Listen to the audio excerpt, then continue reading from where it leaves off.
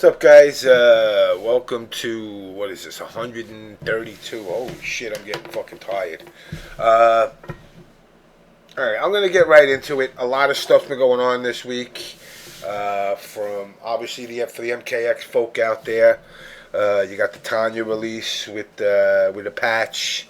You got the Yomi saga, which is apparently career oriented, and again, I mean, I invite Reno Rax to come on and explain uh, clarify things for people so they just basically get off their ass. Uh, Again, you got the same controversy. I'm still upset about people blatantly breaking rules that are established. Uh, but apparently they're subjective to whoever decides to follow them. I'm also hearing rumors that, yes, MKX is slowly fading right now. Uh, Between patches and uh, the MK players doing what MK players slash Injustice players do best, which is bitching and moaning and acting as if they're expert game designers.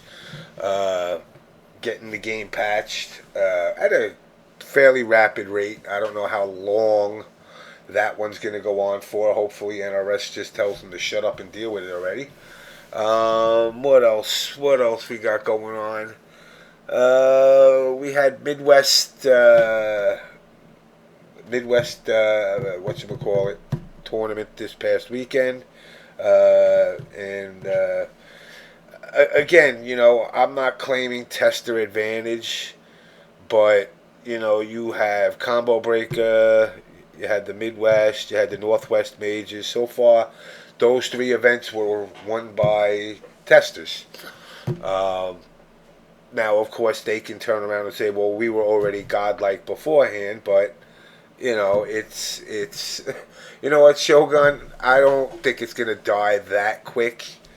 But at the rate it's going, I do believe that NRS will eventually say enough's enough. Let's move on to the next project. If the reception gets much more worse, I don't see the game, getting past next year's Evo. After that, I kind of see it weaning down. So it's going to be here for a while. So it's not like it's going nowhere. Uh, what's up, Z Report? But yes, Midwest Championships. I know I was stuttering there for a second.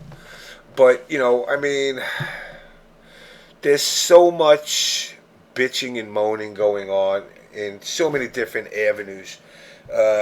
Evo's around the corner, guys, so the begging is almost in full force for you suckers to send people to events. Um, I don't know what it's going to take for people to understand that I don't care if you're on a team or not. Don't beg for money. If you're on a team and you're out begging for money, then you shouldn't be on that team in the first place. Um, what's up, the Duke and Tifo? But Triforce said a 9 to 5 is for suckers, and anybody that pays for another person to go to an event is a bigger sucker. I don't care if they give you free lessons or if they give you. I don't give a shit if they give you a goddamn blowjob in the fucking parking lot. Stop giving these guys money. You guys are the ones that are enabling these guys to do this. It's sad to see it because, to be honest, if the tables were turned, you got to ask yourself, would these guys do it for you? And odds are probably not. I'm not going on the whole deep end and saying if like you were sick or something. That's a different story. But if you just reached out to the guy, that you gave money to last year and said, hey, I'm running a little short on cash. You think you can help me get to Evo now? How many of them would turn around and help you? And Psycho, you're right. Every stream, well, except this one, I don't want your money. No subscribe buttons, none of that bullshit. It's free. It'll always be free. I'm not here to make any money off of this. Um, we also have events coming up. We got the Commonwealth coming up this week. Um, Guys, there's some good money on the line. So for all you beggars, if you're in the Virginia area, get your ass over there. There's 10K on the line, and there's more money for other games as well. But for MKX, there's 10K on the line. Is it 10K or 4K? Shit, I can't remember anymore. You know, you know what? Z Report. It's not even a matter of deep pockets. Uh, it comes down to, if you're willing to beg for money to go to an event. I don't care if it's Evo. I don't care if it's fucking a local in your backyard. If you are to the level that you're taking other people's money, you're a loser. You really are. I don't care how good you are at pushing buttons. You're a scammer. What's up, Highcraft? You know, there's no reason. If Evo falls in July, so that leaves you January to July to get a fucking job and save the money. Because, like I said, all these guys that beg for money, and I don't care whether it's CPM or whatever it is, they would never do it for you. And that's the thing that I can't stand. Um, you know, yes, you're right. But yeah, CD Junior got money. But he's sponsored by guys that obviously don't help him. So I mean, and he's working a job. But and that was by one guy apparently. So that one guy that goes around giving streamers just like 2-3 grand at a shot, basically gave him the money. So but listen, if that dude came in this chat right now and said, "Hey, I want to PayPal you money," I would just tell him, "Here, go PayPal it to a charity, not me. I don't need your money." Um, and it's like, guys, what's up, Fifth? Guys don't understand. You want to be esports, but you're begging. Nobody wants to invest in something where you got a bunch of leeches with their hands out looking for money, but yet call themselves pros. You're not a pro. Trust me, I ain't cashed out my retirement yet. I still got it. I'm still working on it. But it's like guys don't. They don't think they think immediate future is not something that they're really concerned with. It's always immediate, quick gratification. Give me money, I'll give you a shirt. Fuck out of here. If I want a shirt, I'll go to goddamn Walmart and buy one. It's I don't need shirts. I don't need strategy guides. I just want to be able to watch streams, be entertained, and play the games. Speaking of playing the games, I have not gotten a chance to touch Tanya or download her. I literally just walked in the door from work as the janitor. I walked in the door from work, and now I got the patch. I got to download and see what the big to do is with the Tanya, where people were screaming for her to be nerfed 2 days before she even came out.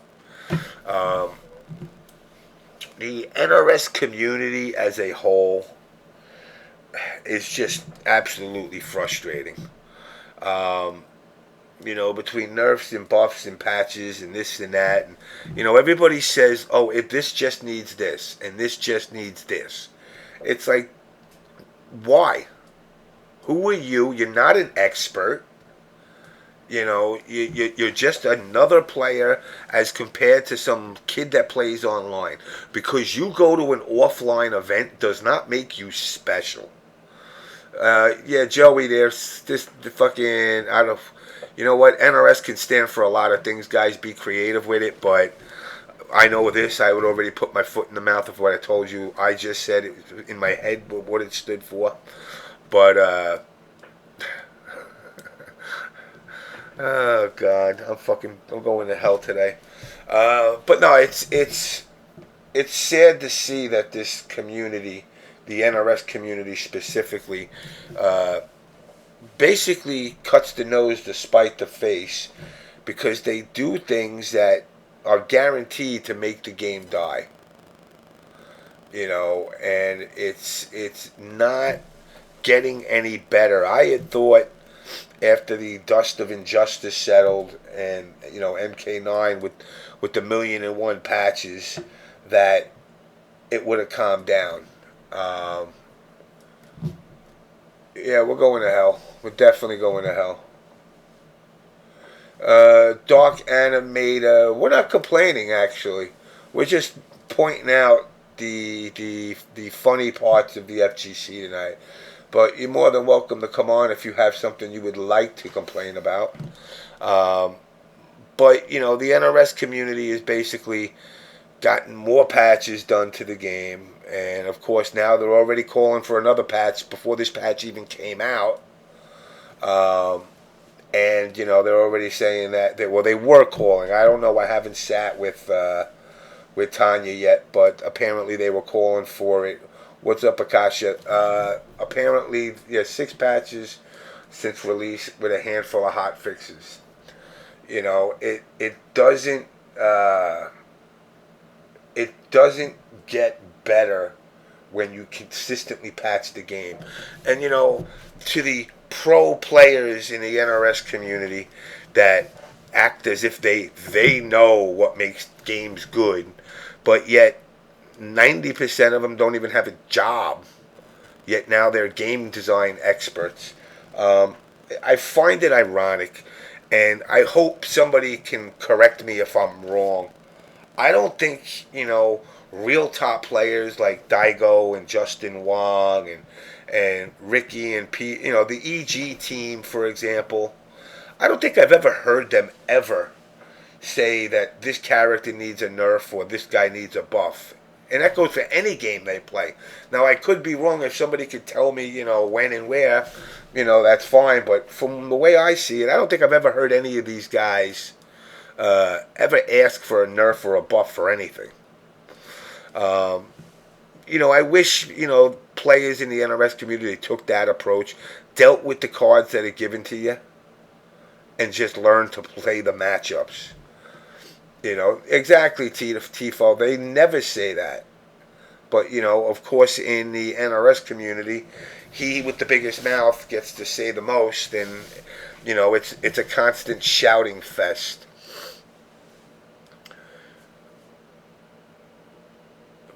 See, now I can respect that. If Justin said he'd give out a stick anytime he whines, I don't think I've ever.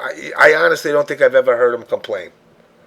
And that not only shows professionalism as a player, it also shows class.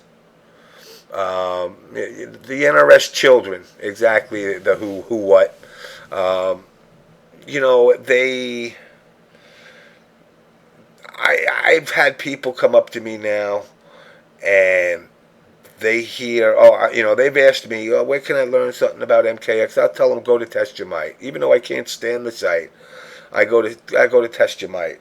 They come back a day or two later and they're like, yeah, I got shouted out, or they're all trash talking there.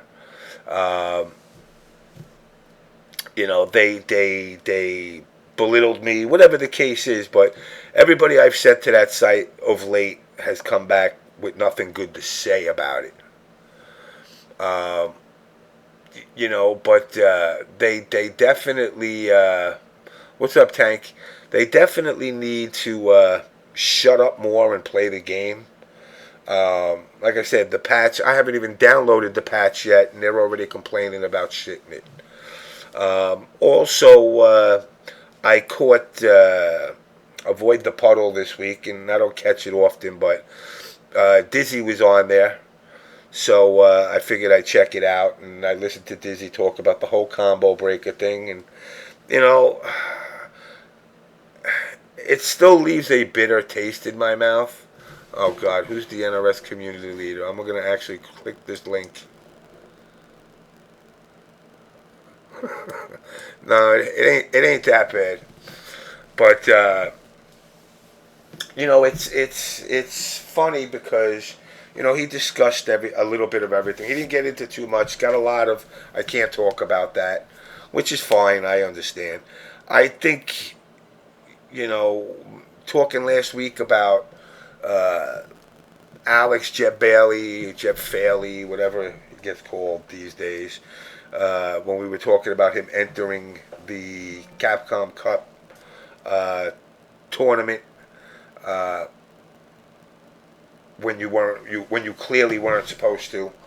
And I seen these guys tweeting back and forth. I know He No Good was in a conversation with Rich, and apparently Capcom makes rules to break their own rules because, from what Rich was saying, is he spoke to them after, and they said that it wasn't no problem, which is ironic because why would you, as a professional TO, what's up, Cookie? As a professional TO, why would you wait until after the event to check if something's legit? Wouldn't you listen? If somebody's going to give me $10,000 right now, and they said, all you got to do is do us a favor and run an event, I'm going to say right off the bat, well, what are the rules and requirements and what's going on with it? Apparently that didn't happen. So again, guys, this isn't a jab at Alex. It's the FGC needing to abide by its own rules and make those rules clear and defined for everybody across the board, not just one or two people, or not a group of people like Justin and friends that are exempt. I know Rich at Combo Breaker had DQ'd K Brad for being 3 minutes late. Now some people might say, well, 3 minutes is 3 minutes, but the point is, it's how stringent they always are for UFGT as far as time goes. All that event was UFGT extended with a name change and a new face in front of it. But it's not a bad rule that they apply. And people could bitch about the mystery games and whatever they want to bitch about. But the fact of the matter is, they run a timely event. A lot of people said they had a good time there. I didn't really hear much people complaining about it. If they did, they didn't come here. No, that's right, Sir Magneto. No complaining, and that's something that, unfortunate, it doesn't work that way.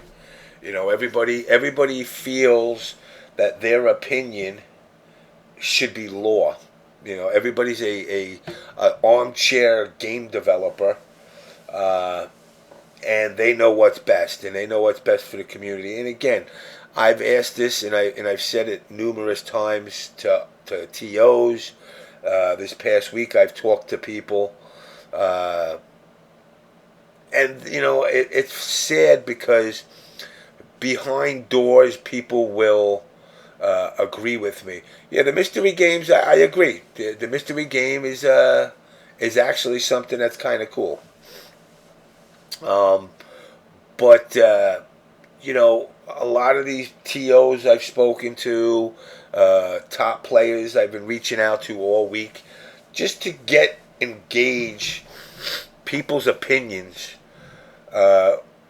with numerous things. One of the things is like I said, the Dizzy issue, and again, Aris and Dizzy went through this whole breakdown of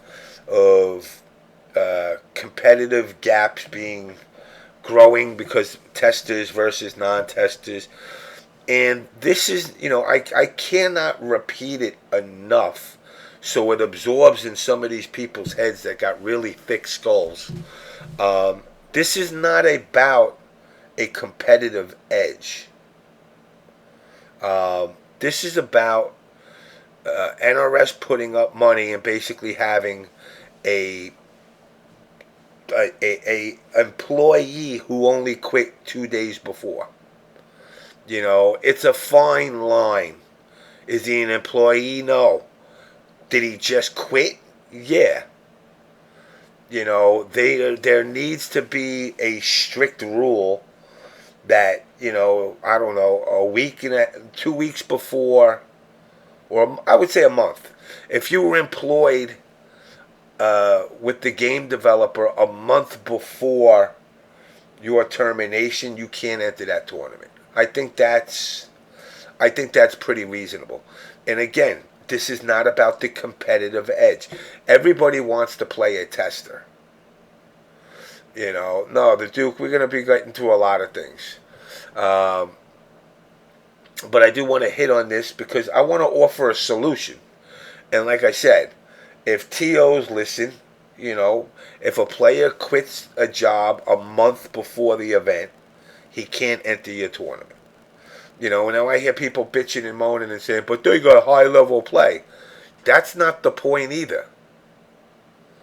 You know, the point is NRS gave the money, and a player that was employed by him 2 days before the event quit and collected the money or a piece of the money.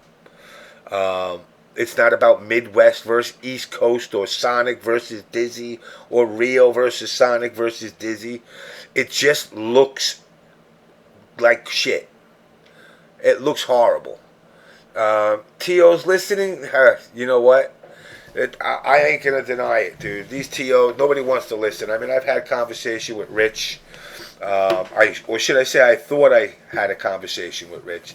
I got yesed, you know, and that kind of sucks. Same thing with the Alex and the Capcom tour, competing when he shouldn't have. I'm not mad about it because you know what? I haven't picked up Street Fighter in like 2 years.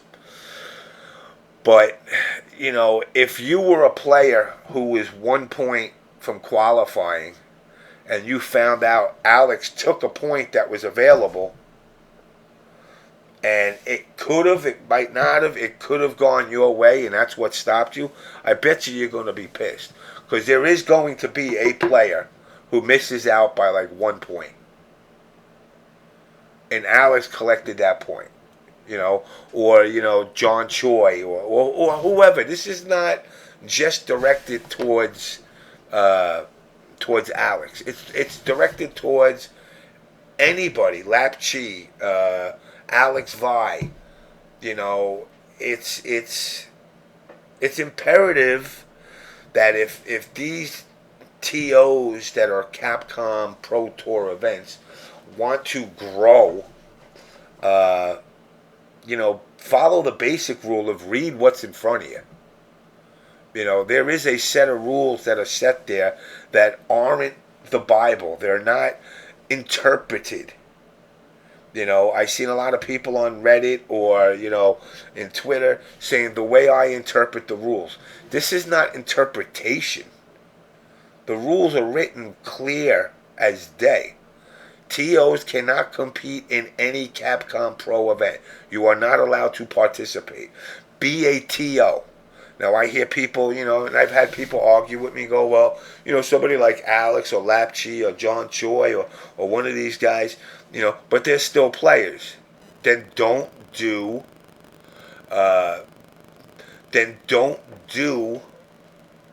what you think is right. Do what the rules state. Jeff Bailey's good for listening to the community.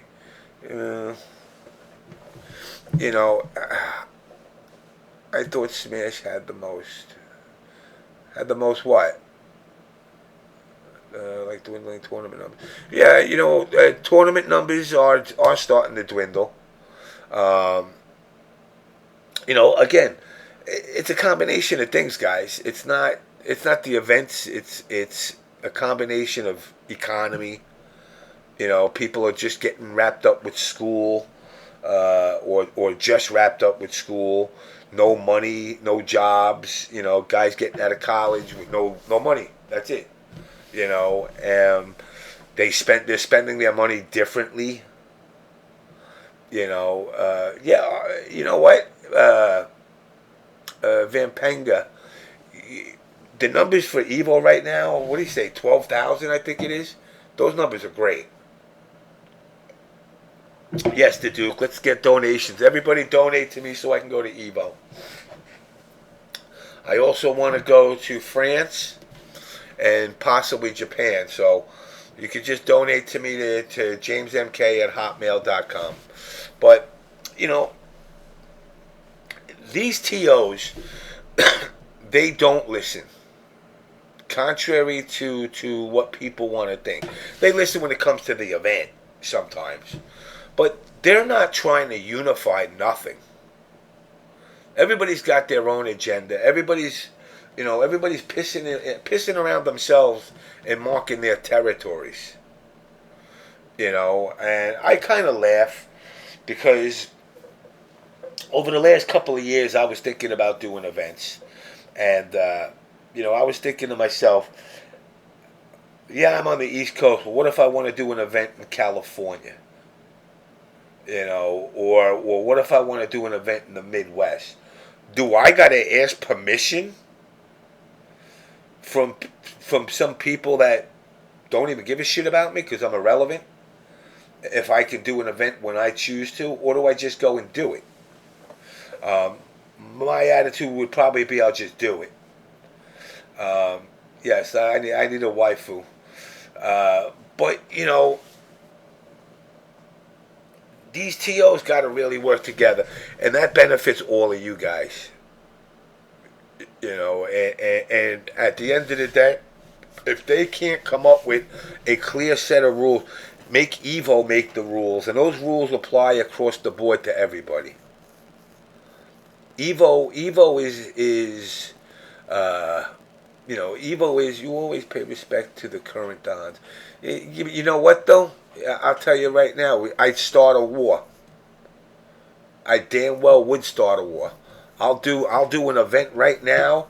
I'll go right down to Miami and I'll do an event down there. Oh God, what does my waifu look like? Let me see what the hell this is. No, not cutting it, dude. But it's like, all Star Smash. You know what? All Stars, it got drowned out. You know,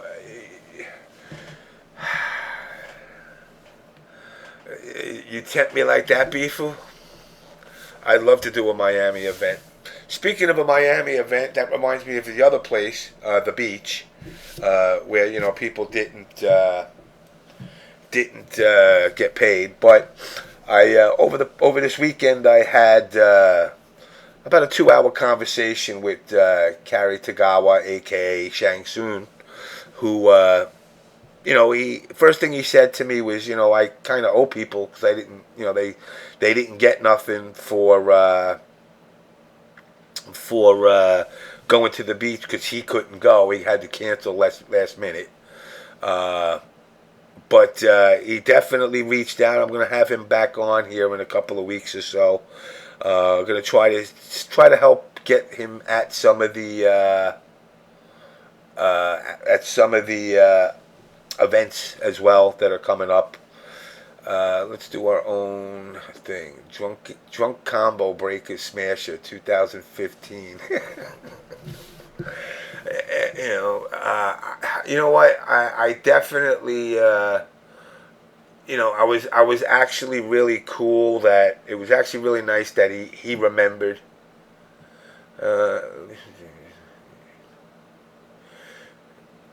Yeah, I'm not. Listen, let me tell you something. I will tell you the one thing I would do with my event, and everybody starts out this way, and that's transparency. And I'm trying not to take shots at somebody, but if you're gonna call your event a community effort, then the community should still have just as much say. Don't wave a stake in front of people. And again, I don't take nothing away from CEO. Everybody that I know says they have a great time there. But, community effort means community effort. Those days are long gone and done. Uh, and it's like they all they're all pissing on each other right now, and I just I say, look, I don't want to grab one side and say, these guys are right or those guys are right. I just want to say, like, I hope a TO comes around that's gonna uh, try to unite the scene rather than divide it, because we're always talking as players. We're always talking about uniting the scene no matter the game. We got to all kind of stick together. But meanwhile, TOs can't do that. They all got their own hidden agendas. And again, I'm not trying to single anyone out. So before somebody, comes in here saying you're mean to this person or this person, um, it really comes down to, I just want to see this scene grow before I go. And I don't know what it's going to take. Like I said, for starters, there's got to be concrete rules that every TO will abide by. You know what? You get paid in raffle tickets. uh, they fluff numbers. TOs fluff numbers. They say, you hear like events. I mean, like, it's the only event that I can concretely say that I know is numbers are legit is Evo. After that, I look at venues.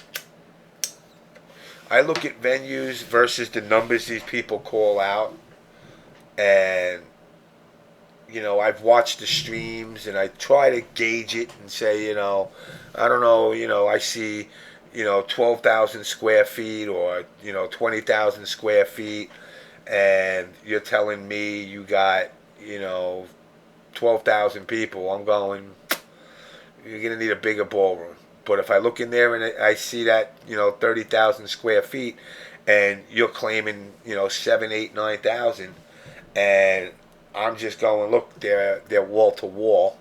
There's no way that that's going to hold that many. Then I question it, but I don't question it to a point. Like I said, I'm not here to begrudge what doesn't get put out there as far as the numbers go, because all these numbers that I'm throwing out now are just to piss on each other as far as TOs. It's to go, hey, Beefoo, I have 6,000 at mine, and Beefoo will say, oh yeah, well I had 12,000 at mine. It's just a pissing match, really.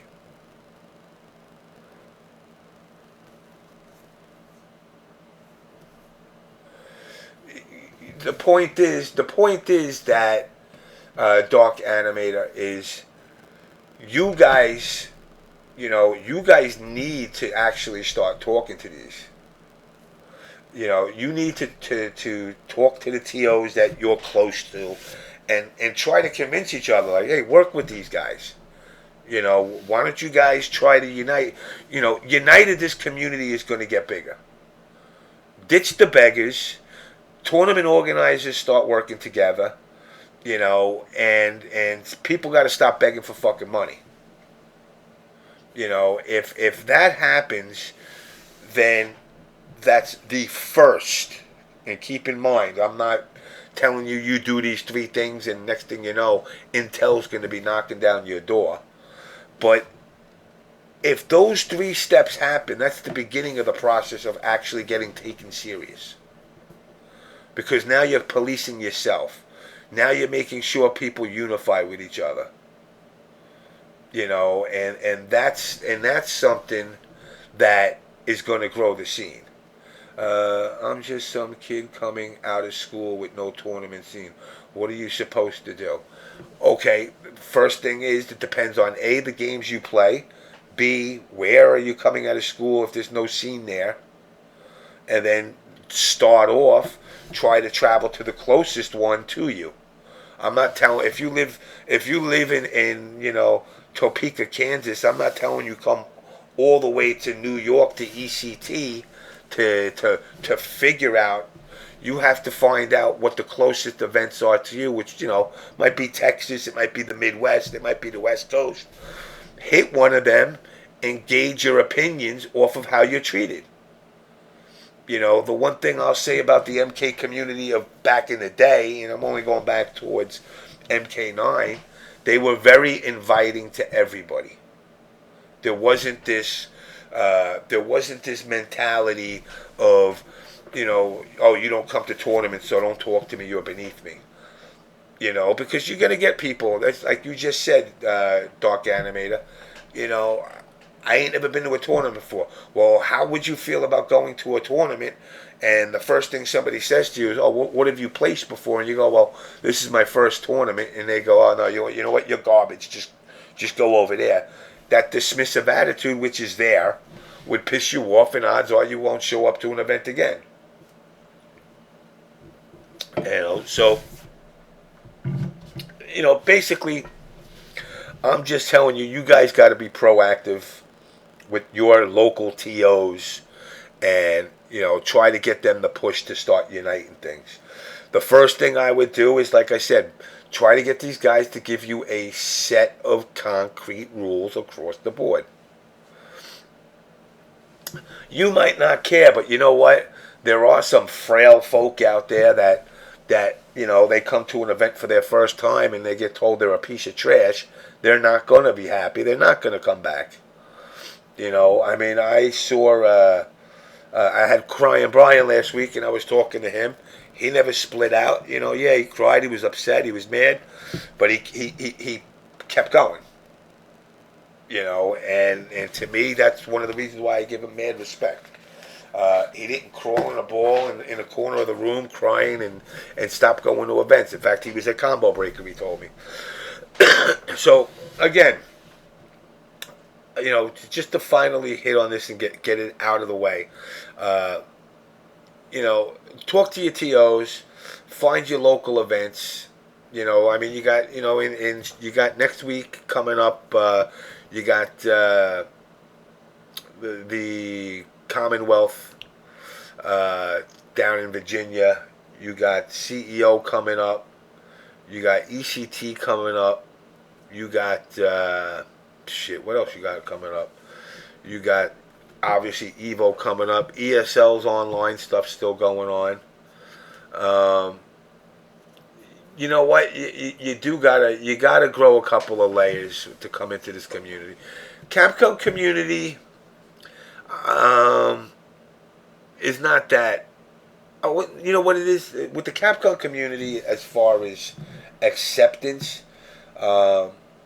It's very hit and miss, just like any community.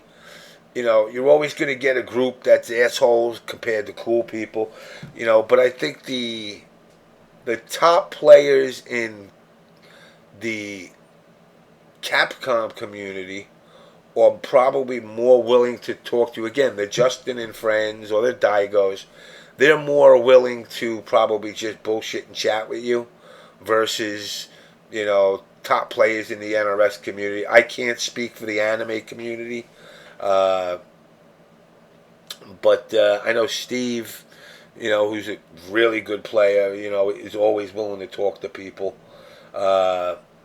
Tekken guys, Fighting GM and JCDR, all these guys that are top players are pretty friendly too. And to me, that's really, everyone want to champ that WNF shit. But, it really comes down to you gauging the people that you're dealing with. If you're going to walk up to Justin Wong and be like, hi, Justin, I love watching you play. By the way, I'll body you and push in your stool. Odds are he's not going to be that receptive to you. But, some people think that's the approach to try and get that competitive edge. And it 99% of the time don't work. Exactly, Tifo. Justin is a really laid-back guy. He's not. L.I. Joe's a mad cool dude. Exactly. So it's like, that's why, getting out there and actually talking to these people that you see on Twitter with the 20,000 followers or whatever, they're not assholes. So anyway, with that, uh, again, I don't know who's played Tanya extensively, but like I said, Tanya patch came out. Tanya character in the patch came out today. Um, I don't know if anybody's found any broken shit yet. That's ridiculous. That's going to probably get this version patched again. If you do, hit me up on Skype.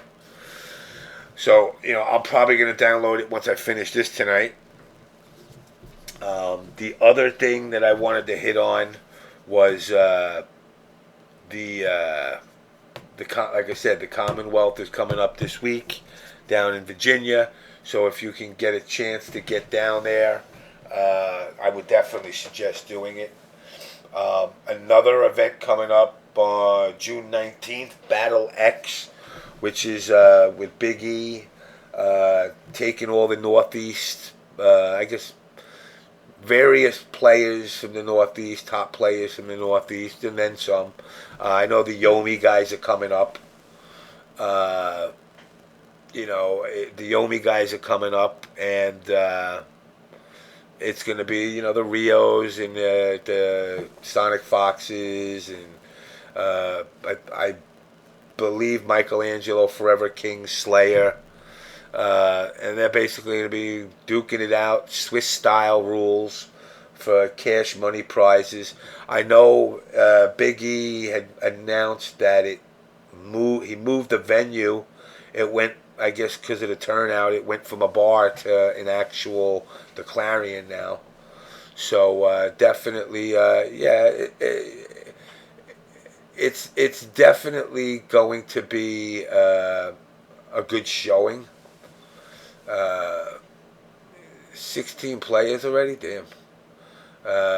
Yes, from the MK community. ATL you got Trey Pound in them.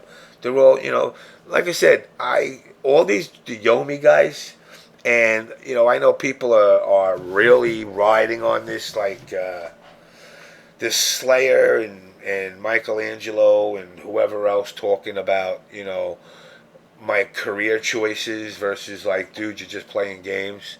And they're kind of hitting it up as like a what they're calling a Triforce Part 2. Keep in mind,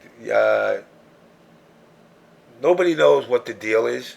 I mean, I'd love to have Reno Rax, the guy who runs the Yomi arcade down there with Bibulus, who I've had many a drinks with, who's not a dumb guy and definitely not a shady guy. So I don't know what their game plan is, but I mean, I'm sure within the next couple of weeks or so, you'll see something that at least will give you a clearer definition of what the whole hoopla is about as far as players moving down to Atlanta from as far away as California to play for this team. I just don't know what the deal is. So, I mean, if they want to hit me up and get on and discuss, they're more than welcome to. So, anyway, getting back to MK. I heard somebody was telling me in the patch notes, they finally nerfed Erin Black down a little bit. I don't know if they touched Raiden at all. I heard Pig's got to be happy that Kenshi apparently went from bottom 5 to top 5 in one patch.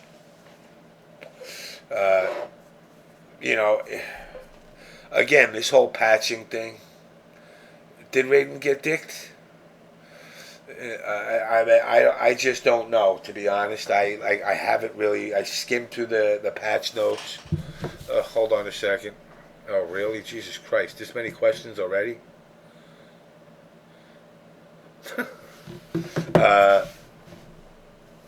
I didn't get a chance to go through all the patch notes. I just briefly went through it, and I seen people bitching and moaning and groaning.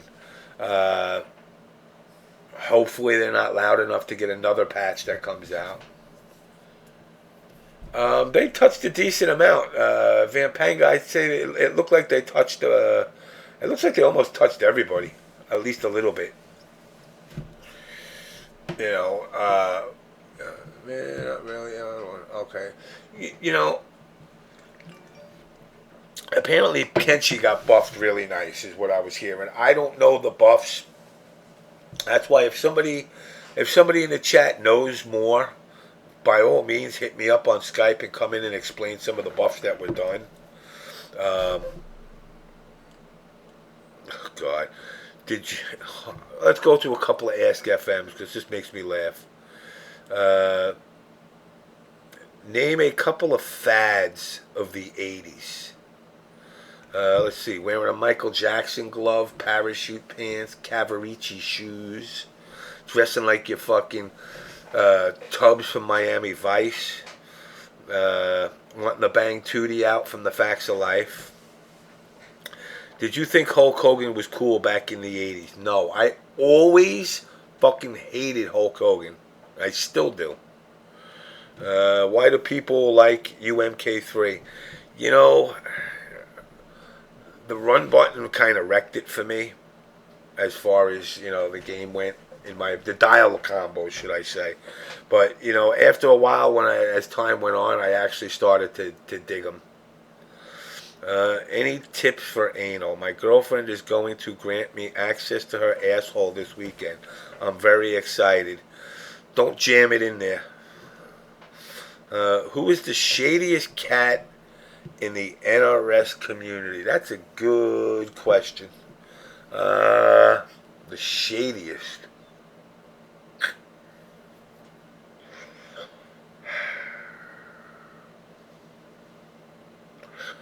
You know, I might go with Wonder Chef for now.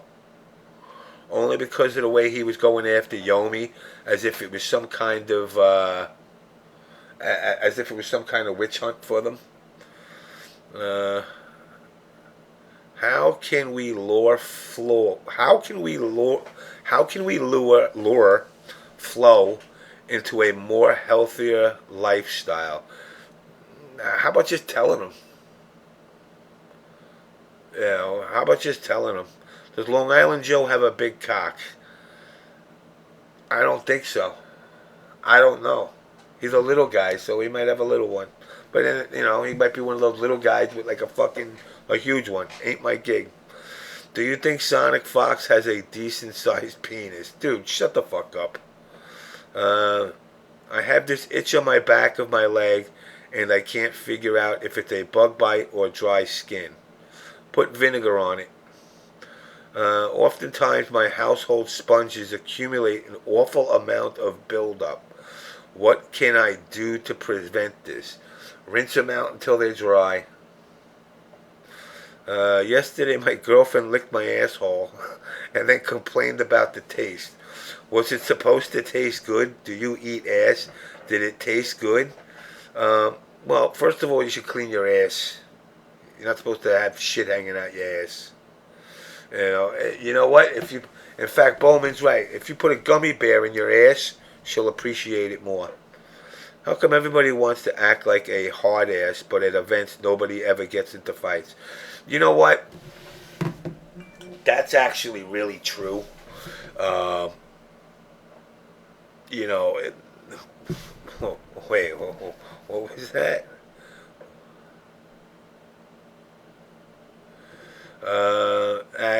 Johnny Wu Fei. Will Jeb Bailey come to the show to explain himself?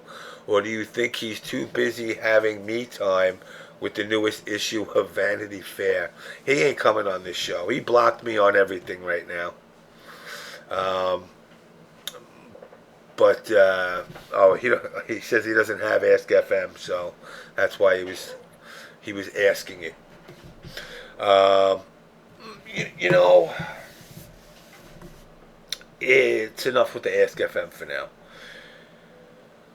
I feel bad for a lot of people that are in this scene, and the whole point of this show from the inception was not just to put people on blast, but to give guys that whether you do or you don't, when I had gone to my first returned event of ECT, I did notice there's this segregation, separation, not segregation, this separation of top players, mid tiers, and quote unquote scrubs. Uh, it's Caitlyn Jenner. Yes, I forgot about that one too. Um, you know, I hated seeing it, and for me, when I go to events and parties with players there, I'll buy drinks for people, and I pick people up in a group, and I'll pick a top player with a mid player and a low tier guy, and I'll bring them together, and I'll be like, let's all have a drink, and they don't know each other, and I hope they kind of interact a little bit, maybe a shot or something will loosen you up. Um, and again, I don't put it on the top players because the top players are kind of usually focused on collecting their money. Yeah, they're clicks. They're clicks. Um, and like Shogundu said, it's like high school all over again. But like Bowman said, I'd rather see a breakfast club where you got a dirtbag, a dirtbag, a princess, a preppy, a emo, and a jock, all kind of coexisting together. Um, oh boy. What are we talking about now? Someone was going to get fucked up at Summer Jam 6. Oh, yeah. You know, it does happen. It does happen, but not too often. I mean, I can't tell you how many times I've gotten threats, of people coming to beat me up and people telling me to go to them to get beat up. So you want me to travel on a plane to where you live. You want me to travel on a plane to where you live so you could beat me up. It's the mentality of the FGC. Um, Nobody really does. Look, I'm going to be real with you. And of course I shouldn't put this out there, but, uh, even like, during the whole episode 49, the Keats video, and, the Mr. Wizard Wars, I guess we can call them. I'll be honest with you guys. Joey never did nothing to me for me to say, like, oh, I hate him. He cursed out some people, told Chris G, he talked a little smack to Chris G, CD Jr., I think PL at one time. Um, but the guy never did nothing to me. And,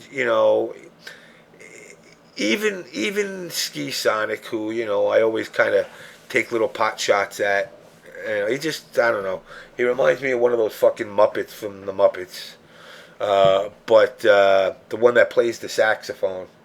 But I don't have no ill will towards it. Even Alex Jeb Bailey, he fucked up. He didn't read the rules and he entered the tournament he shouldn't have. Is there going to be repercussions? No, because the FGC don't give a shit. And it's sad because Mr. All Caps is real, but you know what? He's cool as hell. I love my Corn fam, but there are certain people. If you push those buttons, they will push back. But I really kind of over the last couple of years kind of ripped into Joey a little bit more than normal. Like I don't talk about the cannons because they never really did nothing to me. And there was the breast cancer donation gate, if you want to call it that. Everything's a gate now. And when I was proven wrong, I apologized to them on the show. I've also apologized to them, in private as well. And it's like, I am not one to preach the kumbaya bullshit, but that's what it's going to take to grow this scene. You know what? We haven't had an OBS gate yet. But it's it's going to inevitably happen. I'm gonna inevitably say something. I know me. I'm gonna say something that pisses people off, or if I come dressed in drag, or I come dressed as fucking the devil again, or whatever I do, it'll set one person off who will figure out like, oh, I can fuck with him for that. Um, Technically speaking, the FGC right now at this point, Dark Animator, has no shot in hell of being esports. Not in the condition that it's in. Can it be esports in the future? Of course. Of course it can. Now, when I say the future, am I talking in a year? No. It's going to take a hell of a lot longer. Uh, what's up, Rick Wah? You'll definitely you're basically going to be quote unquote martyrs, as Triforce likes to say, um, because none of you are going to reap the rewards of quote unquote esports. I put esports between 25 and 30 years out. So unless you're like 19 now or 18 now, and you plan on being like me, 45 years old and still gaming, then you have a chance to get in on the tail end. But it will not take off. There's no money involved in it. Sponsors are broke. Sponsors jobs um, right now are equivalent to what the Major League Baseball was in the late 1800s slash early 1900s, which was players playing for a couple of $100 a month, and sometimes you get paid, sometimes you don't. If you complained, you got blackballed from the league. And if you guys think it's different, that's fine. But reality is this: I look at the sponsors that are out there in America right now. There's only two sponsors that I see that are on a esports level of sponsorship, where they're sending a team of 7 or 8 or 20 guys, depending on the game's out, and that's EG and Mad Cats, and that's it right now.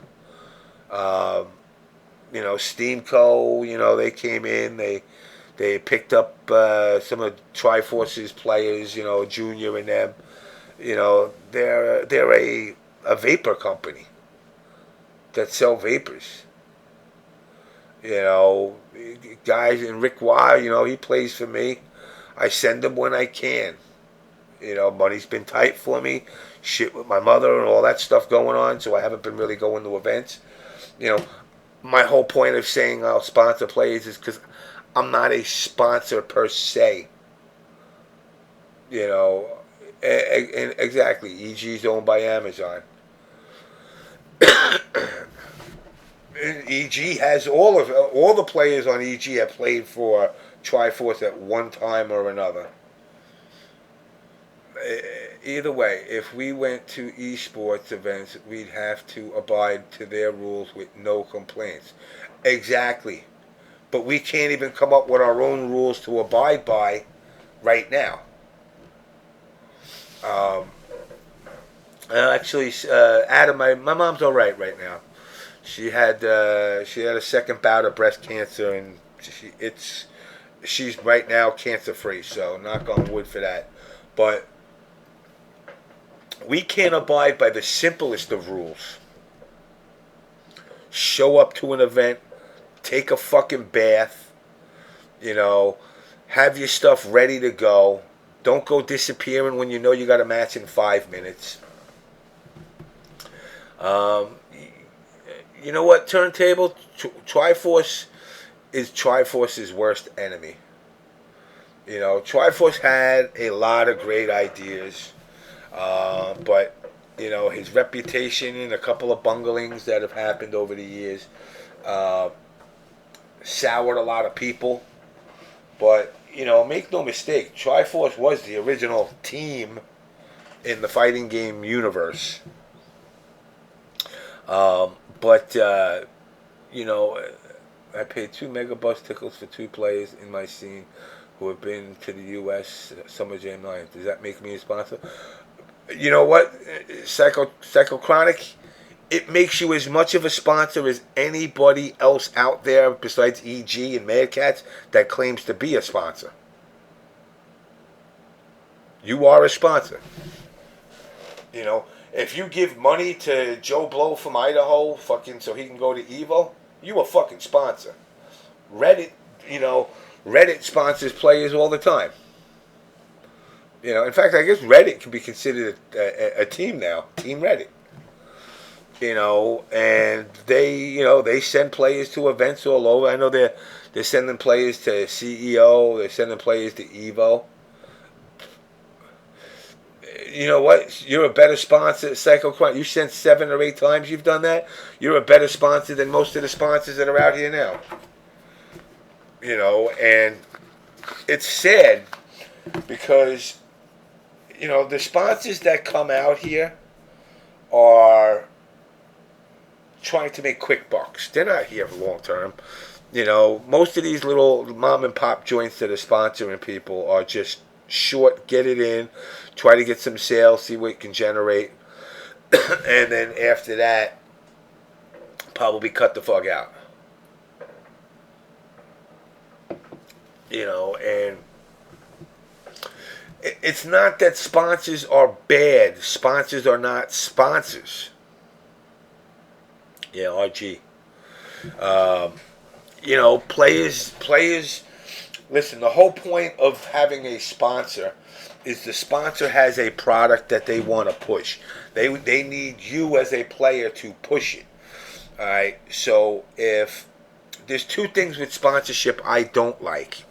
One, a player turning around and being sponsored by a product that they don't fully back. If I tell you, use this stick, I made it, and you say this stick sucks, but I say, well, I'll send you to 10 events, and you're like, okay, this stick's great. I'm going to go, well, you got to use the stick when you compete. And then on the other side, what I don't like is when sponsors turn around to you and tell you, okay, I'm gonna give you all this exuberant shit, and then by the way, I can send you to 2 or 3 events this year. No, you send me to the events I want to go to. You send me to the events, there's a give and take on it. Don't be a greedy motherfucker. But, you gotta understand that these sponsors need you to help push their product. So you're in need too. If you're a top player, I am not gonna. Actually, no. You know what? I'll correct myself. I would sponsor the worst person in Street Fighter. Like, I want the guy who's been playing for like 20 years that has never gotten better than 0-2. Because you know what? That dude, everybody knows him. And again, it's all about marketing your products. And Markman does a great job for Mad Cats. EG is, I guess you can call them themselves a marketing company. Oh, that happens in Detroit Purple. Oh.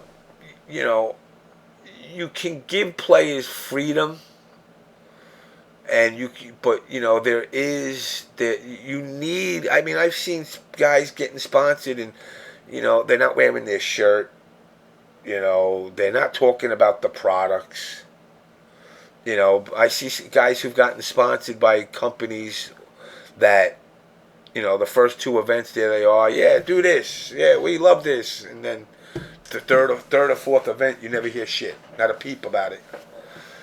And then they're bitching and moaning behind doors to somebody like me going, oh man, these guys only sent me to 2 events this year. I said, well, how'd you do of marketing their stuff at those 2 events?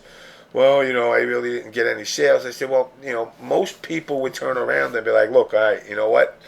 Beefoo, I want you, I got these joysticks I want you to sell, but when you pick it up, make sure you mention that you're picking it up because because of my word. And then that should be enough uh, so they can gauge how many people are picking up product based off of your name, your speech. You know, if somebody like Justin Wong turns around and goes, the only reason he's winning is because he's using this stick, he's getting sales. You know, he's definitely getting sales. But EG is what is it? What does it say? EG is a company on good game marketing. Oh, I heard Twitch has some new rules. Yeah, I heard that too. I don't know what the rules are. You know, I really didn't. I saw that pop up today. I think on Twitter or something. But Afterglow controllers, you know, perfect example. Afterglow controllers were but they glue in the dark, so you know it was enough to sell. And Chris G and Fnatic did a great job pushing. Fnatic especially did a great job pushing their products. But you know, even with that push, did it generate sales? Just no. At the end of the day, he could say how great the product is, but word of mouth spreads just as quick. And if that product sucks, it don't matter how many people hear Fnatic say how great it is. They're going to hear other people say it sucked when I bought it. You know, but yeah, sticks are expensive. But, you know, again, the other problem with marketing and trying to sell product in the FGC is what can you really sell besides shirts and controllers? You know, dynamic beadwork. You know, you can get beads and stuff. You know, necklaces and stuff like that, characters and whatnot. But what products can you bring into the FGC sustainable? Capture cards. You know, is like the only thing that beyond the console that you can really sell. You know, and it's like you got to expand. You know, I want to see, you know, TOs go out and bring in the products. You know, bring the products in and use that to their advantage. You know, you go to Shea Stadium, or you know, I mean Citi Field, or Yankee Stadium. There's Domino Pizza and fucking TD Waterhouse Bank, or Bank of America, plastered all over the thing. You know, I had mentioned to Sweet Johnny Cage a couple of ECTs ago, and I think Bifu as well. I said, you know, some of these TOs should go up to these banks and say, listen, you know, whatever, Bank of America, I run an event. It's a 3-day event. I get about 2,000 people. With those people that come, I would like you guys to set up a booth in front of the hotel and offer every one of these players a free checking account. And, you know, maybe it's one of those, you open up the checking account, and as long as you keep it or sign the paperwork to keep it for 2 years, they throw $50 in it. So if you went to the event, you paid $50 to get in. Just by opening up that account, you got your $50 back.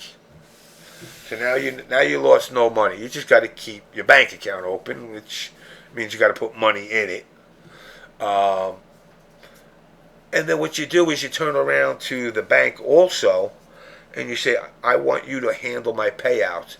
I want you to direct deposit money into these players that wins accounts. So this way you don't have to. Stand outside waiting for cash. You don't have to deal with the drama of people splitting money and collusion and all the other bullshit. You know.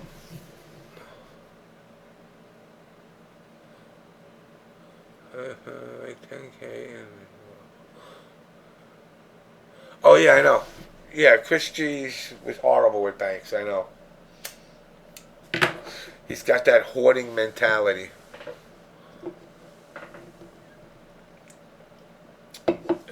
Yeah, you should come on, man, if you want. But again, that's only one thing. With the bank thing. There's other things you can do. Locally in New York, we got micro centers. We only got a couple of them, but they're a computer store. You're not getting Intel. Intel's not knocking your door down. The bigger companies that people are claiming they want to get their hands on, the Coca-Colas and all this, they're not coming unless there's somebody for them to dethrone. First go get fucking, whatever fucking, I can't even think of a product that's that small. Go get fucking Mama Leone's Pizza in your local neighborhood. They'll throw you a couple of bucks for a sponsorship, and then eventually go get Pepsi and Coke, because then Pepsi, you have a product that you're marketing with people that are paying to advertise. Oh yeah, this pizzeria. Oh, Coke, you want space? Okay, can I get X amount of money? That's how MLG does it.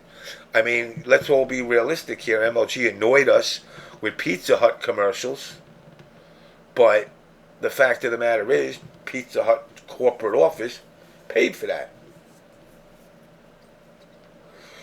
Mama Leone. Is it a Mama Leone? I thought Mama Leone is a Billy Joel song. But again, you can't get Intel because the PC port was a disaster. Yeah, well, that's saying it lightly. If you want to get on firewall, let me know.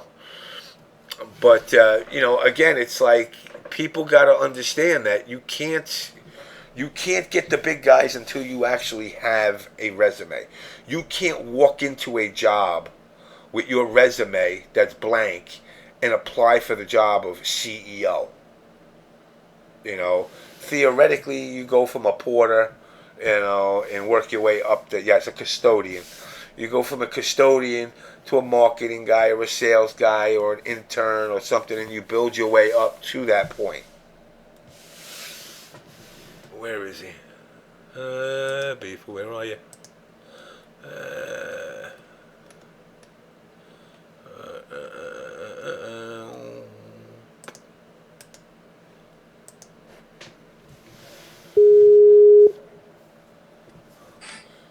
Hello. Hello? Yeah. What Let the? me let me let me make sure I'm on the right setup. Wow, look at this shit. I'm getting advertisement. See, you know what kills me about Skype? Now I got advertisement again. Yeah, they'll kill. That's Microsoft for you. They'll kill you with advertisements. Oh my god. Get out Tom. of here, Force of Empires. Force of Empires.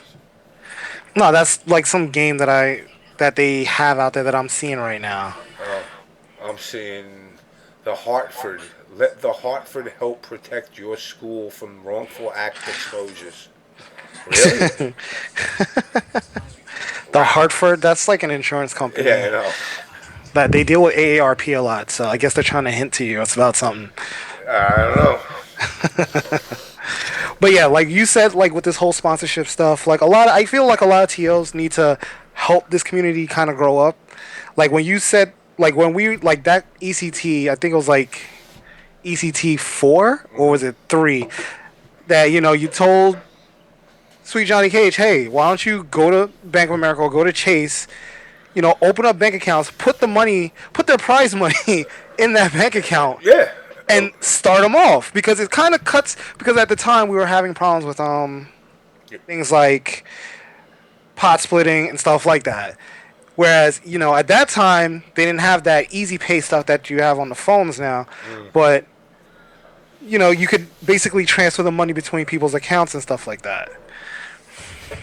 Yeah, and it would have made it harder to. It would have made it more inconvenient to collude. Exactly.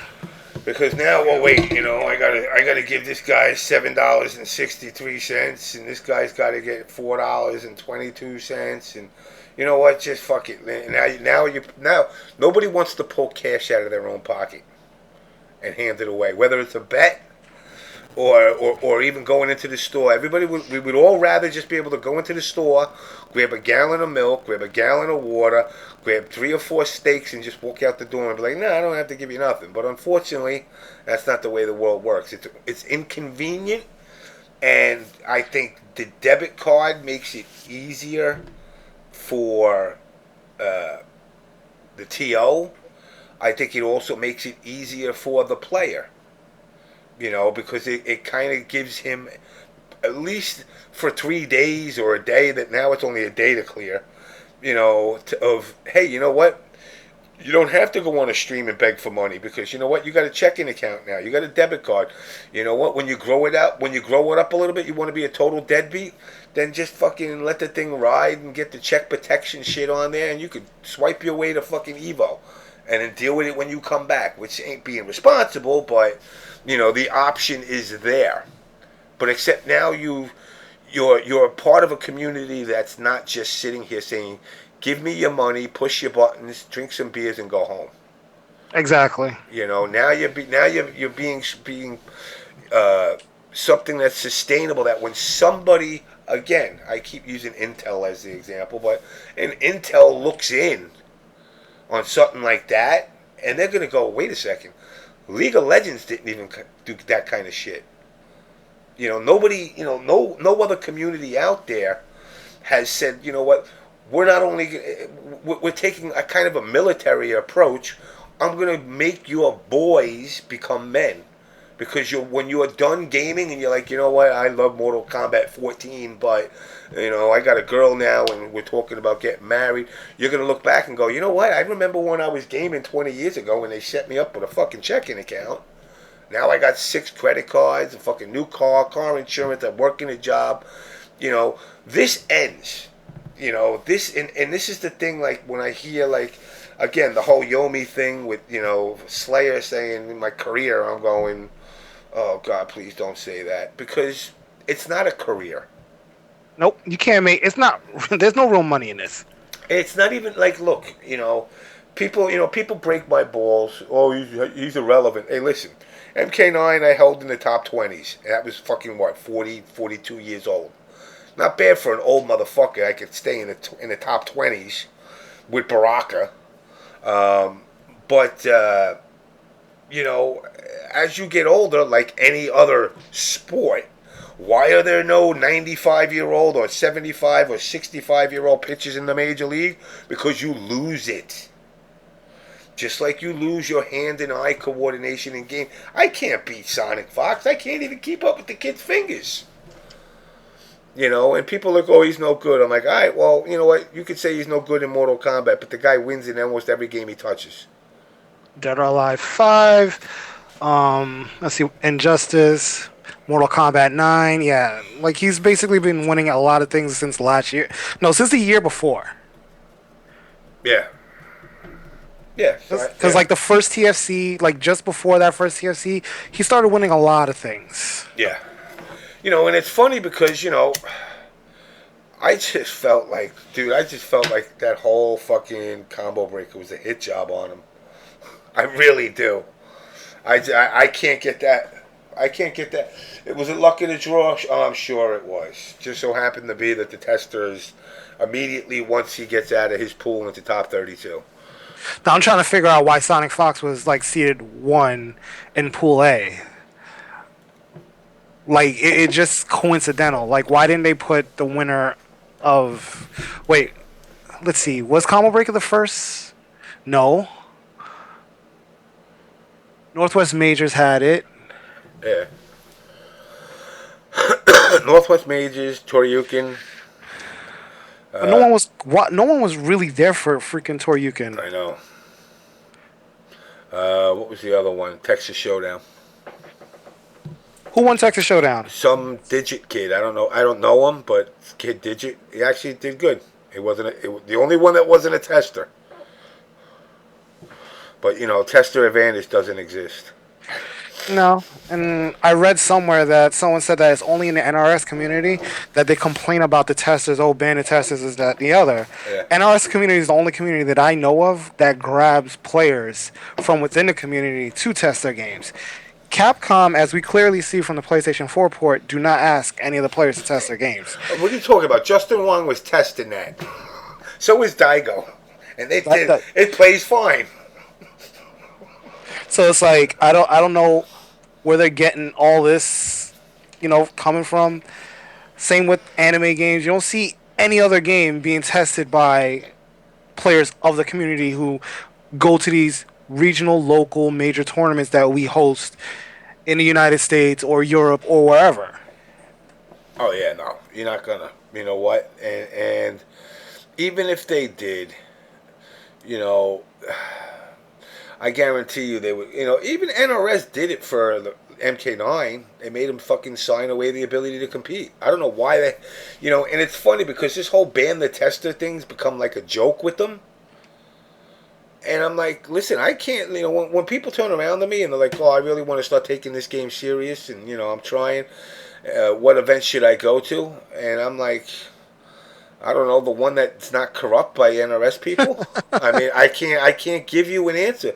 Between the community being plagued with bracket rigging and attempted bracket rigging and floating people and buys and the MLG disaster and streams going down and all the other little bullshit that goes on. I'm like, listen, you just gotta.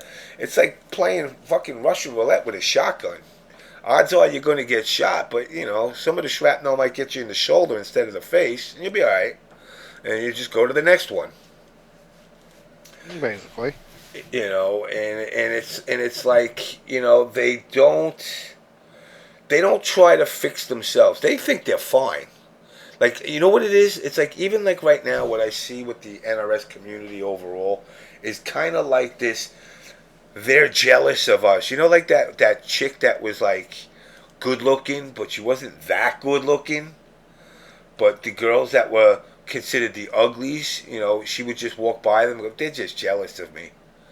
That's what it's like that's what they're doing. And I'm like, well, why ain't you supporting us now? Well, you never supported Capcom. Exactly. Well, you always bash it. Well, you know what? I don't see. I mean, there's people that bash it.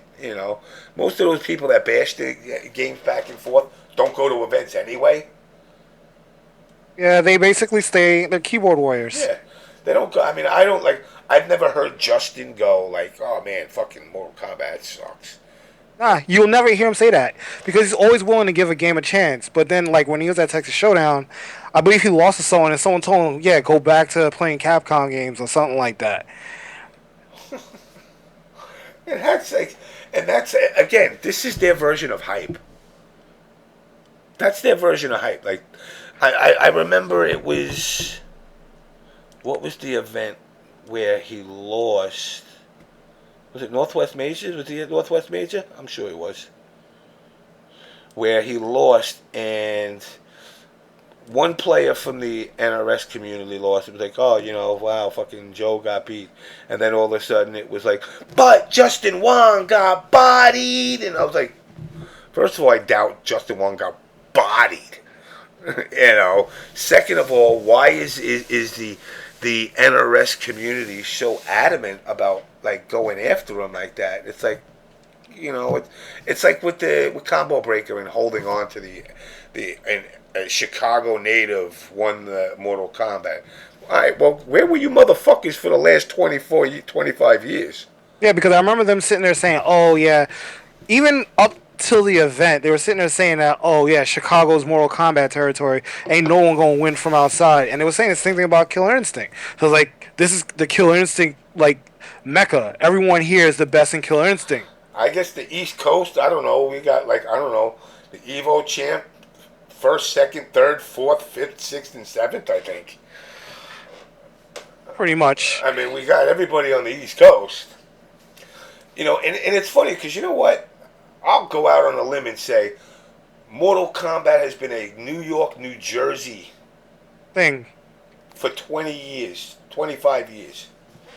They came to us.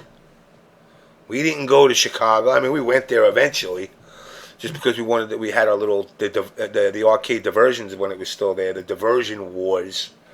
Um, and that was, and believe it or not, their ace in the hole was fucking Paulo. You know, damn. By the way, Paulo, if you watch this, fucking go on a diet. Put on some fucking dude. He used to be a real short, skinny dude, man. I was like, damn, he got big.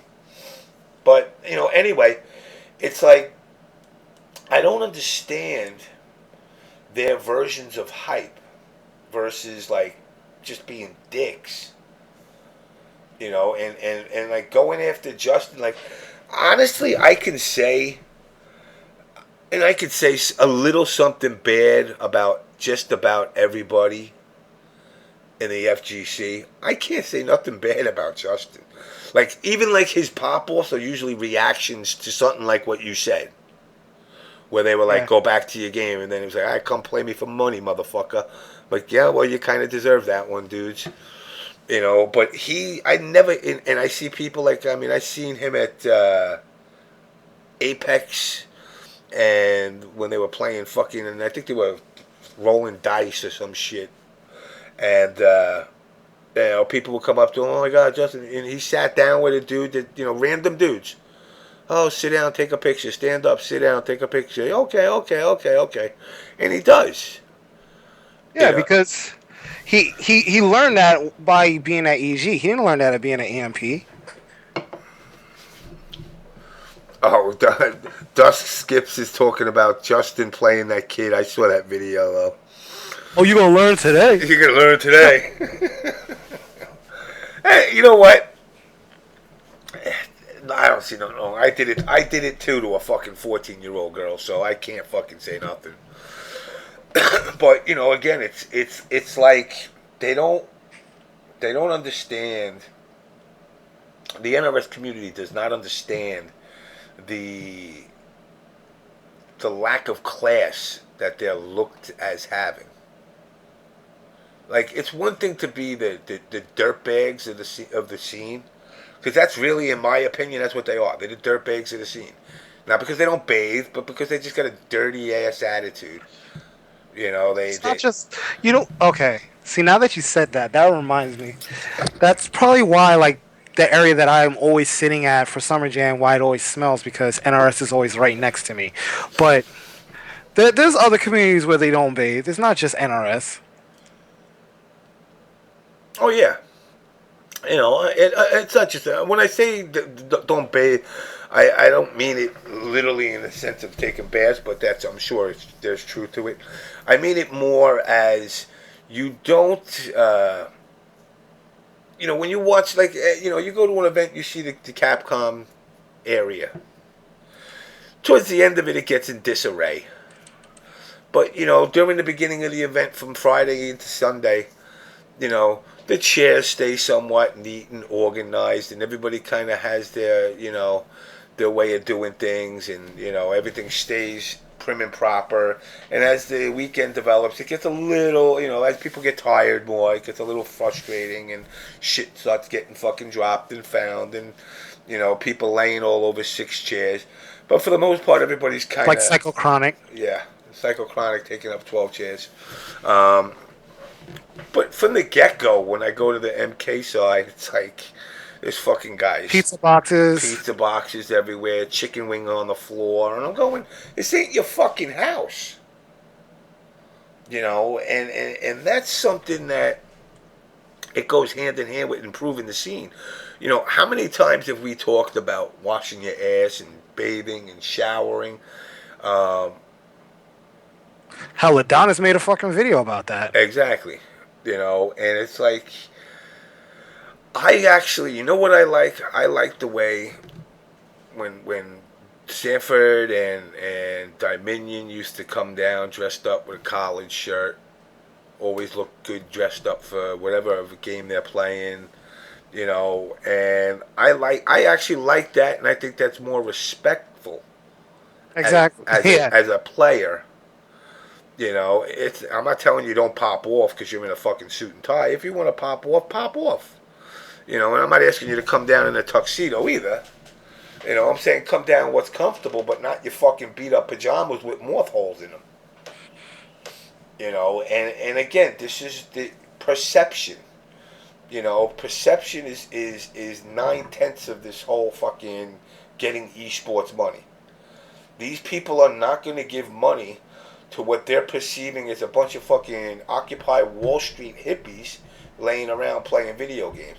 They don't care if you're transgender, bisexual, black, white, green, blue, purple, straight, gay, furry, non-furry, into bestiality. I don't know about that one.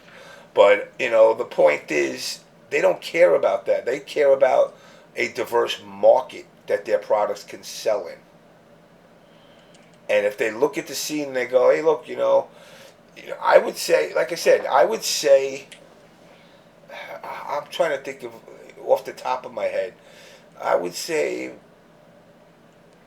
between 30 and 35%, I think, it might even be more, of the FGC might be gay. I wouldn't be surprised. And, you know, they're not going to look at that and go, well, that's, these guys are gay. No. They're going to go, can we sell them something? They don't care what it is. Do we have a product that they will be interested in? And for them, that diversity opens up more avenues for them to market their products in other areas that might not have thought of. And it's like, you're not going to do any of that if you guys can't even get your TOs to fucking work together or fuck up events by fucking going out and turning around and entering tournaments you shouldn't have been in the first place. Or fucking making rules on the fly. You can't do that. You can't just change shit like, oh yeah, you know what, we fucked up. We played on the wrong patch version, so we're just gonna do these matches all over. What? No, I won. That's it. It's done. Exactly. That's not my fault. I remember a few years ago back at like Apex that kind of happened where I think it was Alucard and Marlon Pie. I wasn't 100% sure what happened. No, in fact, Marlon Pie got disqualified because he showed up late.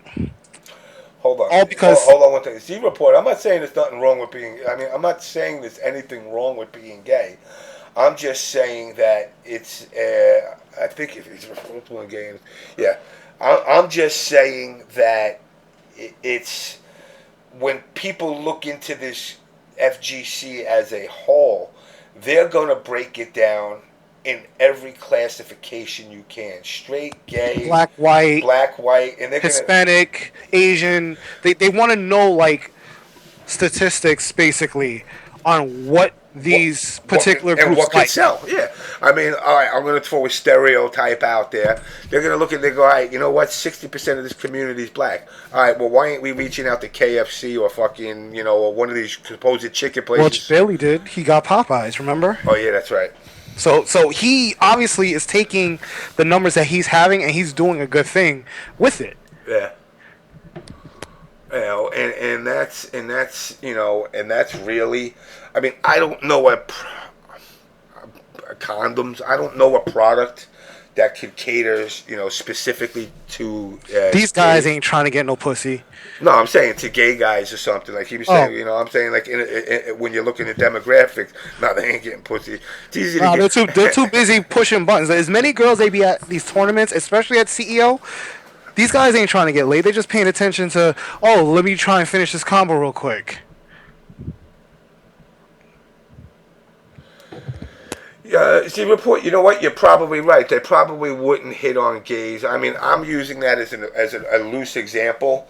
That being at the percentage of gays that are in the FGC, that comparing those numbers to some product that you could push. For example, if I was some kind of conglomerate that sold shoes, cookies, cigarettes, gum, and beer, I could go, all right, well, I'm going to market I sell 40, so I'm going to try and market them to the blacks. I'm going to try to market, I don't know what the fucking, I sell pineapples, so I'll market them to the Spanish or Platinos or whatever. Like, it's done in modern world today. Like, if you watch TV, like, if you're home during the daytime, you're watching TV, what are the type of commercials you normally see? You see those commercials where it's either Everest or one of those fucking schools, ICDC college, whatever the hell it is, it only shows during those times. If you were injured and all of this other stuff, it's some law firm pitching to you and stuff like that. Oh yeah, look at billboards. The billboard one is the funniest example I can give because if you come out to Long Island, well not Long Island, but if you go out like towards the Midwest and you're driving down, now typically, stereotypically, who smokes Newport? People from Hempstead. So traditionally they would say black smoke Newport. But then when you go into the Midwest, because there ain't any blacks in that area, it's six white, three white couples on a raft smoking Newports going, we're cool. And then all of a sudden you go into like somewhere like a hood of St. Louis, and it's like all of a sudden the Marlboro man's black. And those billboards are designed so when you go past it, oh shit, I can relate to that dude. It's very calculated the way they do it.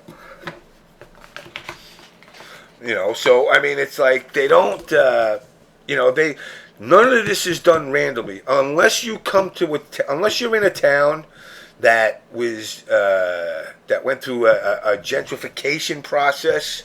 Like Brooklyn. Yep. If you go to Brooklyn now, all of a sudden, the new white neighborhood might have the black couple on the billboard smoking Newport, and I don't know why they do. What's that there for? I don't like smoking. Exactly, and then all of a sudden it gets taken And down. then Like it's gone. like it's happening in like my neighborhood now where you're starting to see like a lot of the things that was geared more towards the black people as more white people and more Asian people are moving in, you're starting to see those ads go away and you're starting to see ads for like this healthy product or something like that. Whole Foods. Exactly. Like they opened up a Whole Foods in Brooklyn. But it's again, if this scene wants to grow, these are things that on the TO level, and some people are like, well, what do they go to? It's their business. Again, this is where I say, if I was a TO, this is my business. If I'm a player, guess what? The minute I'm a TO, that's it.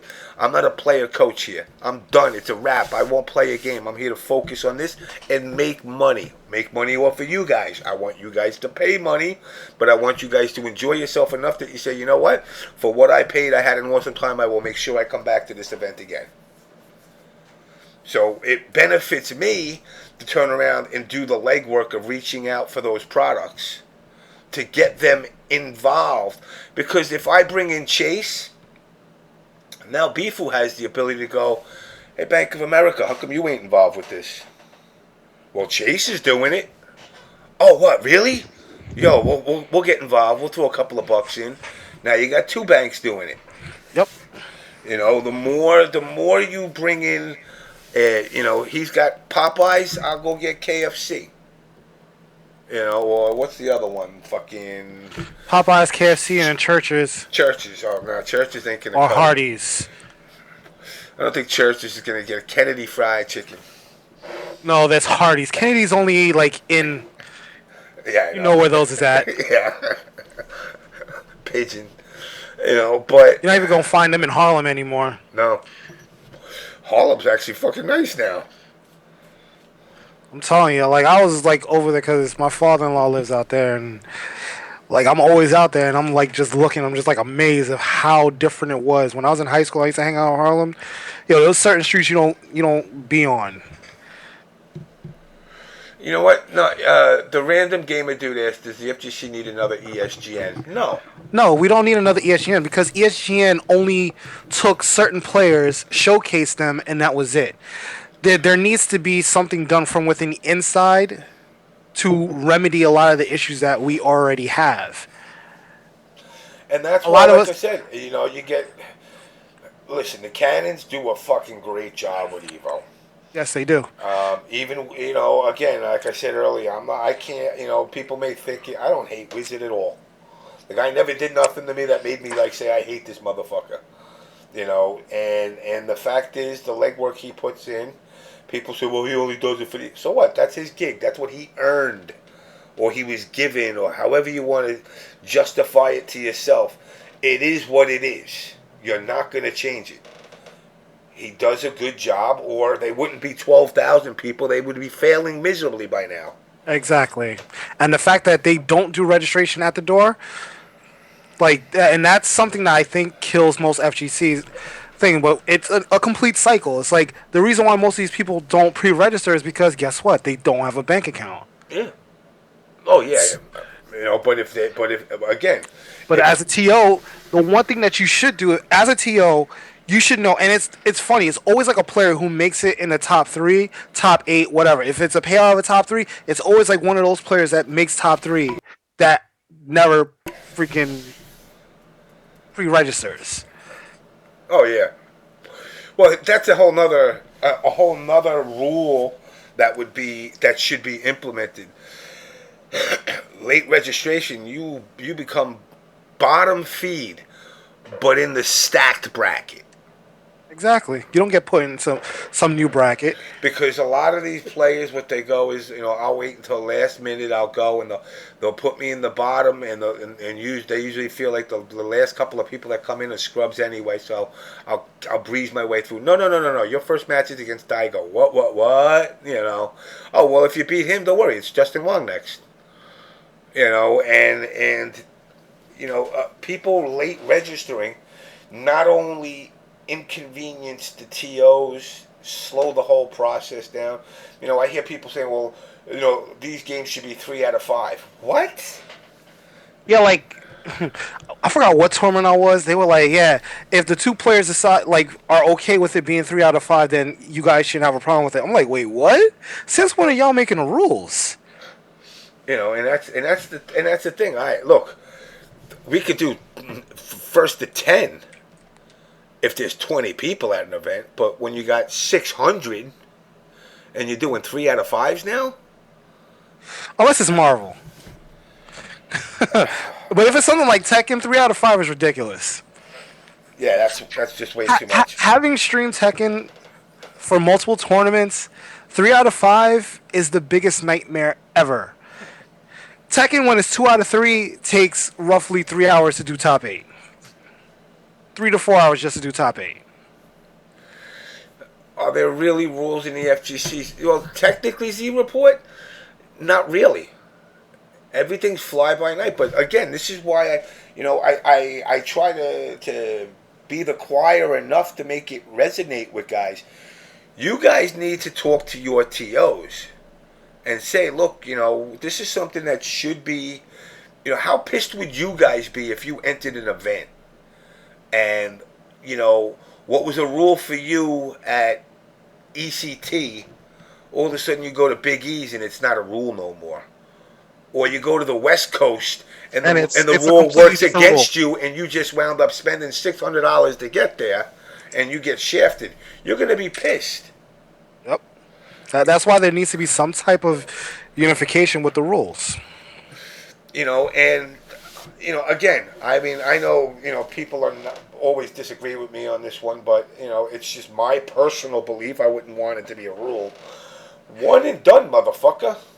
I know it sucks. I came all the way. What, single elimination? Double elimination, but no 2 out of 3. One and done. And it doesn't show like that this person could actually adapt. So you can't really figure out. So someone could actually just go ape shit nuts in that one match, and then that's it. And plus, but you know what? You could turn a 3-day tournament into like pretty much a 1.5 day. Exactly, and especially when you get something like Evo. But the way Evo handles things is perfect. Yeah. You never see Evo go overtime. Like, I love the fact that Evo is like this well-oiled machine that runs exactly the way it's supposed to run. I wish more tournaments could do that, but it's difficult when you have late registration.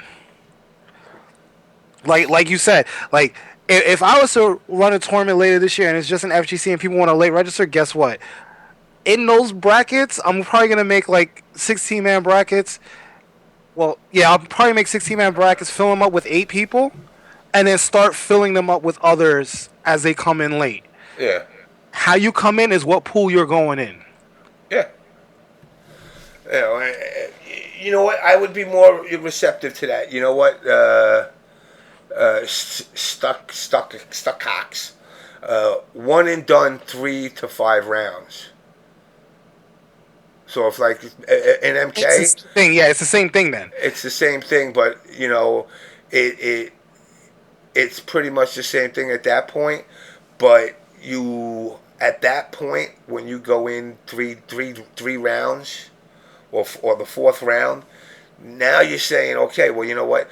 This is who you chose. This counter pick bullshit is annoying because game developers. No one really picks another character half the time.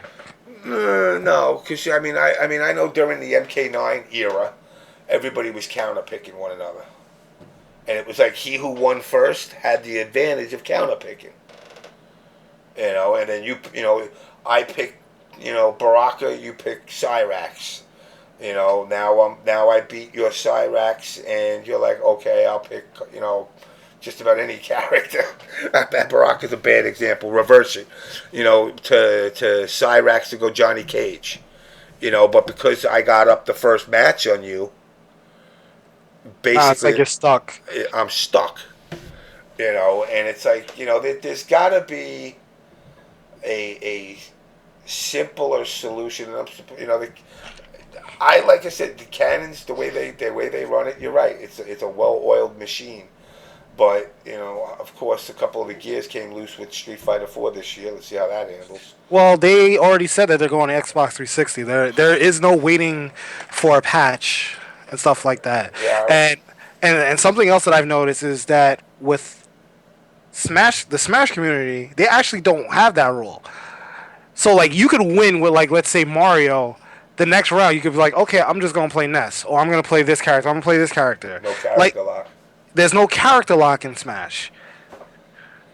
I respect that.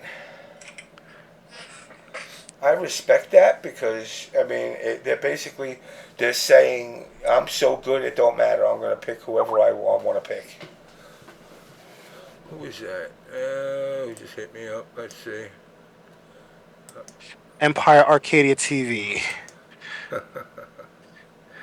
No, he didn't hit me up. Recently, yes. Doing raffles and marketing subs is begging. I can't agree with that. What was the what did he say? He said something about, I don't know. Like, I'm not gonna go back. Oh. Doing raffles and marketing subs is begging. Uh, Let me add him in. Hey James, what's going on? What's Hey going on? James, um, can you bring on Z Report onto your Skype? I wanna talk to him for a second. Z report. You want to come on? Hit me up. Message me. Yeah, I just wanna because he made a comment in the stream chat, and I wanna address this from a profession. I don't want to argue about it, but Yeah. it's a he had stated that I've been on my begging status, so Yeah. make sure. He can't come on. He said. Oh, you can't come on. No. Okay. Well, let's address the statement then, because he said I've been on my begging status, and I have a sub button. I have a bunch of swags and giveaways. Like we have our no scope glasses here. We have the King of Arcades DVD. We have the trading cards. We also have the carrying cases for the no scopes. We also have some headsets from PDP. And so this is a direct question to you. If I tell everyone that I'm trying to raffle or raise money so that I can buy a brand new laptop so that I'm able to stream um, things that when I'm going to Africa and also when I'm in Jamaica or wherever I'm traveling, and I'm willing to raffle off these things to generate money so that I can buy this new equipment so I can produce content for people who are following EP.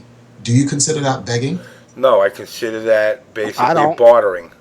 I don't exactly what James is saying. It's bartering. Me turning around and going, "Yo, guys, I'm a broke motherfucker. I need to get to Evo, so make sure you hit my sub button. First person to give me $50 gets a waka waka sound. So do me a favor and subscribe, and I'll give you content. I don't need to get content. I get your content whether I give you money or not. But giving away products, whether it's trinkets, it could be shit that would come out of a gumball machine, or it could be fucking you're giving out iPads. You're giving something away in a raffle. So I don't Exactly. consider that. I don't consider that begging. Now, It's different because it's like a trade off. Because with some of these people who do these donation drives and raffles and all this other stuff, all they're promising them is, okay, you get this nice little arcade stick, or hey, you can get me to stream for another 2 hours. Like I've seen this happen before. Oh, okay. Well, So zero port saying the problem. His problem is that I'm always been on the level of asking people for a few bucks here and there on the side, and he also says, "Well, we know it's true. It angers me because I told it for a while that you're better than that." Well, I don't know if he meant that for me, but me asking for money on the side. To be honest with you, I act like some of my players. Hey guys, I need this. I'm going to need to do that or whatever, and that has nothing to do with like the gaming scene. That's like my personal life or whatever. I don't live in America. I don't work in America. So, like, I'll give you an example. When I first got here, um, the money I was supposed to go get from my dad to go pick up, I didn't get it yet. And Darth Armor was like, "Did you eat?" And I was like, "No." He's like, "Let me buy you dinner." And I'm like, "Yo, thanks, Armor." And he hooked me up, and then Armor gave me a couple more dollars so I can buy stuff. I don't understand how is that considered begging. The reason why I bring this up is because, like, I understand people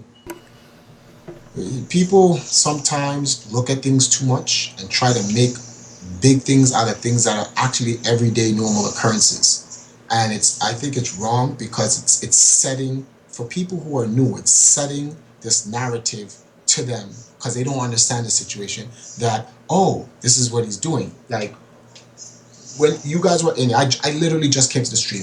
Before I came on the stream, what were you guys talking about? we're just talking about different things that different issues around the FGC that keep it where it is right now. That keeps it stagnant. Was any of it about people begging on streams and raffling? yes, well, begging. Well, yeah, Oh, begging and stuff like that because it's basically that season where people are starting to ask, like it. You don't ever see anyone ask before January, "Hey, yeah. I need help going to Evo. Can you guys help me out? Can you help me out?" Because they figure it's too early. They don't start asking until May, June, July, When's Evo again? July what? second weekend of July. All right, so July the 10th. Right. These motherfuckers come on July 8th asking for money. Well, all right. The reason why I asked that is because I just wanted to know where, because when I literally said the On Blast show. When I went to the On Blast show, the first thing I saw is Triforce is on his begging status. So I'm trying to figure out where did that come from? Like, is that just like the regular conversation people? So No. at least I know Yeah. it was within context what you guys are What it talking about. was, what it was I was talking about how everybody wants to be all super duper sponsored players and get all Mm. this shit, but meanwhile, people that are sponsored players right now are still begging for money because Which they're I found, which is I find that crazy. People who are sponsored are actually doing raffles, and then some of them are just begging. Now, well, he says some dude said that you're a beggar. Okay, so I guess Z Report was replying to someone calling me a beggar, and then he was following up with that and said no one should listen to what you said based on that fact. Okay, so this is what Z Report's saying because I didn't see any conversation. Literally, he was when when you come to a stream, it gives you the first person that says something yeah. based on when you come in. So I really wanted to know where the whole conversation was going to, and so I like to be transparent, especially with what's going on now with EMP. I'm overhauling EMP. As you know, we had like a 97% fallout of our entire fighting game Yeah. division. So we only have a handful of good players remaining and whatnot. And I've changed the entire organization in terms of how it's structured, how it's working now, and it's doing good. But it requires money to move forward.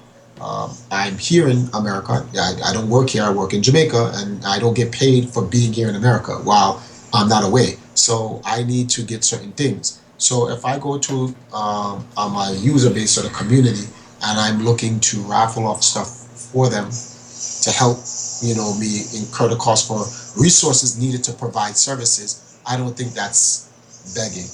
And the money that I ask my personal friends, like Carl right next to me, that got nothing to do with anyone. That's my personal business. I don't understand why that's even a topic. Because, people in here beg their mothers. Here's a perfect example. Glortor said that it was before Midwest Championship. A top MK player, went off on his stream repeatedly to ask for money, just Mm, so just so that he would play a different variation of his main character. I yeah. wonder who that is. I don't know. I don't know who it is. So I'm wondering who this is. Hey, Glortor, who was that?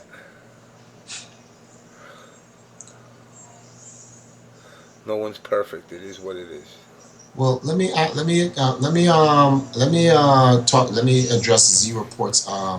uh, Zero Port's entire situation. He says he defends me and whatnot, but he doesn't like the way how I manage money.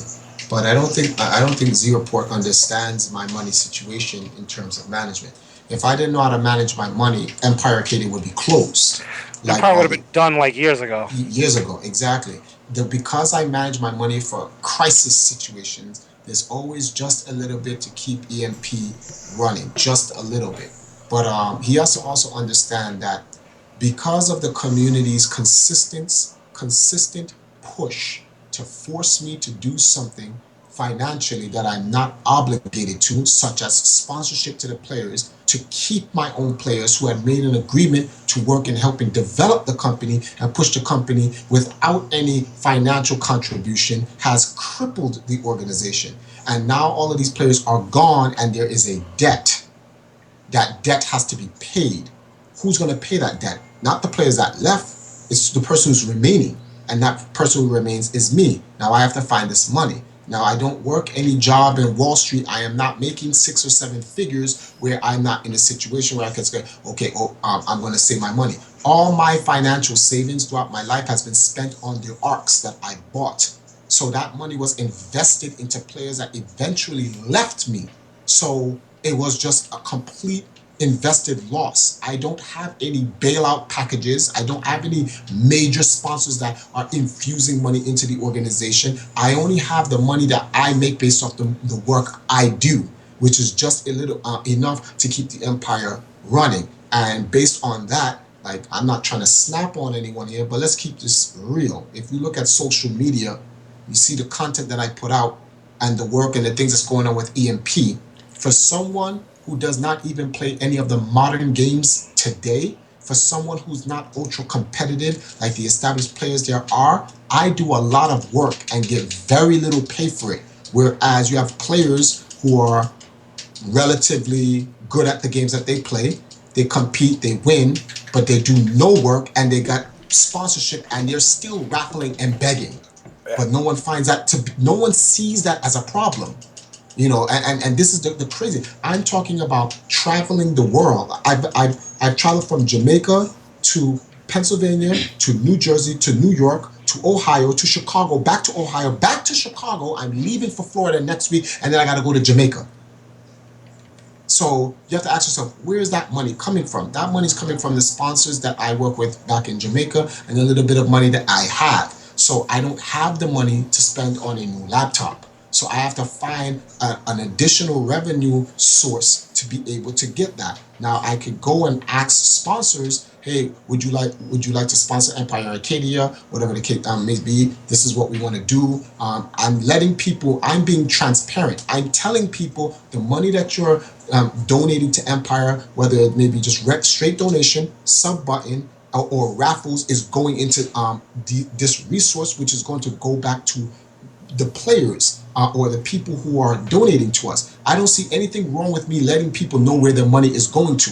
What should be wrong is when people don't tell you where the money is going and they're just pocketing it, which if you're a top player, you could do that. That's the Oh, crazy part. and, If you're and the part about it that really irks me is exactly that. These people will turn around, they'll get $5,000, $10,000 that they basically begged for on their stream to go to an event, and then I've been from New York to Vegas. Let's say it ain't no $10,000 trip. Nope, it's not. So they're getting more money than that, and they're not. My whole thing is if you're gonna beg for money, it's like, listen, I know if somebody's hard in their luck, and you see them on the street and you throw them a buck, you don't expect to see it back. But this isn't somebody hard on their luck. This is the person that can't go into the store and buy the candy that he wants, but he's still eating. But he wants you to buy the candy for him. Yeah, in like re- these in people re- can.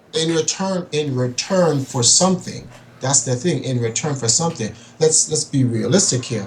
I have provided controversial content for people for over the years and never got paid for it. And a lot of people who to do streams that don't provide any real content, just fans sucking up to them because of who they are as a person, and they just donate money. But how many times, James, have you held an on blast show and it's something, a real rap moment comes in and the stream goes, get Triforce in it, get Triforce in it, and I come in and the stream blows up and everyone has a good time and we're talking about whatever and people are getting they're being entertained by the content they're giving, yet no one throws a dollar towards Triforce. However, a top player does a 5 hit combo that you can watch on YouTube for free. People are donating 20, 40, 30, 200, $1,000, and it's crazy.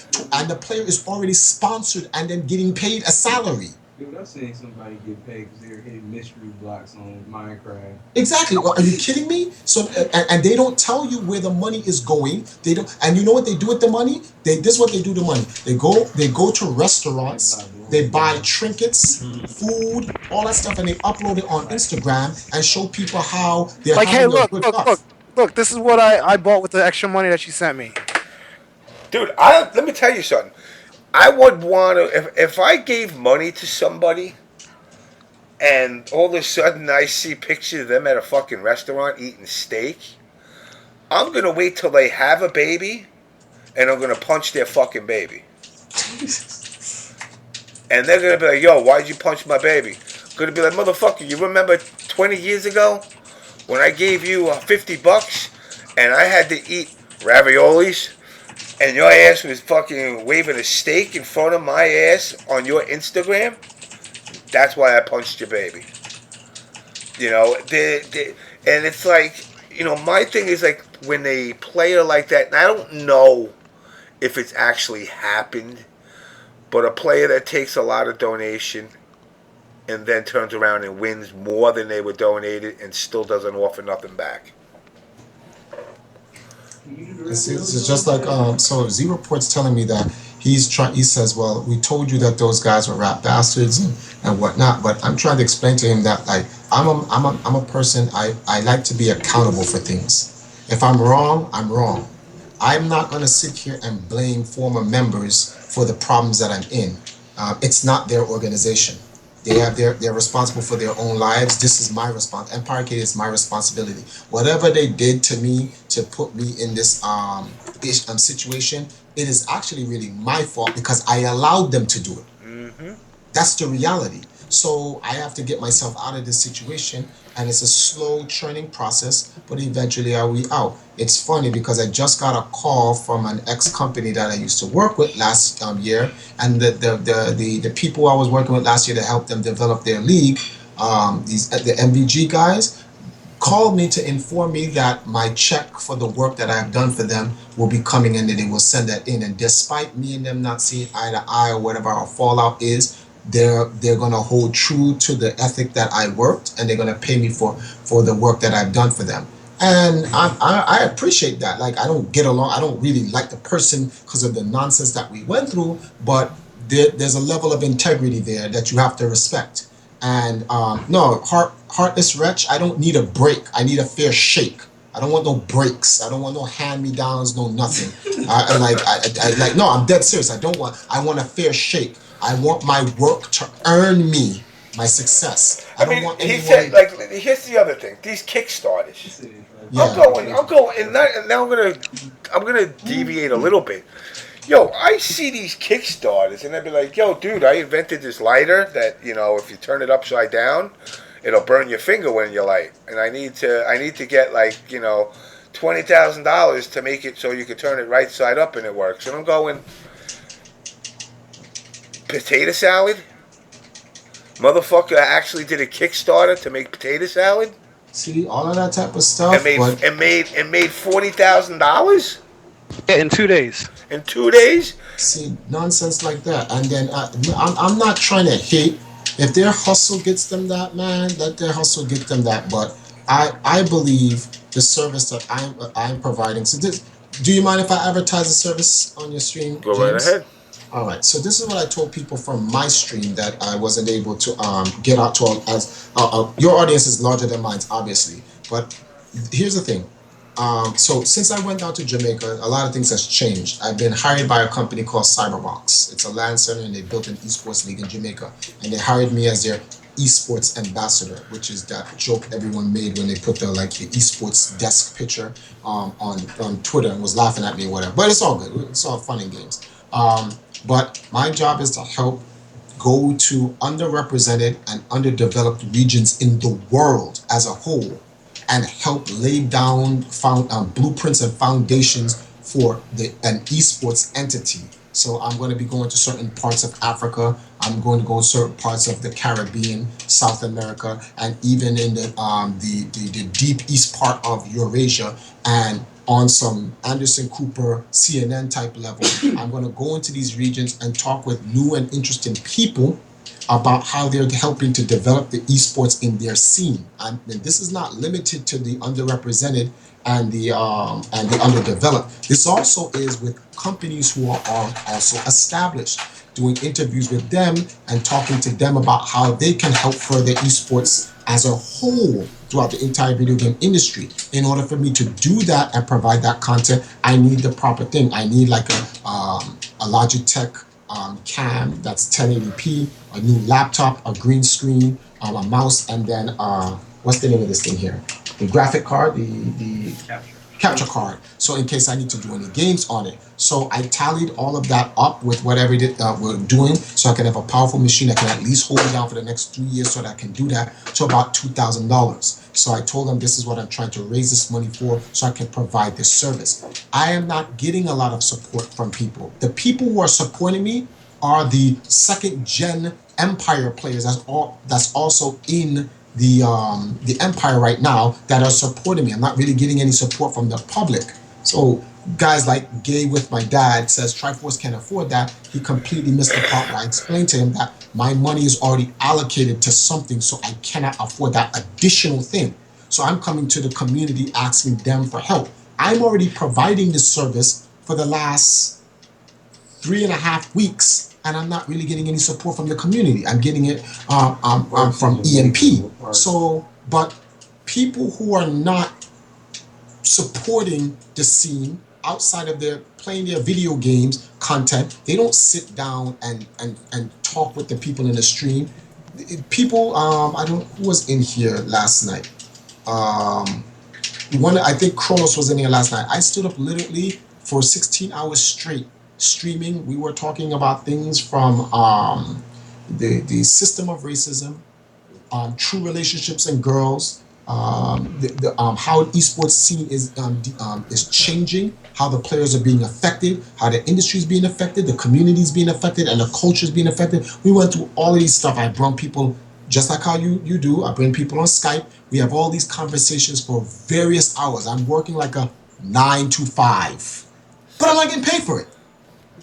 But other people come on Yeah, that's for hot. 4 or 5 hours. Pat pat pat pat poo pat pat poo pat pat. Oh, that cover was mad god like. But Yo man, I but just you want to donated know something? But $100 you to want to you. know something? Like, I again, like you said with the hustle. I look at somebody like Maximilian and say he's not a great player. But the thing is, he doesn't even ask for it though. He doesn't, and people just give. He's personable, I guess. He's liked. I don't know.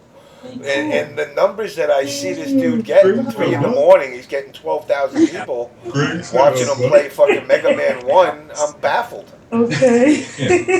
Sorry about that. But it's like, again, I don't begrudge the dude. He's not my cup of tea. Are you talking about Max? Yeah. Yeah, Maximilian. Okay, Maximilian. He's not my cup of tea. I have nothing negative to say about the guy. I kind of thought at first that maybe those fucking numbers are bots. I just can't see 12,000 people watching Mega Man 1. But let me tell you, I've watched the numbers go up, from opening to that. And it went like 1, 2, 6, 200, 300, 2,000, 5,000, 10,000. Yeah. Well, he has the right network of people that he's working with Yeah, involved in Twitch throughout his social media, Twitter. I would assume Facebook or whatnot, and even you have to keep in mind that he's also associated and affiliated with Mike Ross and Gutex. So just that network alone helps expands his viewership. So I personally don't like his content because the content doesn't do anything for me, but the content does something for people, and clearly that the people that he's doing it for are willing to pay for. I just find it sad that the content I'm willing to provide, people are not really interested in. It makes me wonder if people are really interested in constructive and productive content, or do they simply want to be entertained and laugh and do a lot of shucking and jiving and hooligan stuff, and they just don't care about anything else other than the entertainment aspect. But I'm not surprised at that. And the reason why I'm not surprised at that, you have to keep in mind that when you look at it from a mainstream media standpoint, entertainment dwarfs all. It dwarfs anything in terms of like other content provisions like, such as education or information outside. They don't. Oh, Max has got a hot sister too. Well, and then Yeah, he does. Remember, he was at VXG. Right. Yes, and he's a big YouTuber. That's another thing. Like I said, he has the network to help him out, which I do not, and I'm trying to change my, like I said, overhaul the whole organization. We got our Guinness record now officially. Guinness put it out there and all this other stuff. So Orochioni said I'd fuck Max just to get close to his sister. wow. Damn, she must be a hot piece. So for me, it's about focusing on the overhaul. I'm not necessarily interested in the whole push the player thing. So all right, so look at this guy. You ain't a personality. Oh boy. That first of all, to say I'm not a person, so you're saying Max is more of a personality than I am? You've lost your mind. I don't. Listen, I got. You know what? I watched his stream quite so many times because being that I'm a streamer myself and I do a lot of events. What I do is I like to browse other streams and just see what they're doing and see if I can implement it into mine. Like, he is kind of dry and stuff like that. He doesn't appeal to me and things like that. And I don't understand. Like, I get it that people love him, but then at the same time, like, I don't see the appeal. I'm in the same boat. I've watched the stream numerous times, and it just reminds me of British humor sometimes. No, all right, see, here's the thing. Because I don't think these guys are understanding, like, the concept. Maximilian is a far more successful and popular personality than me. But if you're comparing the personas of each of us in terms of our personality and what we provide, I'm sorry, he's not as animated, he's not as colorful, he's not as dynamic as me. That's what I'm talking about. So for you And he'll even admit that. Yeah, he'll admit it. He's more successful and more unpopular. That's all he is. And like infinitely, I can't compare to my success of my personality to his. His is far greater than mine. But if I was given a, if I, this is what I'm talking about. I don't want breaks. I want my fair share. If I was given a platform comparable to his, it'd be a total different situation. I don't have those tools, which was a whole topic we was talking about. We were talking about the system of racism. Racism isn't something that comes out of white people or black people or any people of any color or ethnicity. It is a system where it certain people in certain classes do not get the benefits and the support that other classes get. That's systematic racism. A lot of people don't understand this. That's one of the conversations we were talking about. And that same systematic racism is felt in all forms and aspects of society, even business, even the FGC. That people make light jokes. One of the Adonis came into the conversation yesterday. We had Blood Red, Adonis, and Rasan in the conversation, and one of the conversations was right. Watch the systematic racism here, right? And this is actually this is psychological racism. So, does anyone know a time Corn has ever stole anything in the FGC? Nope. Do you know? Corn actually hasn't stolen anything. They've actually had stuff stolen from Stuff them. stolen from them. Okay, Because I good. remember one Apex, some Mhm. dude's bag, his whole bag with his art, like his stick, iPad, and all the shit got All right. stolen. Watch this now. Does anybody know Joe Crudy for stealing anything? Yes, No, indeed. not everyone. Not everyone.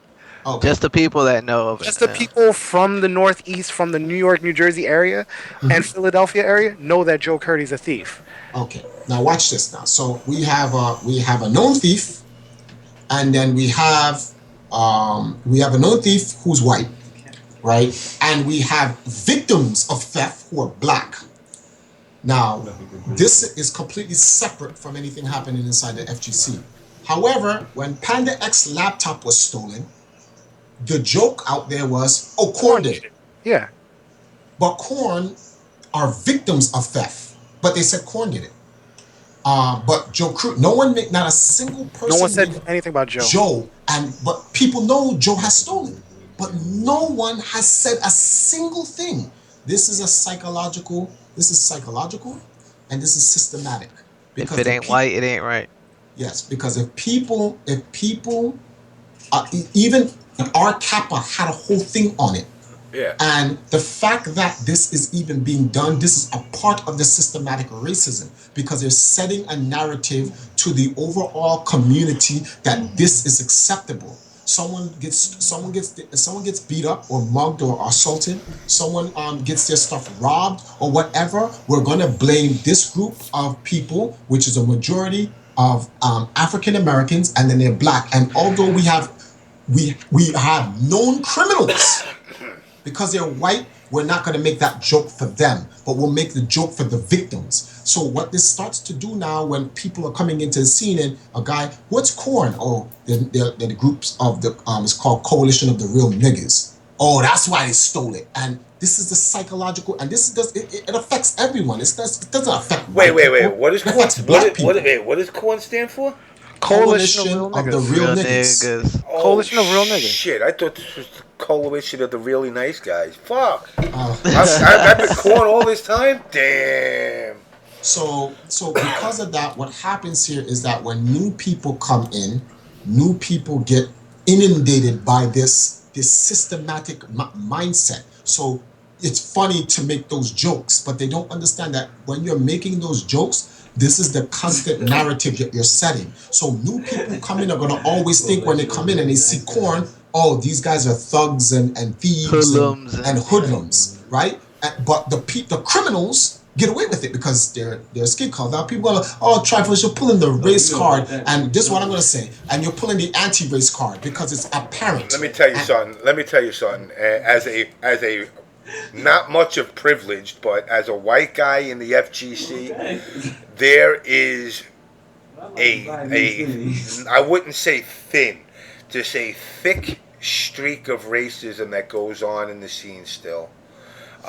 Is it to the point where there's fucking race wars going on. No, No, it's but not that. It's it's not that at there. all.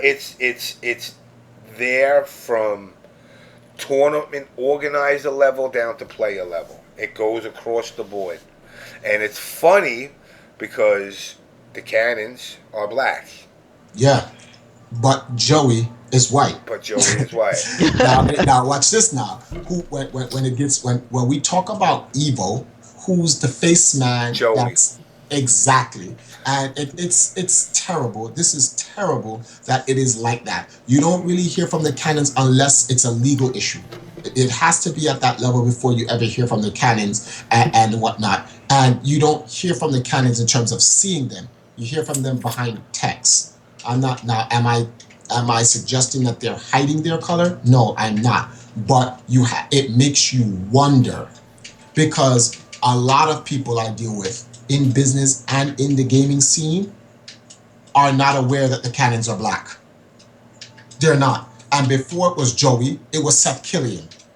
There was always a white face man for Evo. Actually, I think is Joey mixed? Is he part Mexican? Yeah, Just he's mixed. Yeah. Okay, he's mixed. Okay, cool. Well, the point is they got the lighter guy out on the face, and they've always had a lighter guy out on the face, as opposed to where the cannons, for whatever reason, are they're mums about a lot of things or whatever, and that just sets that tone. It shouldn't be that way, but it is what it is, right? And it's not that we're complaining; we're just addressing. We want people to know that we know. We understand this. We understand that we are not going to be given the same platform as people of who are white, and we're fine with that. And we're going to work, and we're going to fight our own way.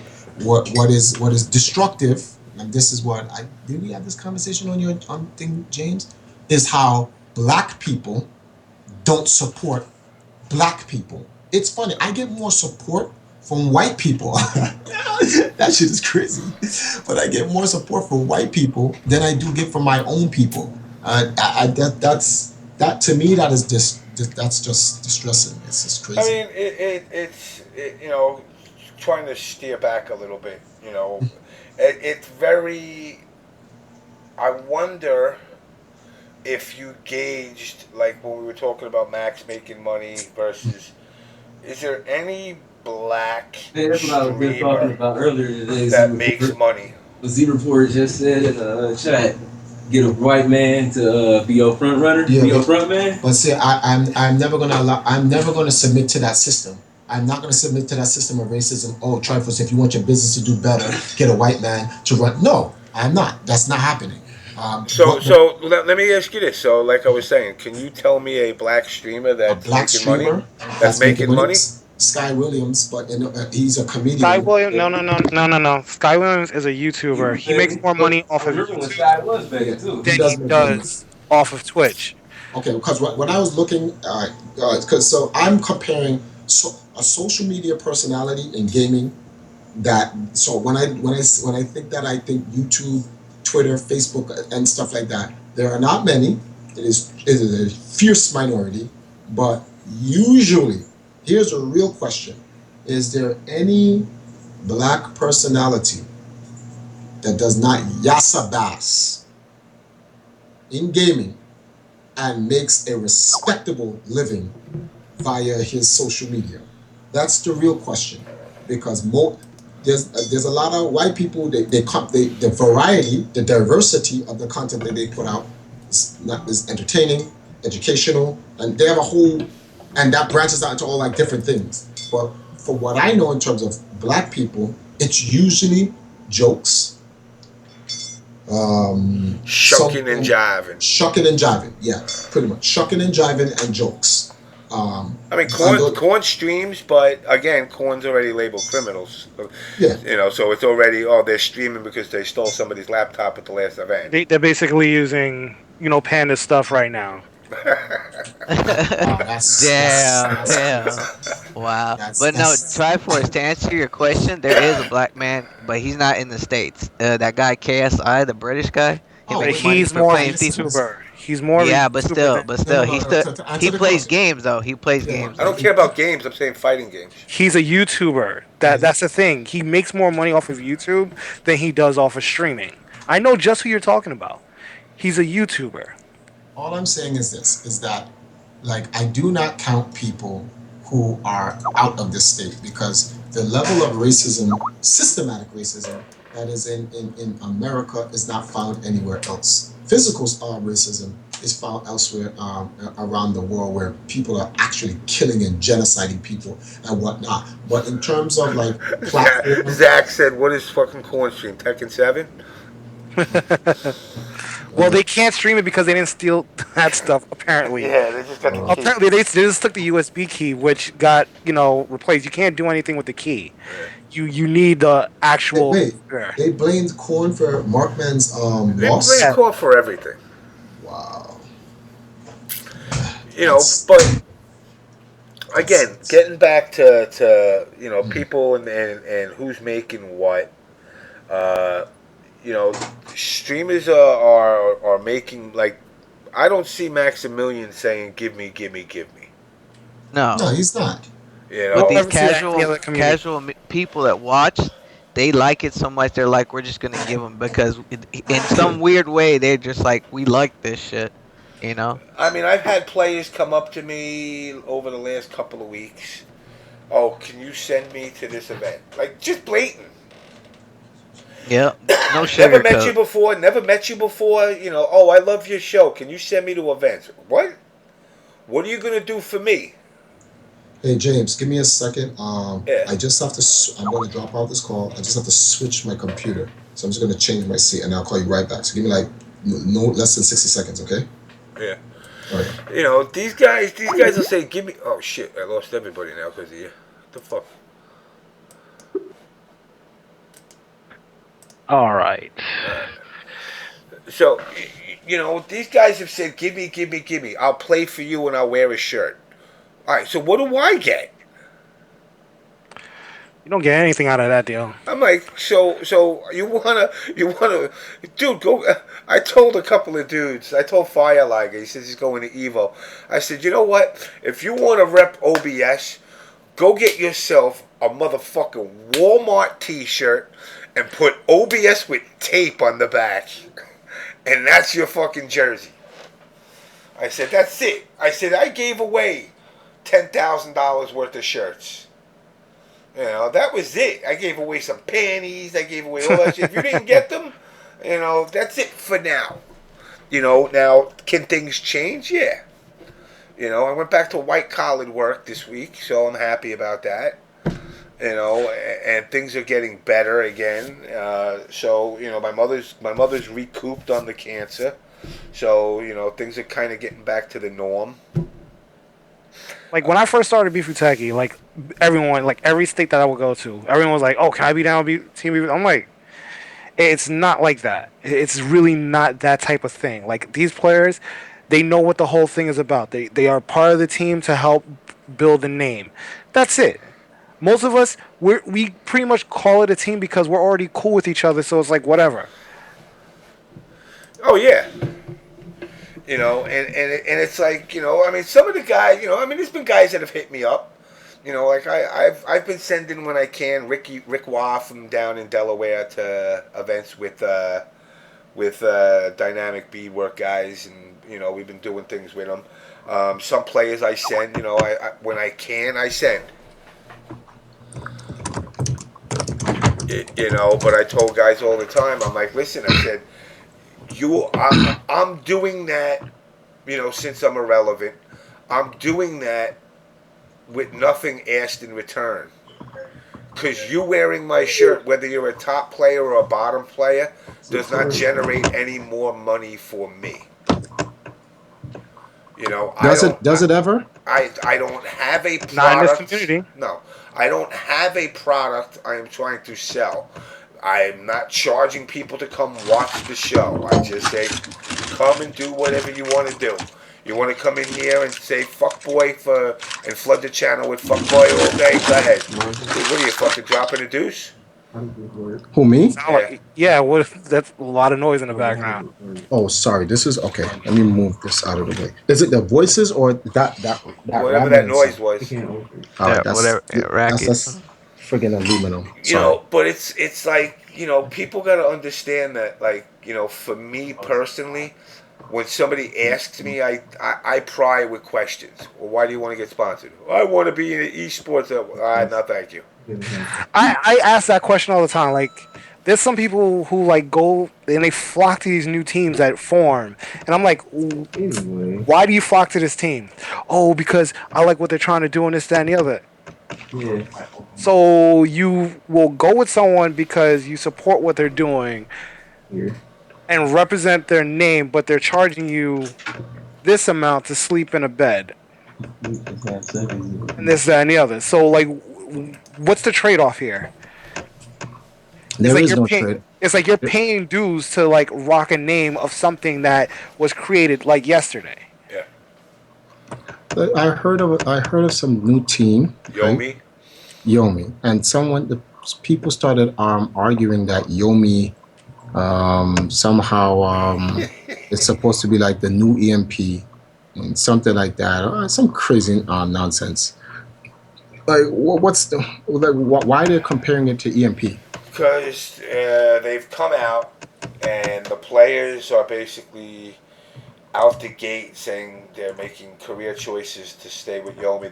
A lot of them have moved from the West Coast to the Yomi arcade, which has a couple of bunk beds, so it's kind of like a firehouse.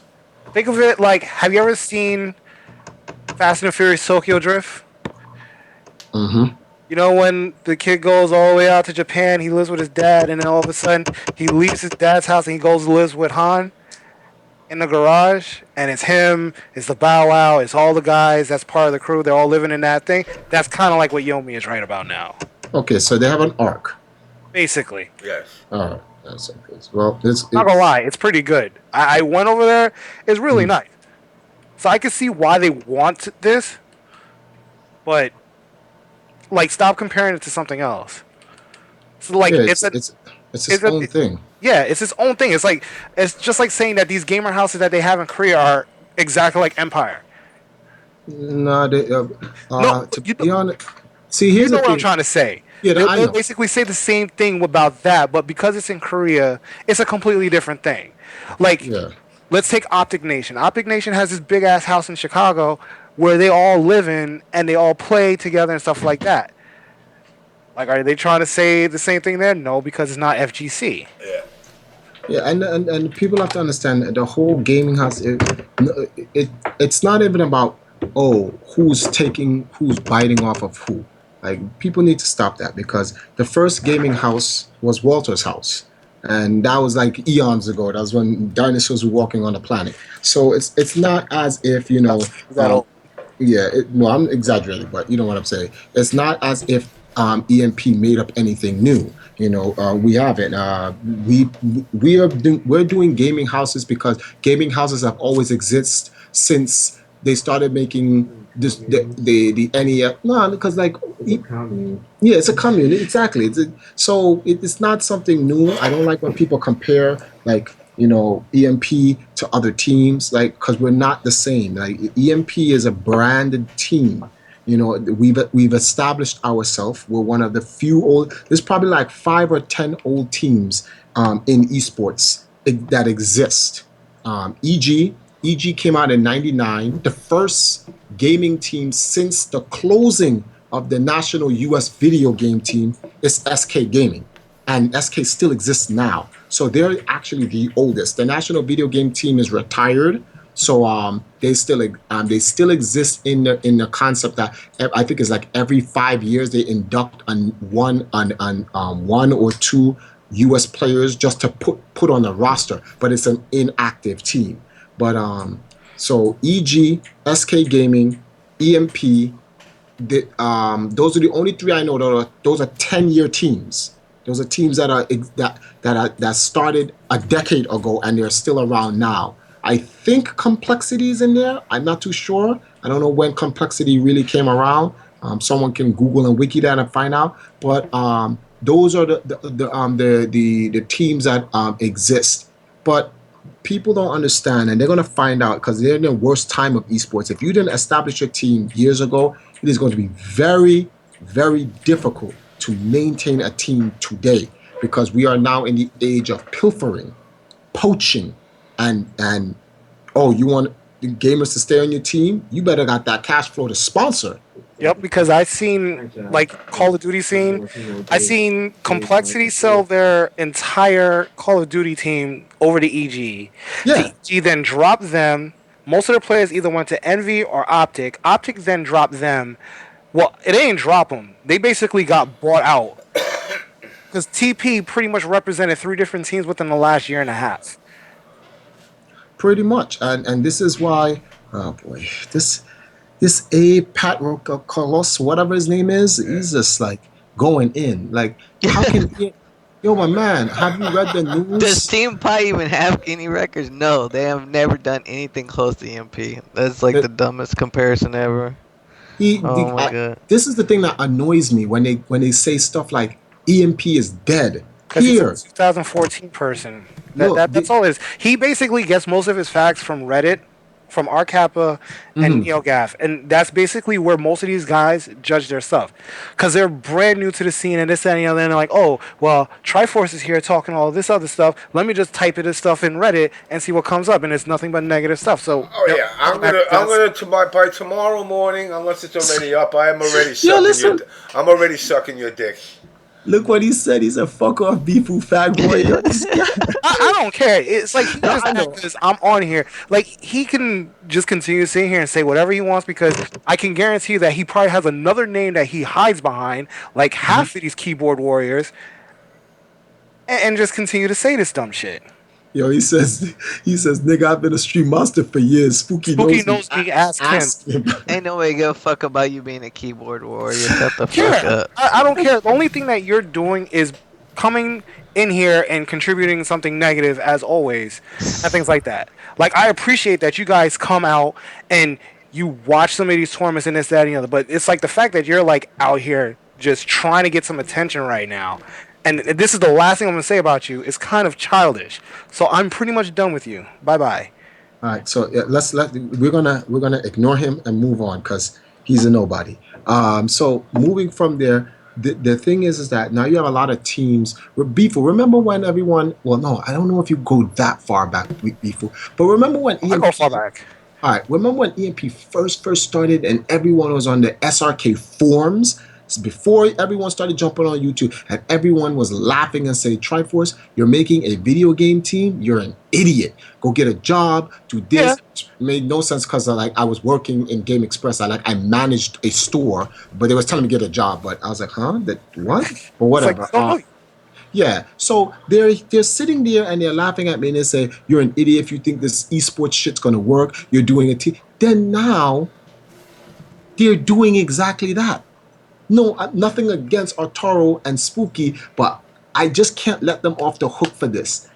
When EMP was doing esports, they're like, Triforce is stupid with this esports shit. Like, come on, man, yo, bro, this shit is stupid. Like, you got to do this community stuff because like this esports shit is never going nowhere. Blah blah blah. And then one day at next level, they were just like, yo, we esports. I was like, oh, that's when Mad Cats picked them up. Then they just said, we esports now, and I'm like, wow, that was a quick one. Yeah, that's when they went from the Kings of Poverty to the other stuff. Like don't get me wrong. Like, I love both of those guys. Hold on 1 second. Heartless Wretch.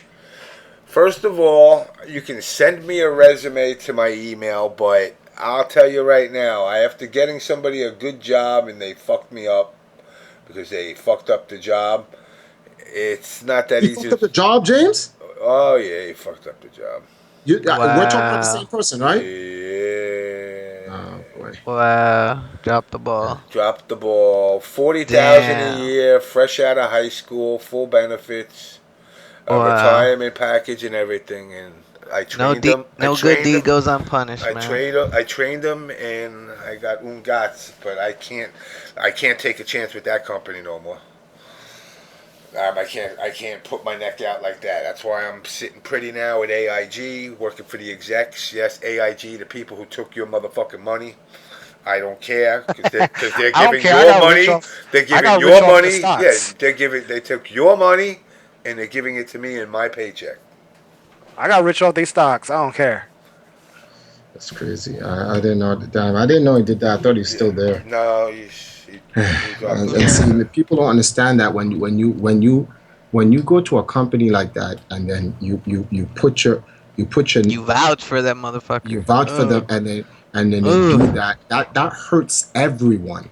That hurts the person who vouched and anyone And the person coming who vouched for in. you. Yeah. And the person and anyone else trying to come in, they're not going to take that. They're like, nah, be remember last time what you brought here and you vouched for. We Yeah. can't take your word for it. So that sucks. But it's whatever. Uh, okay, so I guess so.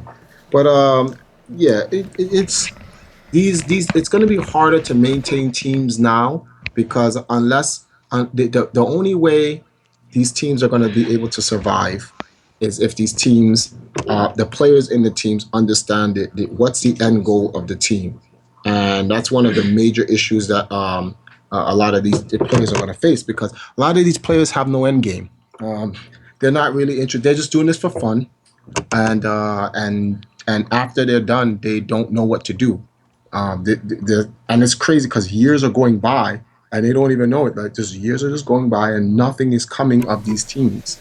Like, let me tell you guys a e-file story now that the team is dead, so we can unveil certain of these things. So, when RG what just came into play, well, people you would know because you were there. So K. Brad and Patricia, these guys were still EMP, right?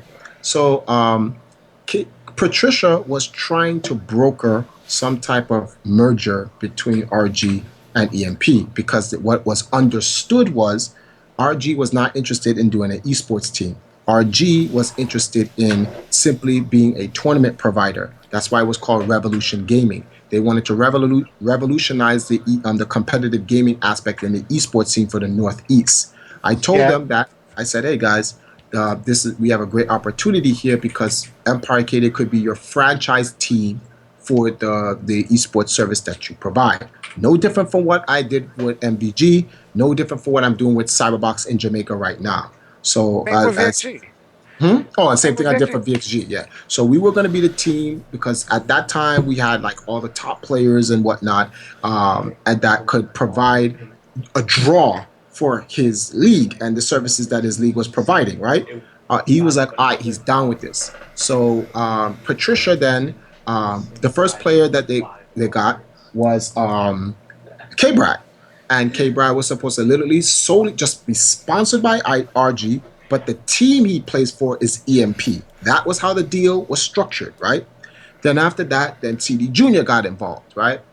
And then we were supposed to have a event, his opening event at some pizza store in New I remember Jersey. this. And so when they was having it, what he wanted to do was, I told him, he said that he wanted to charge a venue fee, and I said this would be if it's a pizza store that you're having it in, right? Why don't you charge $10, right? There'll be a $5 venue fee, right? And the other $5 will go towards the purchase of a pizza. Well, the $5 is for him, and then the other $5 would be for the venue, right?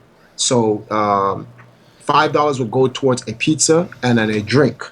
So you get a slice or two slices of pizza or something, whatever that we kind of made it out, and there would be 250 left over. Well, not $5. I said it was $3. $2 will be left over, and EMP as a team would take the $2 off of the customers. So it's $10 for the venue.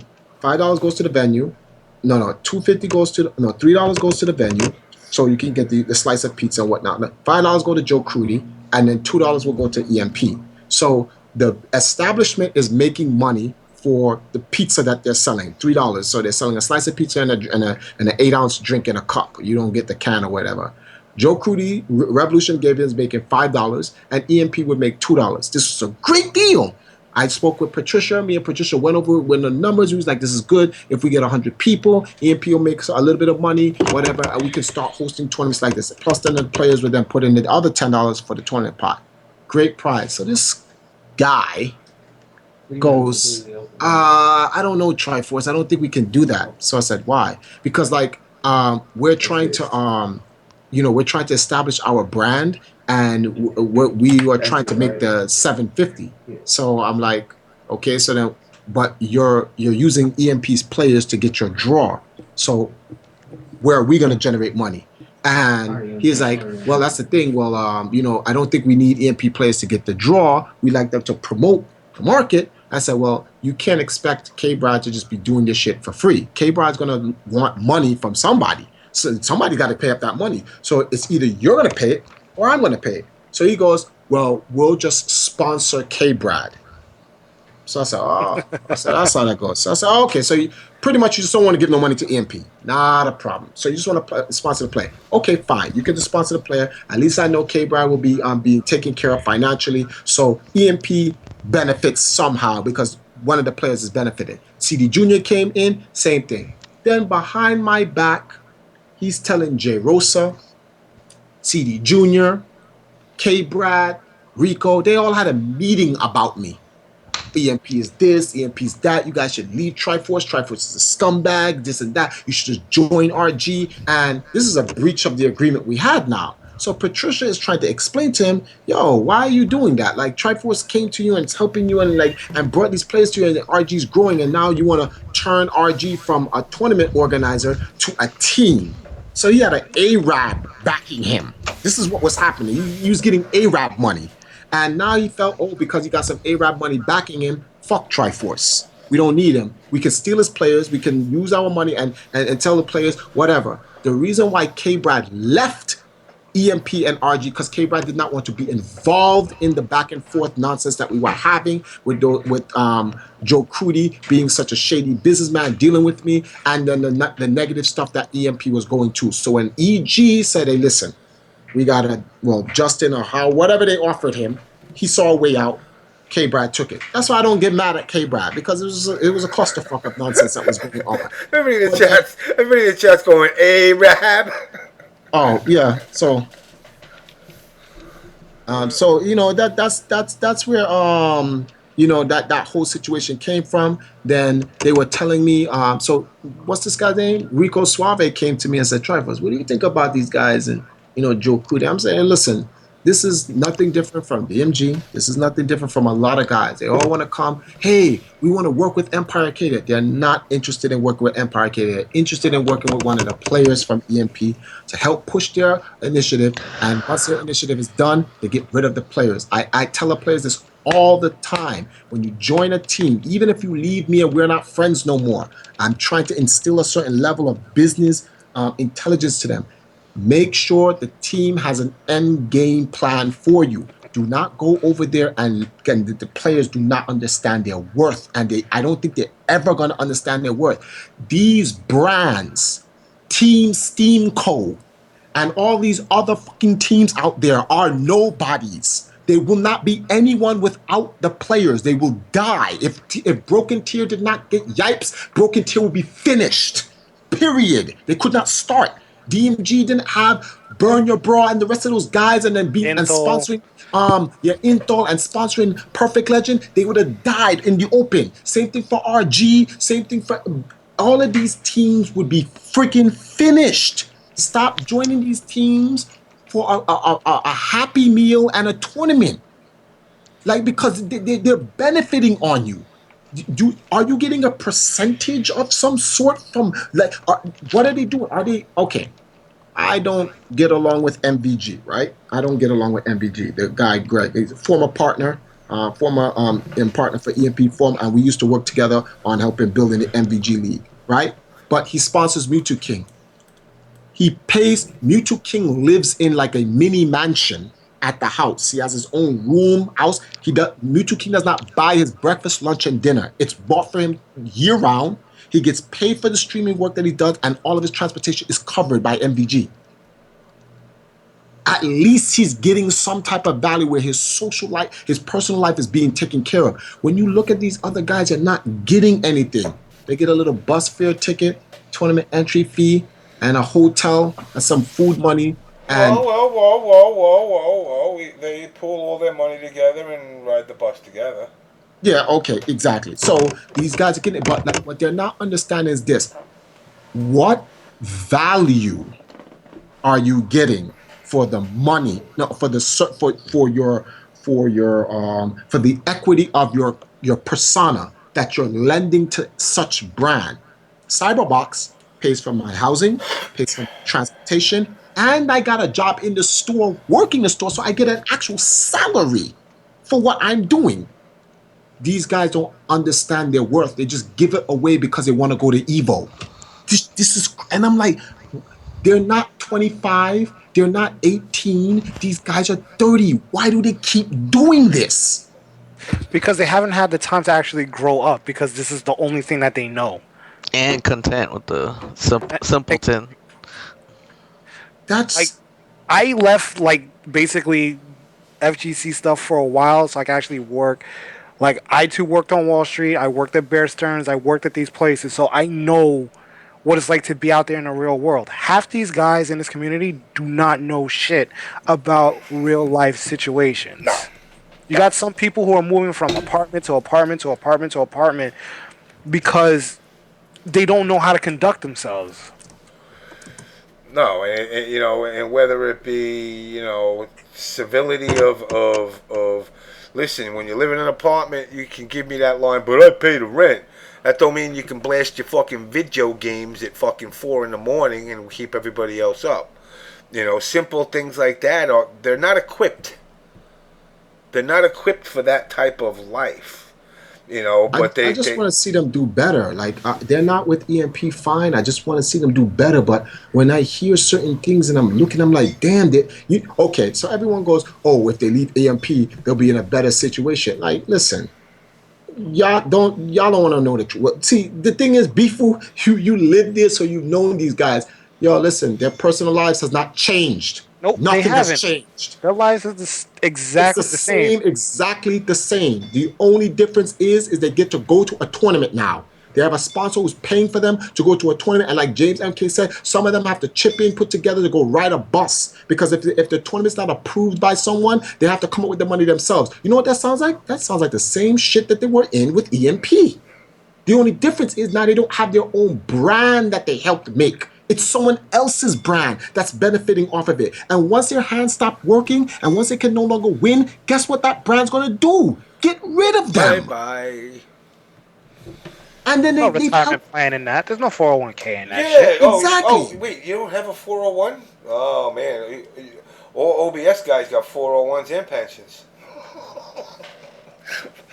They don't understand that this is not sustainable. It's not a career. There's two people right now that I know off the top of my head, which is Rog and Champ. Rog's on his way to freaking Japan right now. They both work for Nvidia. Champ and Rog Exactly. both work for Nvidia. They both are well off. They're perfectly fine. Like, you only know Champ going to freaking Marvel tournaments. Marvel tournament scene's kind of dead. He has a job at Nvidia. You think he really cares about going to a tournament? Nope. This man's making enough money just sitting there. And if those are your top players that are doing that, what makes you think your scrubby non-entity ass is going to surpass these guys who've been at it for years? And their personalities. Well, Rog's a little plain. But F Champ got the mamo, the yenta, the Asian He shit yenta. talk. Yeah, he sits there and he shit talks to you all day. But it's a personality that made me say, wow, I like this dude. He's fucking funny. He says fucking whacked ass shit. He's entertaining and he's good. How many people that are going into this gun ho with this fucking $6 million man Steve Austin motherfucking attitude? I'm going to be making money. I'm getting paid. I'm here to get paid. Really, motherfucker? You are dumb right off the bat. Just for saying you're going to get paid. And I told this to Triforce numerous times. There is no more fatality. No, you're right. The industry will not. And remember when you told me, James, you was like, the industry will never make that mistake again by putting a player out in that position. Nope. They don't. Never again. It never again. They'll never put it. So unless you make it on your own and set your own, self up, no, the industry like this. 2000, the $1 billion boys are already here. This was already prophesied. You can only find these prophecies on the On Blast show, where James put up the Moses tablets and the arcs and all that other shit. The $1 billion boys are here.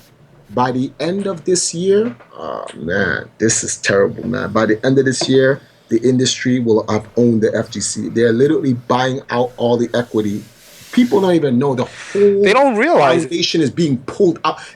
They are bank robbers. Like these men are in suit and ties, and they're at the underground facility of the fighting game community. Like, we'll take And then that. They just I guarantee you someone in the chat's going to go, what does he mean? What does he mean? Look at Mortal Kombat. Look at Capcom Pro Tour. Look at what Microsoft's doing with Killer Instinct. like they don't see it. Like, Evo is this. No, you guys are wrong. They're here to help the grassroots. No, remember when I said to you guys on the On Blast, so I said when they get here, they're going to create their own esports scene, and stuff like Evo will become qualifiers to them. How does the World Championship become a qualifier? That's not supposed to happen. So now here's a question. There are 2 champions last year in Street Fighter, right? Who is the Evo champion? Momochi and Luffy. But guess what? Luffy doesn't get recognized. Everyone talks about Momochi. Why? Because Momochi won Capcom Cup. But Capcom Cup's not the World Championships. Yeah, but Evo was a qualifier to it. You see the problem here? So you winning at Evo each year is starting to mean little and little and little. Look at KDZ with Injustice. Exactly. It doesn't because he won Injustice and then somehow became a scrub. And I'm like, wait. So you won Evo, but that didn't matter. But then the following year it did matter because he didn't win it. And I'm like, you can't use Evo as today it's important, tomorrow it's not. It's the highest numbers, period. The most players. It's the highest numbers, period, and in terms of the prestige, it's there. However, the problem here is this, is that a company like, for instance, let me give you a prime example. Evo and Apex is the biggest Smash Brothers tournaments ever, right? Yep. Apex this year Apex had 2,000 something people. Apex had, I can tell you the numbers. Oh, what was it? Numbers for Apex? Physical, walking in the building. Walking in the building, both buildings. Let's see. They have roughly about 2,750. That's not bad. That's good. That's actually good. That's actually good. And Evo had we have to use the online streams for Evo because we can't use. No, we can just use the numbers for the competitors. That was like so it's 1,000. It was 1,000. It was over 1,000 for Evo last year. Yeah. Oh, it was over 1,000. And it's over 2,000 this year already. Yeah, it's over 2,000 this year already. So now watch this. Nintendo announces. That's just Street Fighter. Street Fighter is already over 2,000. Nintendo announces an invitational at E3, and they fill the Nokia Center with $4,000. 4,000 people. You want to hear the difference? Those 4,000 people didn't compete. Those were just 4,000 spectators. They lined up. I was out there in the line the night before. They lined up and camped around the Nokia parking lot. Just to grab a seat. Just to grab a seat for an invitational they were not competing in. Just to watch the 16 people they had already pre-qualified. They handpicked. I remember that. Those people, right? So now, when Nintendo says we're going to have the Nintendo World Smash Brothers Championships, $100,000. Apex is over. Evo's over. No, don't get it wrong when I say it's over. I don't mean like no one will attend those things no more. But in terms of what they are, it will no longer be.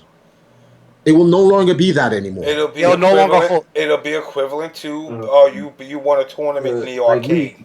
Listen to this. Go on. With League of Legends, they were using MLG. Mm-hmm. MLG was their catalyst. It was the catapult to get them to the LCS.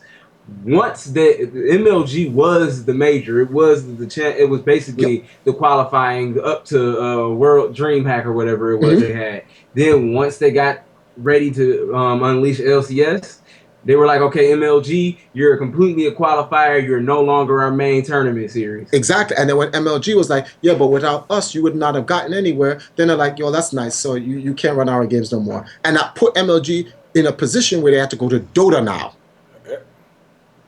You see, and if you look at the way MLG has to restructure the entire business now, it's really all they are now is a venue. See now, It's a Best Boy Junior said you can have all the money in the world, but Evo is still the top dog. Not really, because you get points for winning Evo to go to Capcom Capcom Cup. Pro Tour.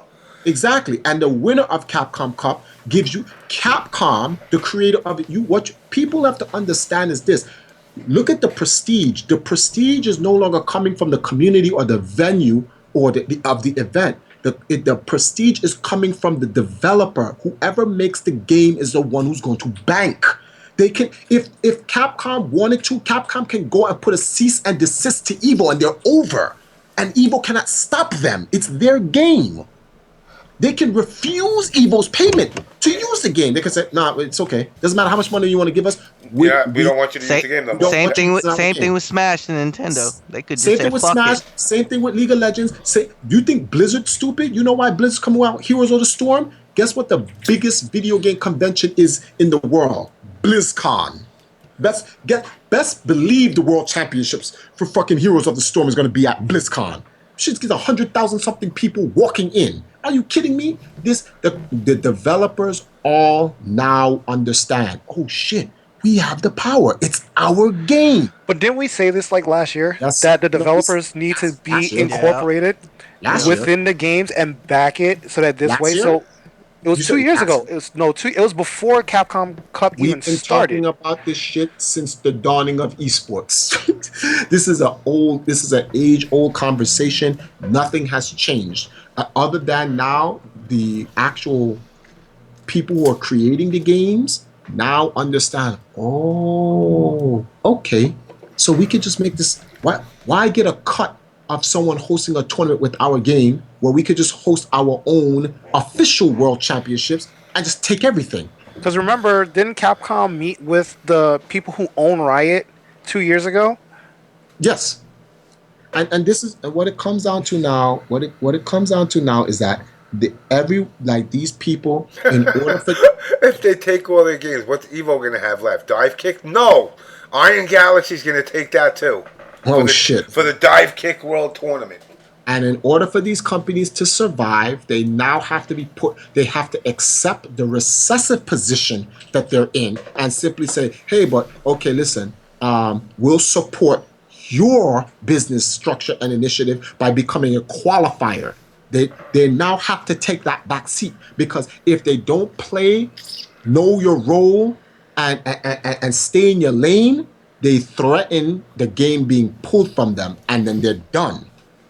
See the problem here?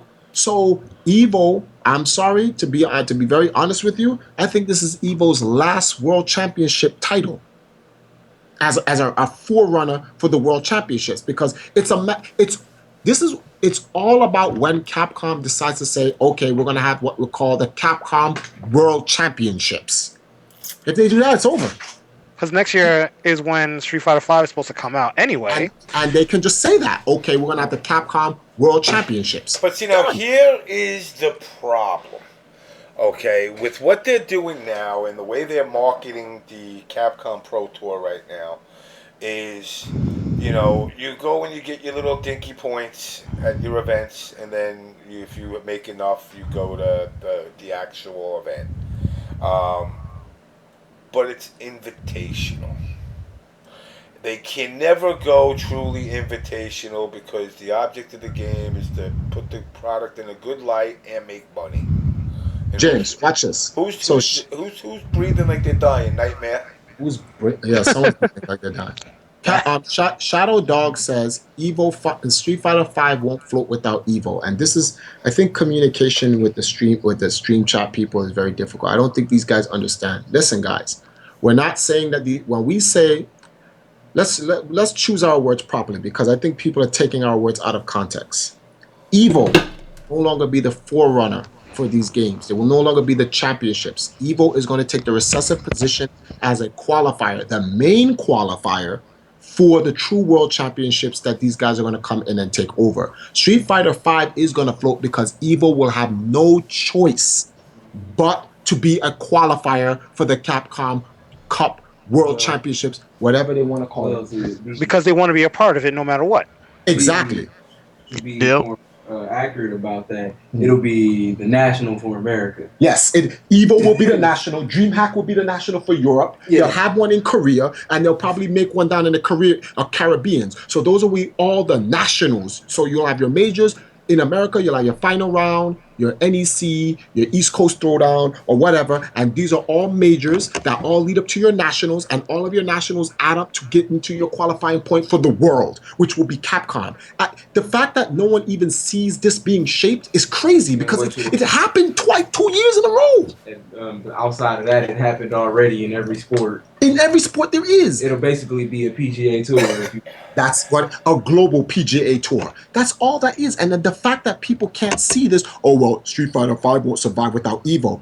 Evo won't survive without Street Fighter V. People need to get this shit straight. People gotta understand, people don't need to go to Evo. They'll buy Street Fighter V without no qualms whatsoever. Now, for the amount, and again, you look at the worldwide sales of these games and compare them to, now we hear Evo numbers and we're like, oh my God, there's so many, there's 4,000, 2,000 people. Okay, that's nice. That's fucking 2,000 people. That's equivalent to Nassau County, maybe 10 towns of how many people would buy it. Compared worldwide to millions upon millions that are going to buy it as downloadable or fucking hard copied, So, what do the tournament scene really offer Capcom? And don't tell me anything high level. Nobody.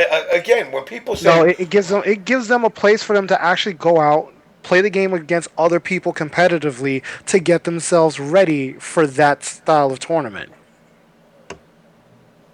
So basically, Capcom is basically going to use some of the infrastructure that's already there and just create their world championships.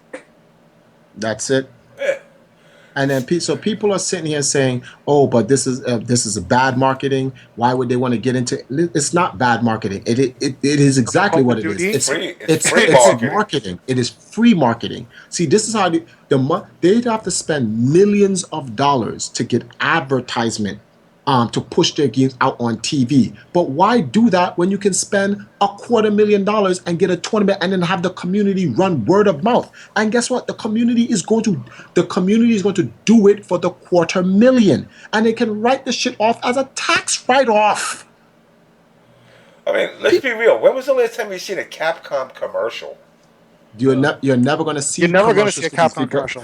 There's no need for it. There's no need for it. They got the community will promote for them. Why would Capcom make a commercial? Okay, watch this. In the chat said that fighting game is a small niche group.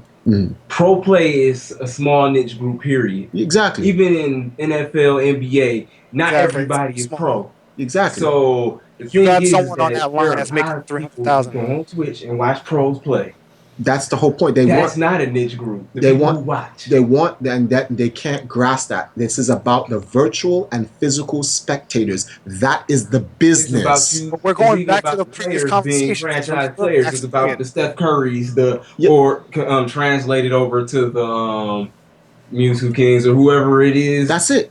Justin Wong, who else can I say? Snake Eyes is like LeBron James and friggin' like he said, Mewtwo King is like the Steph Curry and whatnot. So it's about those guys. These guys. Now, the whole point. What is the point to this?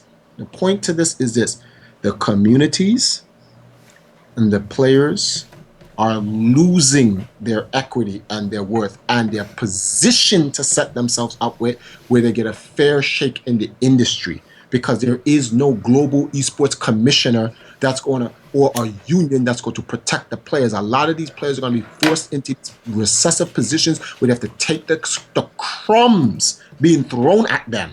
And they don't understand, like, they're being thrown crumbs. And then these companies are justifying it by saying, hey, man, listen, we're paying you $1,000 to play video games a month. You should be happy.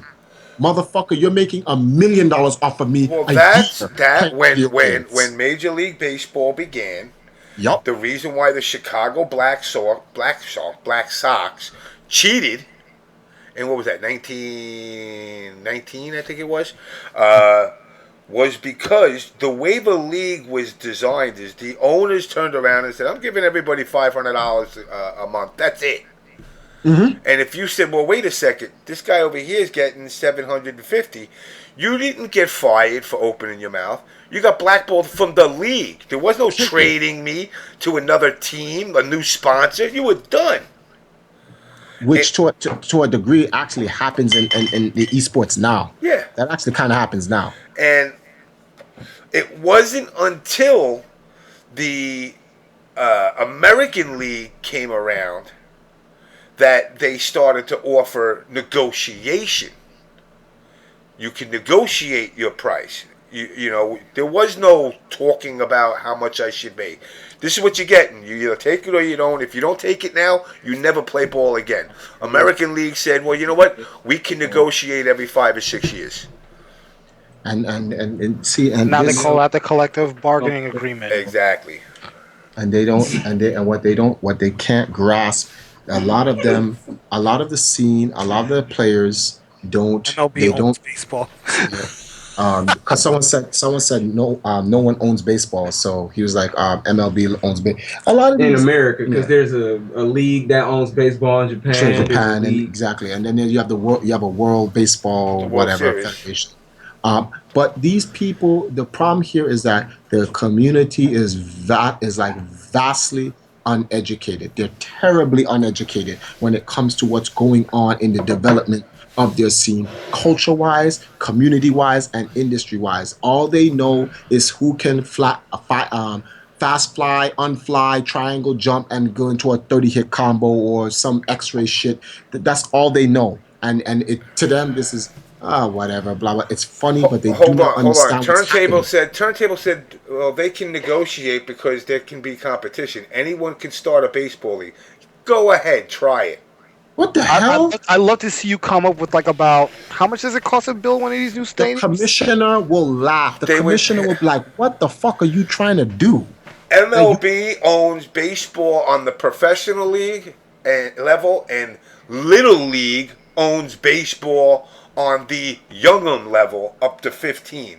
Saudi Arabia has a bunch of blonde, blue, it don't even matter if the kid's black or Asian. He got blonde hair. Because they live in Dubai. Because they live in Dubai, exactly. Their daddies and their mommies are from America, and they work in the oil fields. So they have a team. There is no, you had three leagues at one time. You had Little League, Babe Ruth, and then you had Pony Colt, which were organizations that got squashed because Little League was like, yeah, we're growing. It ain't just about America versus Japan in the World Series and Virginia no more, because now all of a sudden all these new countries started to develop baseballs. I mean, South America, everywhere now. Little League is literally in every country, just like Girl Scouts. You hear Girl Scouts of America, you think, all right, I buy the cute little cookies from the girl dressed up as a brownie or whatever it is. There's Girl Scouts in Russia now. There's Girl Scouts in Europe. Once they spread their tentacles, that's it. There's no stopping. And once these companies start spreading their tentacles, everything that's behind it, that was in the front of the pack, now becomes the back of them. And hopefully Evo positions themselves in a good position to become like the premier cup of America's qualifiers, that you all get your points and then you go to Evo, compete, and then we're picking a winner out of that.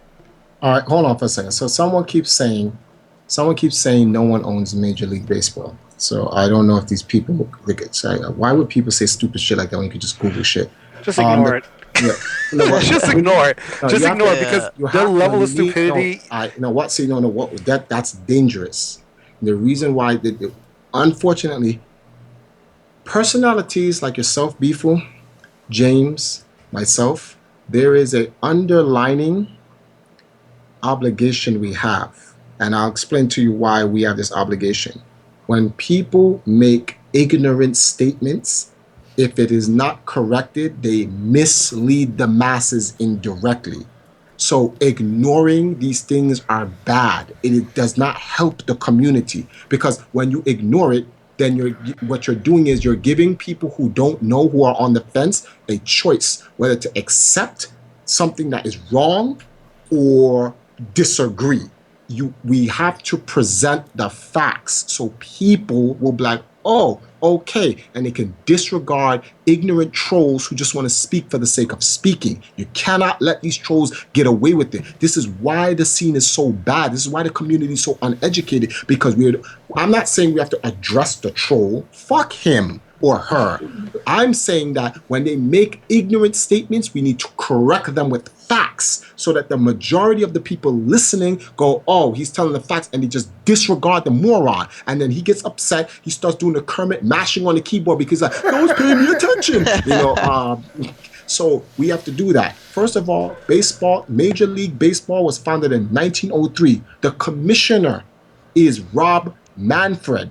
And then the commissioner is on a board, which has an executive board, which has a chairman, a CEO, and whatever, which is probably one of the richest motherfuckers in the world, and we probably don't even know, which probably own one of the 9 companies, the elite and shit. Let's go to another sport. This is why when people in the NFL, like let's say Marshawn Lynch, goes, oh, I showed up at this press conference because if I didn't, they would fine me. Mm-hmm. The people fining him are the owners.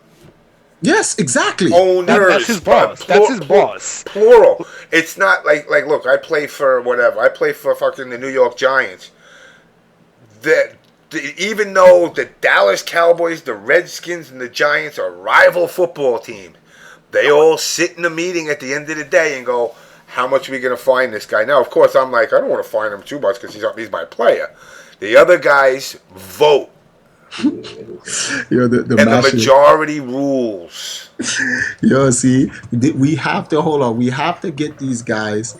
We have to provide this information so that the trolls are Can I punch? Oh yeah, no, I don't want to punch them. They would just put the Kermit mashing, because like when the facts hit them, they just start mashing away at the keyboard, and they get mad frustrated. So you lead them to mash away. But the reason why we're trying to make this comparison is this: Capcom owns the games. If Capcom wants, they can pull the games. A prime example, let's give a real-time example, or not a real-time example, a recent example of the power. On YouTube? No, forget that one. We're going to use a tournament setting. We're going to use a tournament setting. The prime example of an owner of a video game franchise that has the power. They haven't been in the community for 10 years, but they can walk in the community and call shots. Beeful. Is it true Apex had Project M? No, they did not have Project M. Why did they not have Project M? Oh, because the Smash community hates it. No. It's due to the fact that Nintendo Nintendo stepped in and said, "Hey, if you want to continue running this stuff, you have to drop Project M." Oh shit! Hold on, but wait, who makes Project M again? A bunch of people who live in their basement in Virginia. Oh, but not Nintendo. Oh, okay. Nintendo. So Nintendo came in for the first time into the community. This is Nintendo's first interaction directly with the community, and say, if you want our sponsorship, you're going to remove this game. And what did the tournament organizer do? Dropped it like a fucking bad habit. In a heartbeat. Okay, yep. Why? But why would he do that? The community has a power. We run shit. Why would we drop it? Because he wants to continue running that tournament. It's not just money. You want to be able to actually run this tournament. Because if you were to sit there and say, well, look, we don't really need your sponsorship. We can just run this tournament without you. They'll say, why don't you just run it on that Project M game and just don't use my motherfucking game? And that's the only game. Because to be honest with you, there was a lot of legal issues that Apex had to jump through. And being that I worked very closely with them this year, I got to learn about some of this shit. Like Brawl, you can't stream Brawl. Like, Brawl, you could get hit with so many lawsuits, it's not even funny. So then here's my question. If Nintendo can do that, and Nintendo's regarded as a nice company, imagine a money-hungry company like Capcom who kind of needs the money can just say, go eat a dick, fuck you, give me my game. Now what, nigga? But Capcom, I want to showcase your game in a good light with high level players. And Capcom gonna be like, No fucks given. no, Nah, Fuck you, we can do pay that me. ourselves. and then when Capcom, Combo Fiend, just so that we can make sure that we can have that type of appeal to the community already. no, see, so hold on, he no good. It's not run your shit. It's run our shit.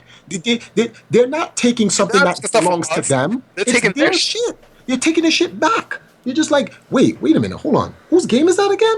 That's ours, right? Oh, motherfucker, we allowed you to run our shit.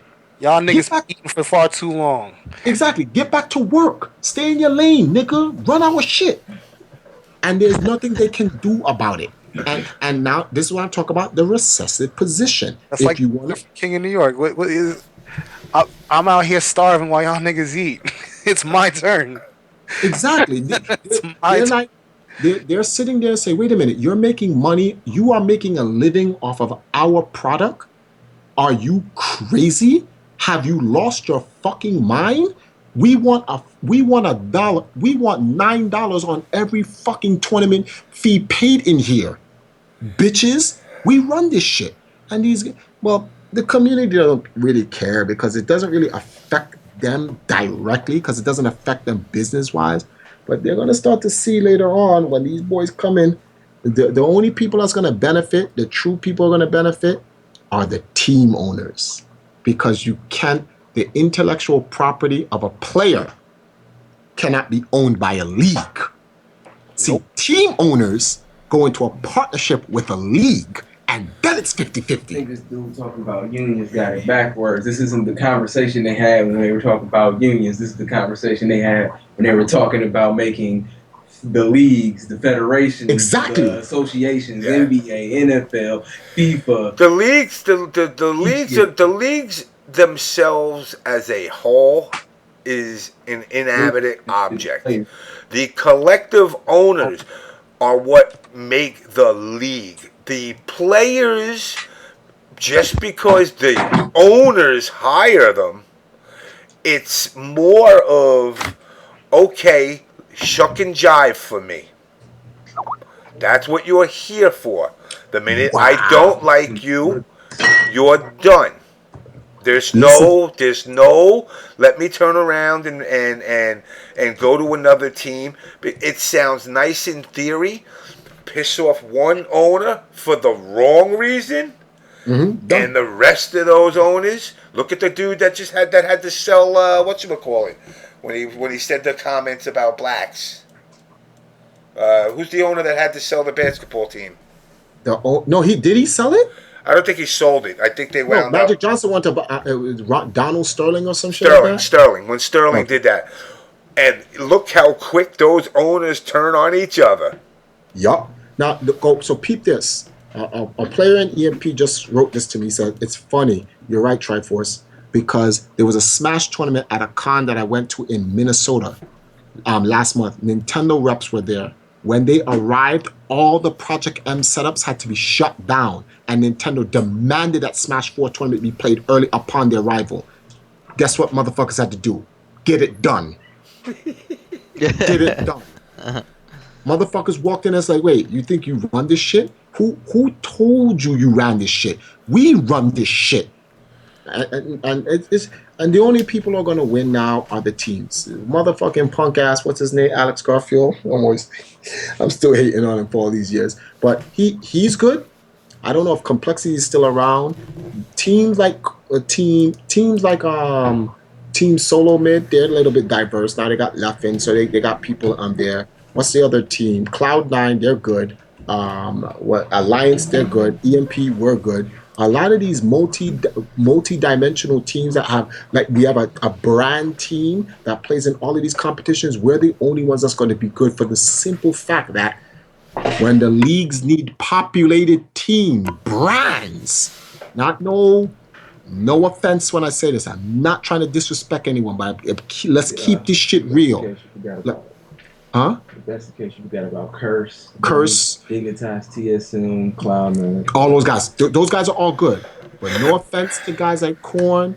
No offense to guys like Pi. I'm not trying to insult those guys. This is what I've been trying to tell them 2 years ago.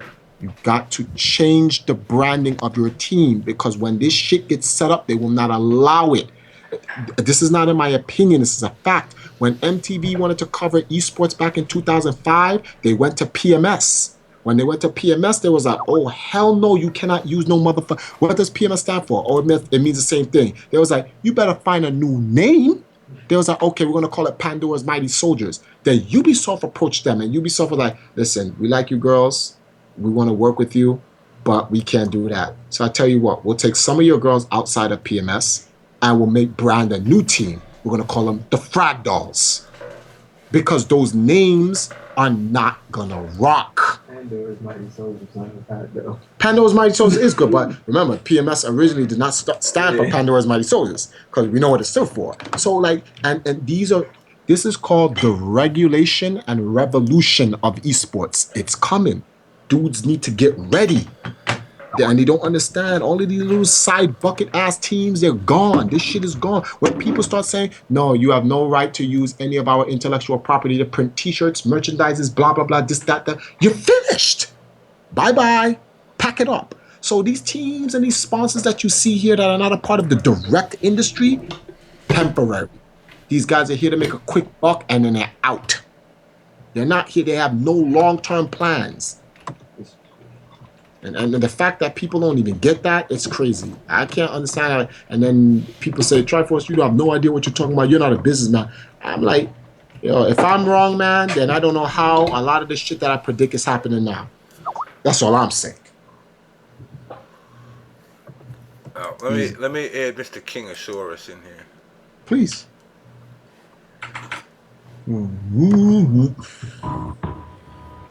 Yo, what's up, Kingosaurus? Yo, what's good? Not much, You about to man. hijack your shit right now, bro. Uh-oh, we got sparks, too. Look at this. You finna hijack your shit, bro.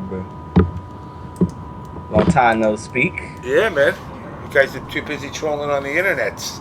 Shit, I haven't been doing that in forever, dog. It got really boring. It gets boring fast. People too sensitive, people too weak. People have Yeah, even I had to tone shit down. Or at least to a degree. I can say what I want on the Twitters. I don't get banned for that. Actually, you know what's something? I've gotten warned. I've actually gotten warned on fucking Ask FM for my questions being too raw. I didn't know that was possible. You was too raw. Yeah, on some of my answers. Talking about cream pie and fucking chicks anally was not good, apparently. I don't know. I mean, it's a fact of life. I mean, so what's going on with all you guys? You eat ass? Shit, same old, same old. What's I say you eat ass. Do I eat ass? Yeah. Yeah. How's yeah? Triforce, you eat ass? What? Do you? It's a simple question. You know something? You guys are funny. So you guys was on my stream last night listening? No. No. You got a stream? Oh, deadass? We doing that? Yes, I got a stream and I have a sub button. You got this the plug. This way you gotta plug your stream. Yeah. Triforce, explain something to you. Kingosaurus has not been paying attention to any FGC shit over 6 months. So I'm so behind on shit. I've been finding out blow-ups all day today. And I just gave him a combo break. So I don't know what you're doing. I tweeted you, and you didn't respond back to me. So my feelings are hurt right now. But it's all good. Looking for a team. I know how to play Splatoon.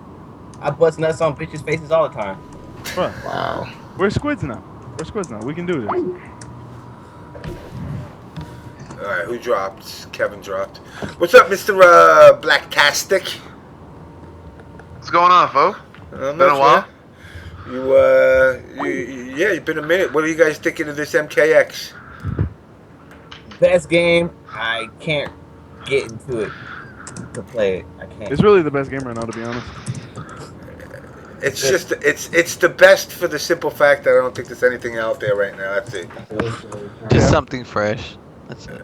I mean, I don't know. Did you guys download Tanya yet? Apparently, she's like mad Nah, OP. I don't like dark skinned bitches. Yeah, that's a complete no-no. Oh, really? I don't know. To me, All I want, any bitch is a bitch for me. all I want is Tremor. That's all I care about. Yeah, me too. I want to see that nigga. She looked cool though. She looked sick, but I'm not really interested in her. Turntable disagrees. It says it's not the best game right now. If it's Nah. not the best game, then why do people fuck on it? Right? Why is there so much money being put into Marvel's it? dead, nigga. It's me. It's yeah. I know. Marvel's actually kind of dead. It's animes and right now it's animes and fucking MKX. Those are like the hot flavors. Anime. I mean, Skullgirls, man. James, tell me what's been going on in the FGC that's been bullshitting or been real legit. Oh, let's see. You had Combo Breaker. You had Dizzy winning fucking. The Combo Breaker was godlike. King of Sars said it. Here. Except for the cheating. What cheating? What do you mean, what cheating? I don't know. Alex Jabali entering a tournament when he wasn't supposed to. He was gonna win anyway, so what's the deal? Because the point is, now how pissed would you be, Bobby, if you turned around and you needed 1 point to qualify, and you found out this jerk off took the point that you needed because it goes nowhere. It goes nowhere. Yeah, he competed. He competes in a lot of majors, actually. But when you're a Capcom Pro Tour game, you're not allowed to participate in any Capcom Pro event. That's not really pro anyway. It's just Capcom doing a tournament. But I'm saying they made a set of rules that stated that the TOs are supposed to follow. Like even if Alex had a kid, his kid couldn't compete. what? That's the rule. It's a written rule. Go to the Capcom's website. Yeah, if you're affiliated with Capcom, you can't be playing or. If you're affiliated with Capcom, the tournament organizer, the fulfillment of the tournament, prizes or anything like that, you're not supposed to enter any of the tournaments. You are void until you are no longer part. Yeah. That's why Combo Fiend can't play. I thought because Combo Fiend can't play because he is a direct employee. Even if it wasn't a CPT event, he cannot work. He cannot partake in any tournaments because he signed a document saying that he will no longer compete in Capcom games. He competed in KOF at what was it, NCR? Yeah. And it's like, again, what the whole original points of the topics tonight was what rules apply to who, and is there going to be a set of standardized rules that apply to everything, that all these TOs who bitch and moan to each other could just say, hey, look, you know what? Let's make a set of guidelines that everybody will follow. I mean, well, when you really talk about standardized tools, let's talk about the Capcom Pro Tour and how, quickly and shambles it's falling, especially with the release of USF4 for the PS4 and how they were going to try to push that. That was trying to be standardized, and just look how it just came to complete shit. I mean, it's still standardized, though. It's still standardized. It's still being run on 360. And that's true. So it's like, of course, there's going to be some sort of workarounds for that. I mean, I honestly don't think that the tournament directors of any CPT event would actually impact. I know they actually set rules for it, and that's all fine. That just kind of has to be looked into. But these aren't top players we're talking about. No, but like I said, you're talking something simple. And if you were the dude that was 1 point away from qualifying, and you find out that this guy actually was taking points, you don't. This isn't me saying Alex rigged something. This is saying it's preventative because it shouldn't have happened in the first place. Maybe he didn't know. No, he knows. No. He didn't know. They didn't know. Because it wasn't until afterwards he asked the question. Yeah. Hey, Jabali, I feel like the assholeness, y'all see, that's just a persona. Because I hung out with this nigga, behind the cut plenty of times. He's mad chill. So I don't think he really did it on purpose. Because it's not like Jabali going to be top 8. I really don't think that he knew. So I'll leave it at that. Yeah. But at the end of the day, if you're going to be a professional, I always hear him on the Twitterverse when something goes wrong at an event. That wouldn't happen at my event. Well, motherfucker, maybe you should have read the rules because you're a Capcom Pro Tour event. Right. I mean, you should read the rules. I mean, if y'all motherfuckers want to sign contracts without reading them, I'm going to write you all contracts right now for $10,000 start off in your pocket. But just sign the thing. Don't read it. Just sign it. Yo, them niggas money though. And I'll be collecting your kidneys and lungs the next day.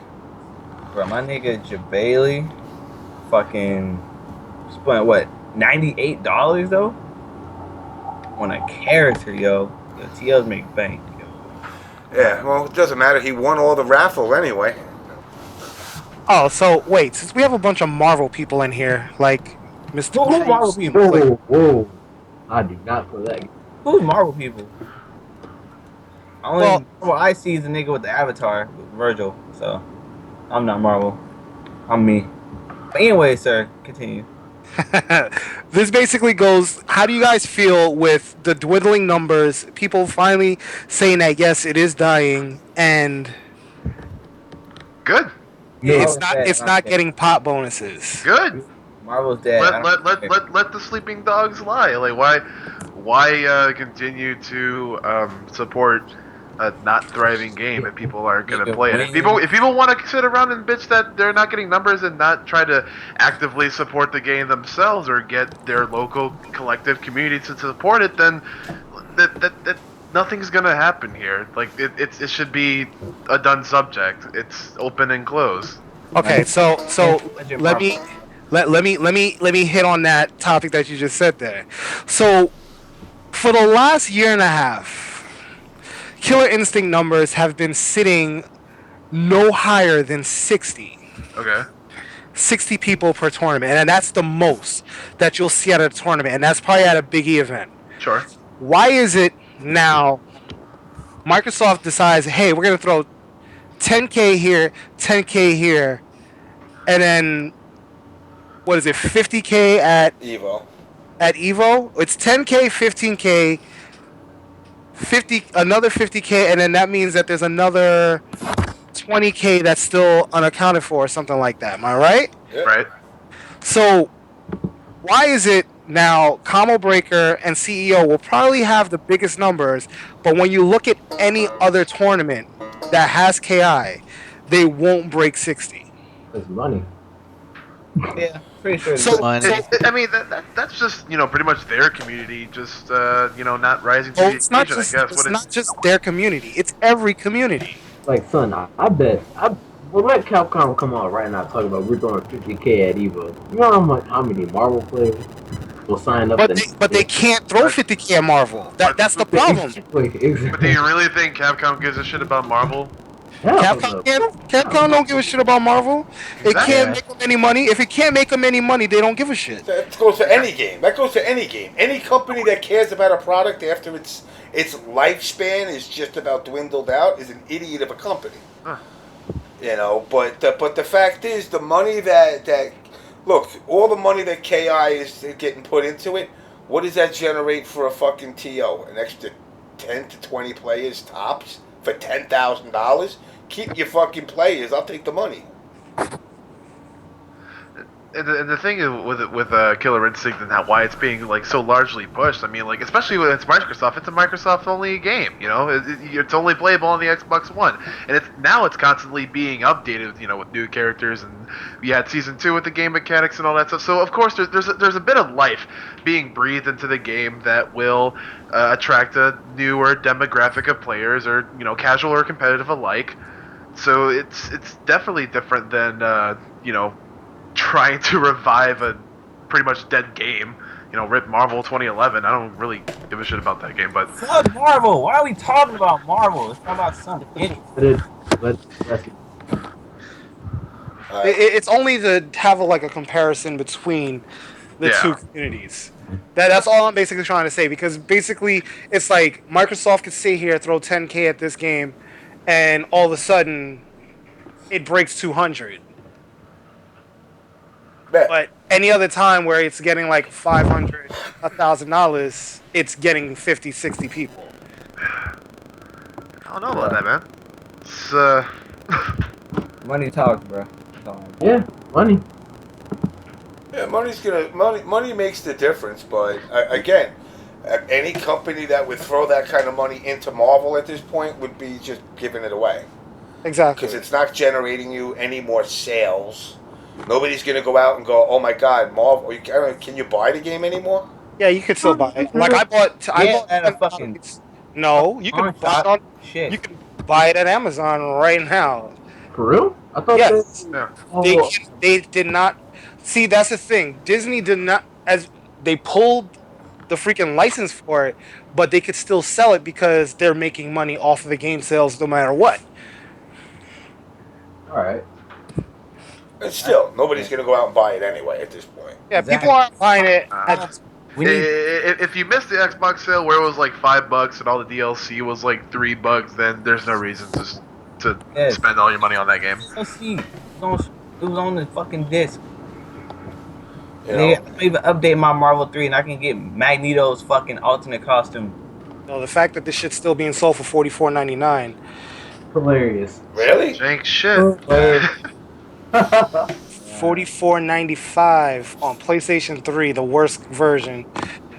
Oh, That probably wasn't even enough to cover third place at Combo Breaker for Marvel. What the fuck am I gonna buy that game for? My nigga, signing up for Marvel is the biggest mistake you can do as a fighting game player. So don't do it. The game needs to die so people can learn to play. No. Well, all right. Well, I mean, you're right. Stop talking about it. Then just let it fly. Let's get back to the topic at hand. Let's talk about how do you like Kenshi, guys? I don't know. What was this new Kenshi? Everybody's writing on Kenshi. Yeah, I have it. Like I said, I got home from work. I came right. I didn't get a chance to download the pad. I hear Kenshi went from bottom 5 to top 5 overnight. He now has a 9-frame jet. Let's talk about real MK shit, alright? 9-frame. All right. What? Sorry. What? He has a 9-frame Real jet. MK shit. Used to Why be the a five. fuck didn't Jax fuck Sonya and Cassie was half black and half white? Because he had a wife already, and he's a loyal black man. Yeah. No. I don't know that many loyal black men. Just kidding. He's loyal because where the baby mama at, nigga? Exactly, because normally once a black man hears, a woman's pregnant, he just runs. Wow. Like, for real. Kappa. But nah, I think MK's starting to dwindle already. It is. The numbers, the luster of it is already dwindling. You got the Yomi cats taking on the world, which is kind of cool. But the controversy with careers with Yomi versus now all of a sudden every city's putting like EGP is challenging them, and Combat Houston. What's that? You got clan battles now in Mortal Kombat? Yeah, team battle things are trying to zest it up. But Wait, you mean faction battles? Oh god, I'm excited about that. Listen, I'll be honest. I think that I haven't touched the game in 2 weeks, but I'll say this: it actually, I thought that was a cool point of the game. One of the few things that I was like, wow, that's actually kind of innovative. Because it's from a casual point of view, it gives me something to do when because most people don't do all the ladders for every character. They do the story mode, they play some online, they get bodied and frustrated, and they say this game sucks. And then they'll turn around and they'll do something like that. And the faction will be like, use Shinnok twice, do 5 brutalities, and win an online match, and that'll get you enough for your faction. And I think it's actually a really cool concept. What I don't like is the fucking microtransactions. The microtransactions aren't really necessary because they're just easy fatalities. You can also even grab those tokens in the crypt. Like, it's not that big of a deal. I mean, it's a way to make quick cash. I mean, everyone's hopping in on a microtransaction. Yeah, but train every now and again. under normal circumstances, I'd be cool with it. When you get your Candy Crush for free, and then you gave it to me for free. So if I want to get shit, you gotta pay for real cash for fake cash. NRS know they got casual fans, yo. But here's the thing I got a problem with. You just spent $60 on the game, and now you're telling me I didn't get everything? And then if I want to open everything in the crypt, I got to spend another $20? You know, that's a funny thing because I was one of those sad saps that actually bought this game for the PC. So everything that you're saying, yeah, I paid $60 to not play the game at all because what the fuck is this port? Why are you outsourcing it to such a shitty? Are the Ocean that one too? Yeah. Yep. Nope. They're doing a lot of work lately. At least it's good to know that Warner Brothers and Capcom are in cahoots of getting themselves fucked. You know, but it's like they don't. The microtransaction thing, like, you know, even like the characters, the DLCs, $30 for 4 characters. I just spent $60 for 25. How is that math working? Yeah, but then the thing is, you don't even get all the costumes with the combat pack.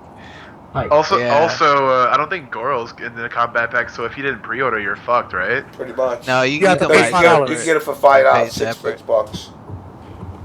Okay, $35 for 5 characters. Thank you.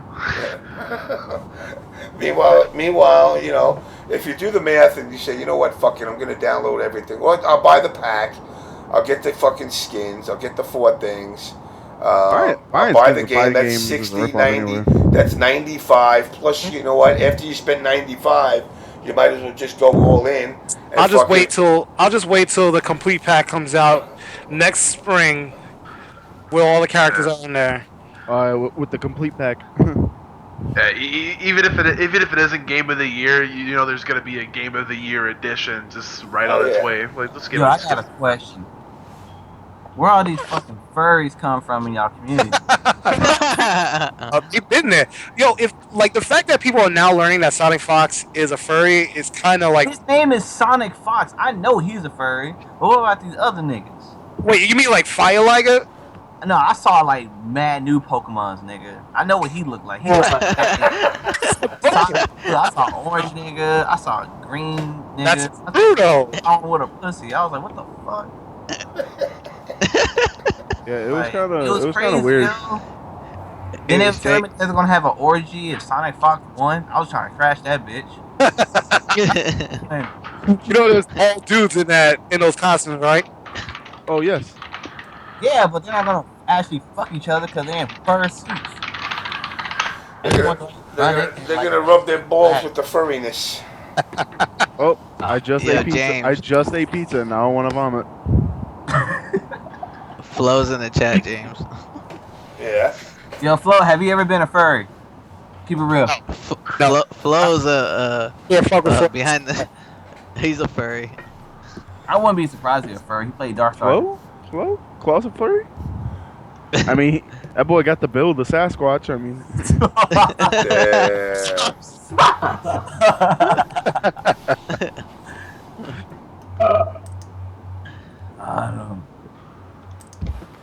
So, what brings you guys here? I'm bored, man. Fuck, you kind of like fucking troll and like everything's boring. Jesus Christ. I was interested in what y'all niggas was talking about. Yeah, I was kind of interested in what Triforce. Yeah, I thought Triforce was dead. Like Kevin Sparks, he told me like Triforce died from ISIS. So I was trying to see if he was still alive. How'd he die? Triforce died? Yeah, he was beheaded. Bro, how are you still alive? I watched you get beheaded by ISIS himself, the leader. Oh, okay. Triforce was a casual of ISIS. Rest in peace. I'm a casual of ISIS. Well, then, they call me Jesus Christ because I resurrected 3 days after it. Good thing I ain't no Christian. Did Jesus have cornrows? Yeah, he did have cornrows. You're right. In any event, damn. What the hell? Oh, like, All right. Watching what this guy's talking about, you need to stop blaming a white man for your failures in life. Whoa. Before any of you respond to this, I have a question. Triforce, who does your braids, man? You say more white people? Who does my braids? Who does your braids? Do you have a white girl to do your braids, Triforce? A bunch of country girls in Jamaica. Nice. I've had my braids done in about a month now. I'm getting it pulled out tomorrow because Like I'm tired of washing my hair with my stuff in. I'm just gonna have it out, leave it out for like 2 weeks, and just air out my head. And then when I go back down to Jamaica, I get it rebraided. Oh, Mark Man's in here Oh now. shit! TL. What's the question, Flo? Oh yeah, answer the question, Flo. I'm curious what he has to He ask. said that he rocks a Jew fro from time to time. That nigga's a furry. I don't care what you guys say. Let him write his question and see what he writes. What's up, Mark, man?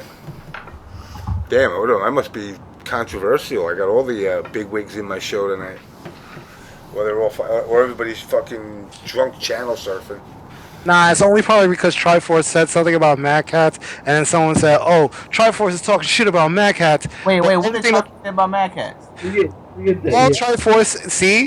All Triforce said is that right now the only two teams that can actually handle shit in the FGC are Mad Cats and EG, because they're actually the only two teams that can actually send players to every little tournament that they want to go to.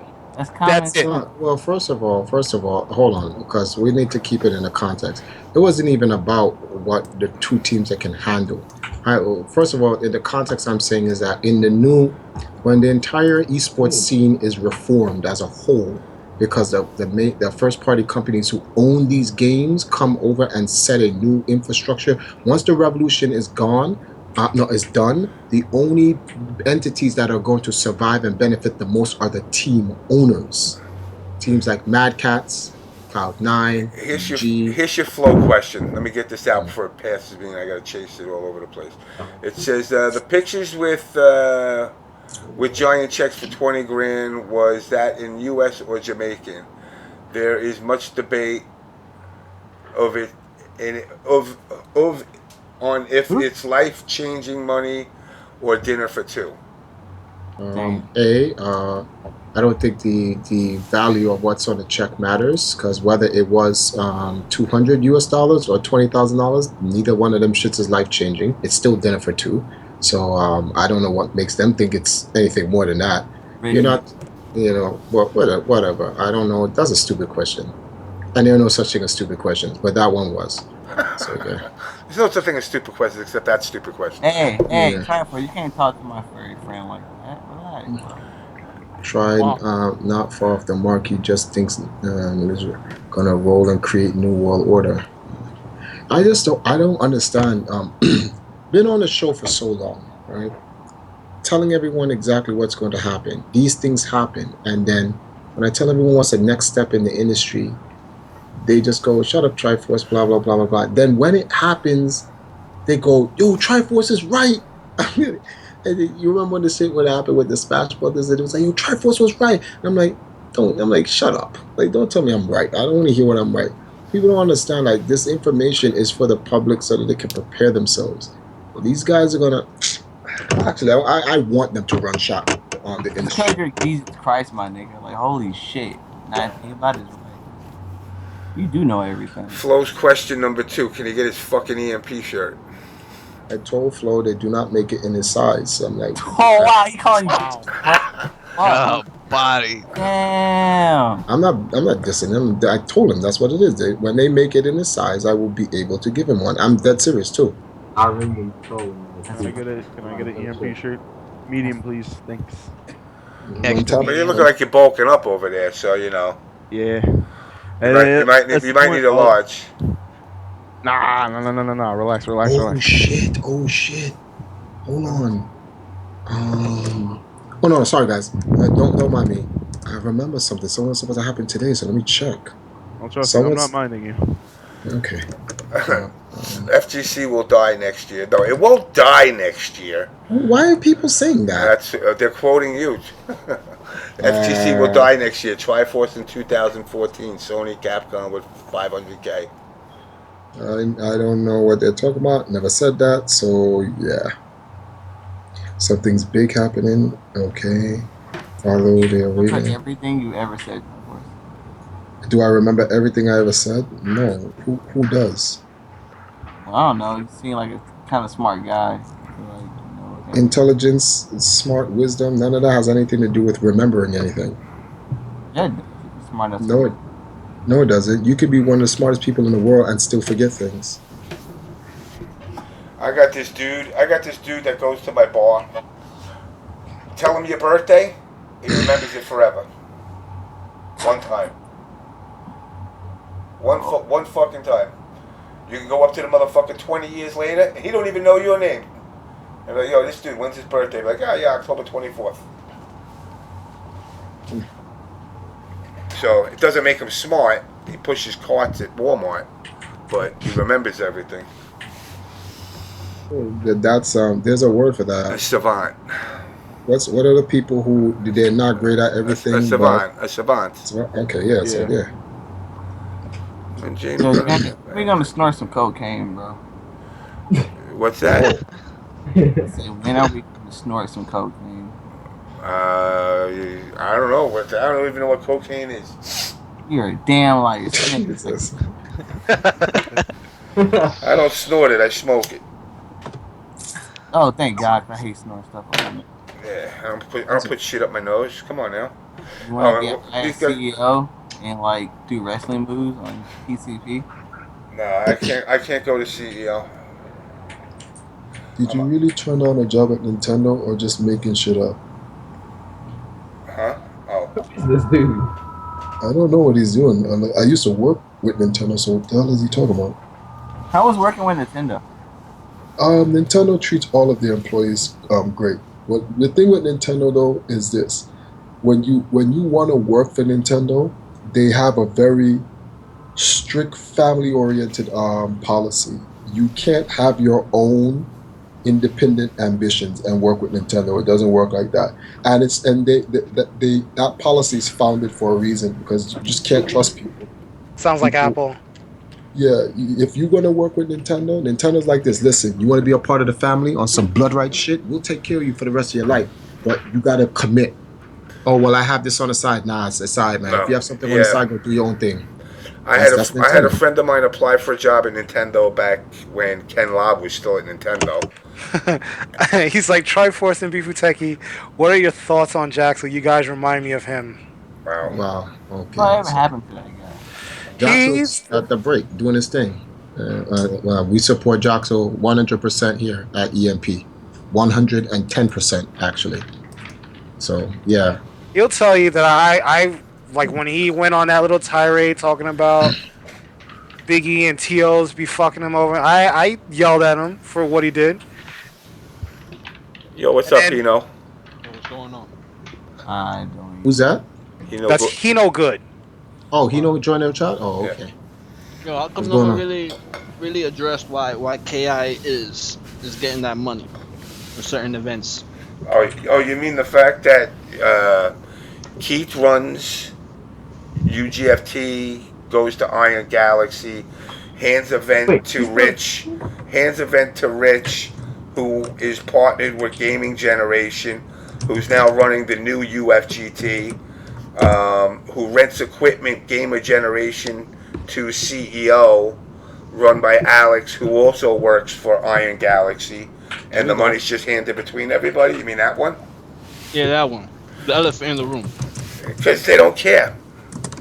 You know, the Chicago politics is cool. No. I think it's because people don't seem to realize that this type of stuff goes on. Like, no one seems to realize that Focus Fire was that Gaming Generation was once Focus Fire. Focus Fire was once run by Rich Thalia. Rich Thalia used to rent equipment to Keats. That's how their relationship started. Focus Fire then rented stuff to CEO. Once Focus Fire pretty much went under, 2 years ago, Gaming Generations popped up, which is housed in the same area in the Midwest. I'm not going to say the state. And things like that. Minnesota. Oh, no, Michigan. No. Minnesota. No. Chicago. No. Oh, that's not the state. Illinois? Beavers. What? Anyway. Damn! No, sorry. Badgers. I said Michigan. Oh, man, everybody dropped. What the fuck? Get everybody back on there. Everybody dropped. Yeah, who hung up? I don't know, Illuminati got involved. Yeah, I got caught. They heard that and they were like... Hello? What the hell is going on? Yo, Illuminati. Anyway. But anyway. But like I'm not gonna go further into it because the call's gonna keep dropping. But you know, these affiliates work very well together. So it's the I help you out, the homie help you. Yeah, I mean they all they all work with each other. So they got and again, rather than people trying to grow this scene, they're trying to grow their own wallets. Which, again, I don't begrudge that, but then don't come out saying you're a community effort, because that shit, a community effort went out the fucking door. The way I see it, like little by little, these TOs are losing their power that they have in this community. We just had that conversation. Yeah, because without anyone realizing it, Microsoft just stuck their dick in the fucking pocket, in the pool. Through IG, through these two people. Yeah, well, I mean, look, I can't go on my usual tirades with these guys because you know what, Reddit guys don't irk me at all.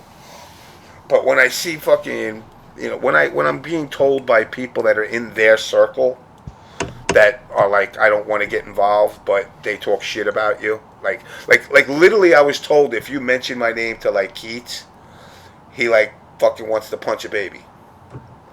Yeah, and I'm like, really? I'm like, really? Over the Homeboy Tyson video, really? After you came out with your little woman video, how women shouldn't even be president or whatever the fuck that was.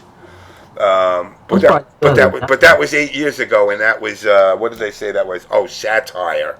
But a black guy singing about fucking Hot Pocket surprises wasn't satire. It was meant. I mean, it makes no sense when I hear that argument. But they're working together.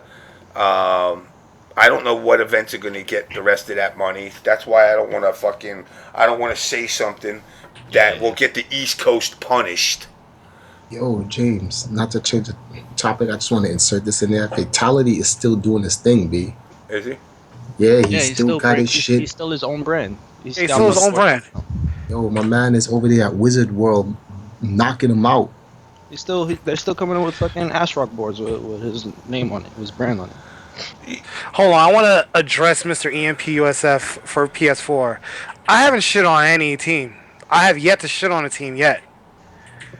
So please stop misconstruing my words. I don't pay my players' salary. I think I went over this before. Because if you want to sit here and ask me, does Spooky pay Arturo, Min, and all these other guys' salaries? No. You ever noticed that? You want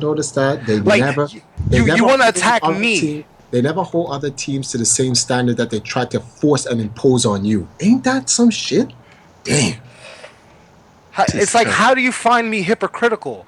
Like, you got to understand, Triforce put it out simple when he said the stuff about the Steam Code. Basically, Sanford, CD Jr., Dominion all went to these teams for what reasons? Just so they could go to a couple more tournaments? That's it, because there's nothing else that they're offering. Like I said, right now, you can't sit here and say that I'm the same as everyone else. My bunch of guys are just people who I am cool with outside of FGC, because we go to concerts, movies, different events outside of FGC stuff. So we went to fucking PAX together and shit. We're more of a family. Like, we're more of a family than anything. So don't put me on that same level. Hold on, and well, actually, I'm sorry. And number two, it's not that what they're doing is wrong. I'm just calling it what it is. They join those teams so that they can get sponsored to events. That's it. And what I'm saying is that their value, their worth, the worth of when you look at EMP and in terms of the brand for what it is and the equity that these guys have helped me build over the years, these guys have left me with the potential of a fortune, and they deserve a piece of it. But they left it. They walked away from it. I don't know why. I want to share this when it gets to where it needs to be, but they left this because they're looking for what they can get out of their abilities now, not long term. then the hypocrisy behind it is that, oh well, we can't really make a career out of this. If you're not looking to make a career out of this, you should really not be doing this. This shit is a waste of time. It really is. Like, go get a 9 to 5 job and work and be a lifer, and then turn that into a career. Because these people don't understand. Like, the now is not the issue. It's the later, and people are gonna find out that that's what this shit is really about. It is the later. Like I said, man, the teams that's gonna matter, the EGs, the Cloud9s, the Mad Cats, the Team Solar Mints, all these established teams are gonna be the ones who's gonna be making that bread, because they already own their own proprietary brand that adds context to the content. It's which is easy. games. It's when you're an established team / sponsor. It's easy to add a new wing to a new gaming division and say, we got a fighting game division now. Look at EG. They got the fighting games. They got the fucking, they got Gears too, don't they? Oh no, they don't do Gears. No, they Well, had Call of they Duty. they Call of had Duty. Call of Duty and they got rid of that team because they basically took Complexity's team, made it their team, then got rid of the team. No, wait, hold. They took the Complexity team, won the world championships, then got rid of the team. Yeah. Basically. Wait, hold on. When did this happen? No, wait. They didn't get rid of it after that. They got rid of it after that team won the Halo championship at PAX East. Oh yeah, okay. So they won the Call of Duty, then they won the Halo, then they got. Then they won the Halo, then they got rid of the team. And see, now watch this. Hold on. Let's talk about Let's speculate on the reason why. And what this is Alex Garfield being a genius. The man is strengthening the brand of EG, not the players. Fuck that. The players are cattle. Players are mercenaries. You can hire them, you can get them whenever. They're strengthening the brand. When these leagues are formed by the first party company, every team owner is going to have to create a resume for their team. And what distinguishes your team as an esports team? If you're putting shit like, oh, well, I won my local in New York. No offense to any team that's doing that. Or I won some community major event or whatnot. If you're not working with big businesses that's already established in the gaming industry, Microsoft, Nintendo, NRS, Capcom, if you're not doing any business with them, or in the PC, the master race scene, where you're dealing with stuff like Astro and Nvidia and NTI, because I'm not really in a PC guy, so I don't know who's really running shit over there. But whatever that they're doing, your team will not count. This is why my strategy for my team is to keep EMP relevant within the industry based on what it can do from a marketing standpoint, not from us winning. Because us winning is not going to carry us far. Players need to understand the very same cancer. You winning doesn't mean shit. You can keep winning. They'll use you. You win. You don't keep the win. The brand team keeps the win. That's like even the win, the money. Well, the money doesn't listen. These teams win. Oh, you won $1 million. What are you gonna do? I was hoping to get 5 guys between $1 million. No, that's not how look the at money the international. goes. Look at the international. The international. The players who won that pot was how much? Like 9 million or something like that. It was almost 11 million. Almost for last year. The Chinese team won. They got They got the Guinness record for it. But guess what? They didn't get a cut out of that big amount, because guess what? The team that they were on were paying them a salary and all that other stuff. So they had that team that basically sponsored them by paying them a salary, recoup their money. It's like the record business. Yes. Now, but here's now watch this. Watch the flip. Watch the flip now. Let's call the team that I don't know what the name of the Chinese team was. If anyone want to look that up so we can know their name, but we're going to call them Team X. The people who own Team X, who recuperated that money, let's say Dota International, now we have 3 big major MOBA games out there, although Heroes of the Storm kind of comes off like a mixture between a dungeon crawler and a MOBA. But now we have the 3 of them. We have Dota, League of Legends, and we have the Heroes of the Storm now. So let's say they want to transition to a new game, and the players that's on that Team X is not really that good. Team X will get them, get rid of them, right? We don't need them anymore. Find a sponsor and sell the sponsor the brand of Team X, which it's faceless. This is what people don't understand. It's a faceless entity. That's why they make logos, because that's what they're selling. They're selling the brand. Well, our brand, our Team X, won the Dota International, which was viewed on ESPN, which had X, Y, and Z amount of views. We generate $5 million. We've turned that around and used that $5 million to put into merchandise. We make this amount of profit per year, yada, yada, yada. So we're looking for your sponsorship and your investment because we can give you this amount of views, this amount of reach, this amount of whatever they may be, they want to put down in terms of like how they want to market to that particular business. And that business will be like, okay, this looks like you guys know what you guys are doing. We're going to give you XYZ amount of money. And we're not talking about, we're going to give you $1,000 here. We're going to give you $5,000 here. We're talking about 6 figures or better. And that brand makes the money. They're the ones who hold the championships.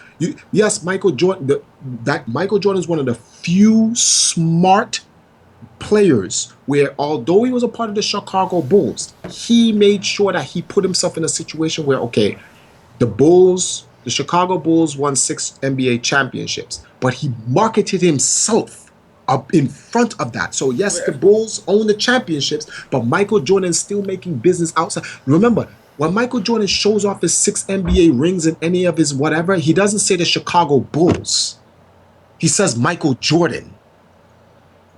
Guys, I'll be right. And buy my sneakers. I'm actually going to wrap this up in a minute, so. Oh, hold on for 1 second. I'll be right back, though. All right, hold on. You know, Michael Jordan, I mean, I know Mark Band's in there. He's addicted to his shoes. I mean, I buy his shit too. Like, I don't buy some of the newer stuff, but you know, I'm his retros are selling forever.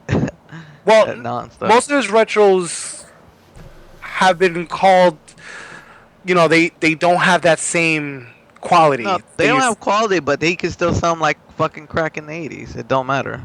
Like, this weekend was a big weekend. Yeah. For it. So, and yeah, me and Mark, we talk about that shit all the time.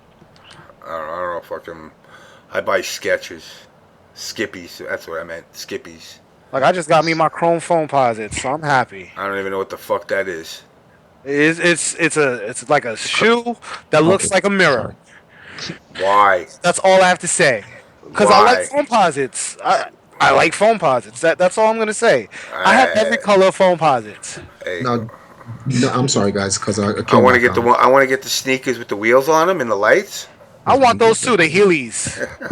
I want to see James and knows why he's pissed drunk. That'd be but so you see the thing James is talking about in terms of Michael Jordan with the sneakers. He made his own separate company comparable to the NBA. He made a business that what's the word? It's not alliance. That when you work parallel with an organization, that was subsidiary.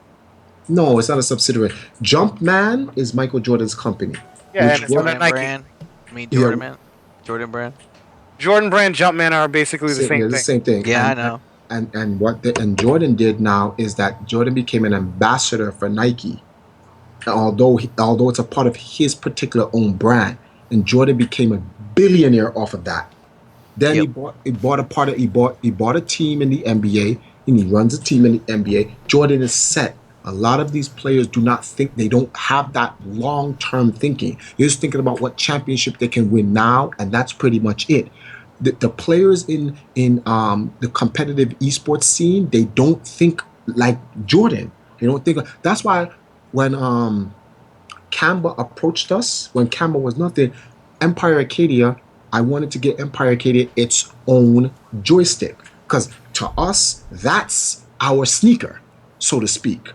When people laughed at it, I was like, the fuck, you got your own joystick? That shit is ass and blah, blah, blah. People know, anyone who got the Kamba at the time know that the Kamba sticks was official, so I don't give a shit. But even though Kamba decided to break away from us and go do something else, we, as a brand team, we have that in our resume.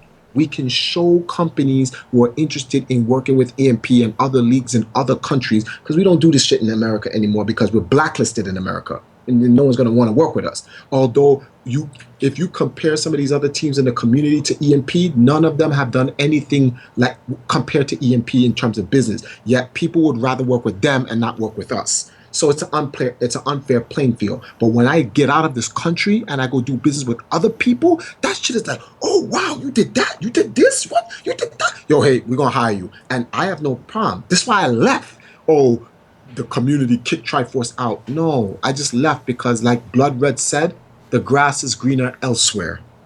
The grass is There's a lot of shit on the floor here in the FGC, and I think the FGC likes it because I don't see anyone trying to even clean it up. No, Just that's living this shit. again. That's where I keep saying, before you can clean up the garbage, you got to establish rules. Yep. When those rules are established, then they have to be enforced. Not enforce it for you, but not for Justin, or enforce it for Bifu, but not for He No Good. The rules go around the board for everybody. Universal rules. First, you gotta have, and I explained it to, I think I was talking to Watson the other day, and I said to him, I said, imagine if in Major League Baseball, they just decided that if you play for the West Coast baseball teams, you get 4 strikes and you're out. East Coast only gets 2 strikes, you're out, and Midwest teams get 3 strikes, you're out. People would be going, what the fuck? Well, why are we not saying what the fuck? Because I'm not saying tournaments shouldn't have, look, the mystery game is what they want to do, that's great. But there still has to be an established set of ground rules. I mean, what's going to happen if I punch a motherfucker before a match? What would traditionally happen? You get thrown out. Why is that the only rule we got? You're supposed to, if you pretty much cause bodily harm to someone else, then you should be put in cuffs. And that's because that's what will happen at a Call of Duty event. That will happen at your job. That will happen. Yeah. If you're walking down the street. That's how it is. So it's like, I feel like with stuff that happens at an FGC event, how they don't punish as if it's a real life. Like, okay, look at it. KIT, the Whose Bitch Is It video. The Who bitch this is? That girl laid a hand on the dude. That was it. I understand that from what I was told that she might have autism or something. I understand that. Then your parents are responsible for it. Because God forbid it was somebody else that didn't go whose bitch is it and just punched her. And that's what, trying to be proactive in preventative measures is supposed to be about. Look, we have a set of rules. You follow these rules. All right, we're not telling you don't get loud, don't shout, don't run around and play the fool. This is stuff that's preventative for the actual event itself. Show up, bathe, all the things we've gone over the years. That nobody's taking notice of. And one of the number one reasons is Atia don't give a shit how much you stink as long as you're putting money in their pocket. Simple. If you're putting money in my pocket, I ain't got to stand next to you. I just got to give you your money and that's it. And half the time they're giving you your money in PayPal. Exactly. So they don't even have to interact with you that much. But I got to save all this talk for another conversation. Yeah. I can't talk about most of this stuff. But it's like, again, you get guys like, the guys in Korn, they get their rap, what Triforce was saying. Listen, anybody that's met Korn would never say that. And what's funny is I actually met Adonis before this whole Korn stuff and all this other stuff. I met them at YumaCon 2011. And I actually got to sit, talk with them, hang with them and whatnot. I was like, yo, these are some really cool dudes. I'll come back to Detroit just to hang out with these dudes. Yeah. Oh, these guys are all... These guys... Every guy I've met in Korn is a stand-up guy. So it's for people to sit here and say stuff about... And it's typical for them to do this stuff because it's obvious because they don't know who these people are. So they just like to pass judgment before even getting to know somebody. And that's, and that, again, that's that not too thin, but a little bit of a thick line of racism that does run through the FGC. Whether people want to admit it or not, that's up to them. I will say this about the FGC. It's probably the only community that I know that you can get every race, sexual orientation, uh, fucking furries, anything rolled up in one, and everybody gets along at the event. Now, is there chitter chatter behind doors and shit like that? Of course, there's yentas in every fucking circle. But, the fact of the matter is that gets squashed down. When you see people, like the Gamergate shit and everybody's just chauvinist and that, I don't see that at events. You don't. And I'll be the first to say I got a big fucking mouth, and when I go to events, I'm everywhere. Exactly. So, if it's happening, it would happen in front of me. And, guys will talk their smack, but at the end, get fucked, and if they're in front of a chick, they're respectful. I've rarely had it.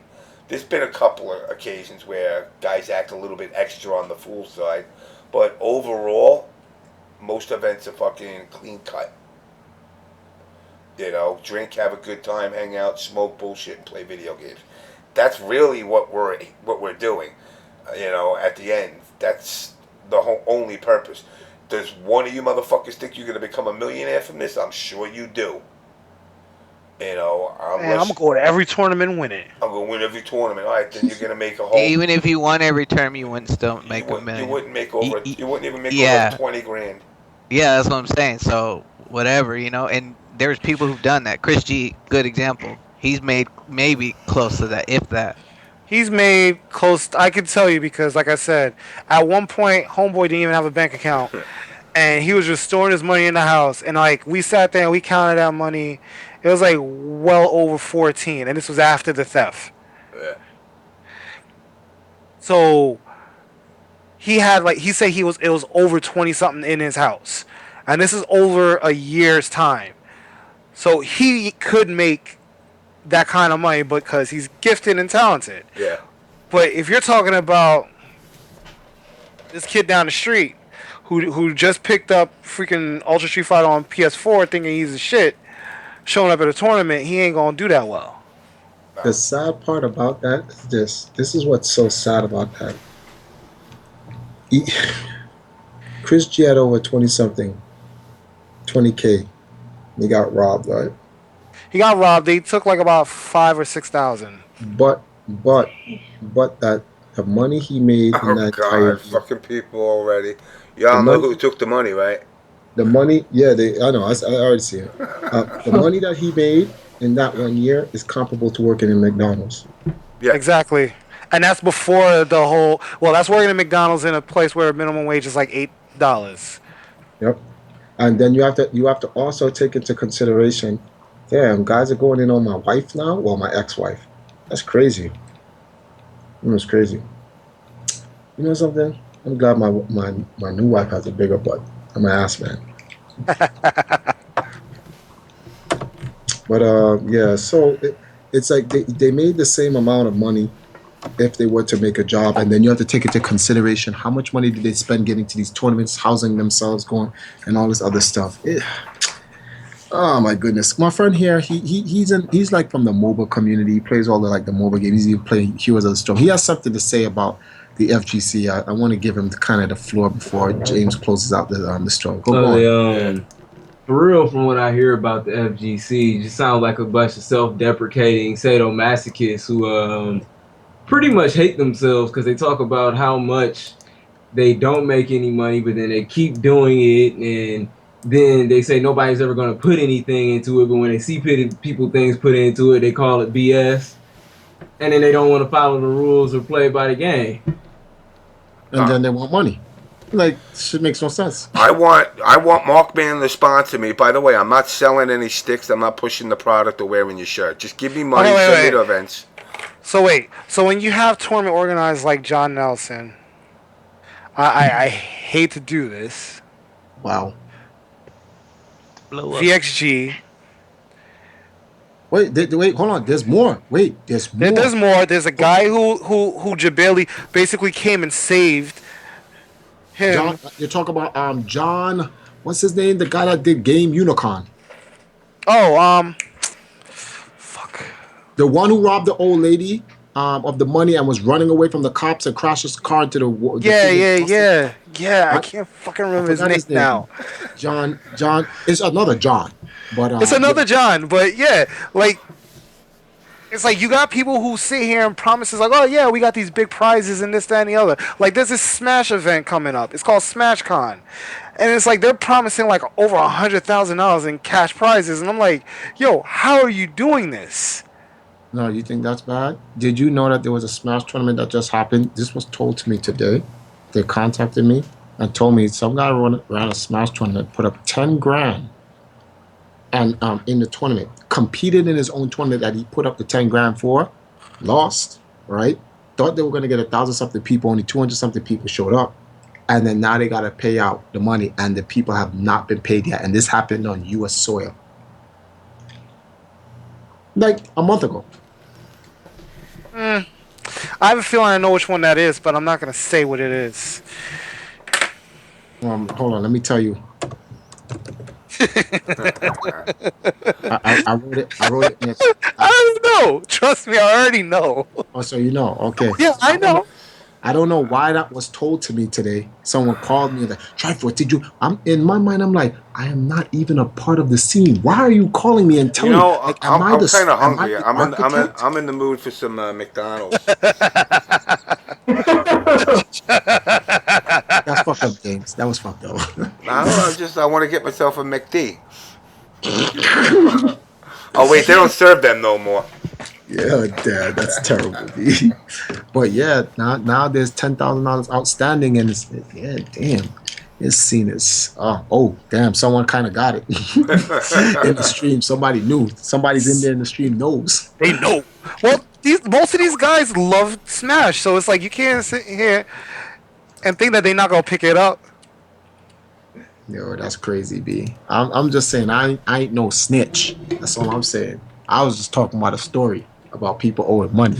This is why I don't Empire Arcade cannot do tournaments. We'll support a tournament, help them develop their tournament and their scene and whatnot. But like EMP host a tournament, nah man, can't do it because I don't wanna host an event and people don't show up and then now I have to give out this large amount of money, which like I was blamed for a tournament that's not even mine, and for why people you know, I wish I could show. Hold on. I wish you could just run this trailer. I have this shit on my YouTube. I was running that shit on my stream the other day.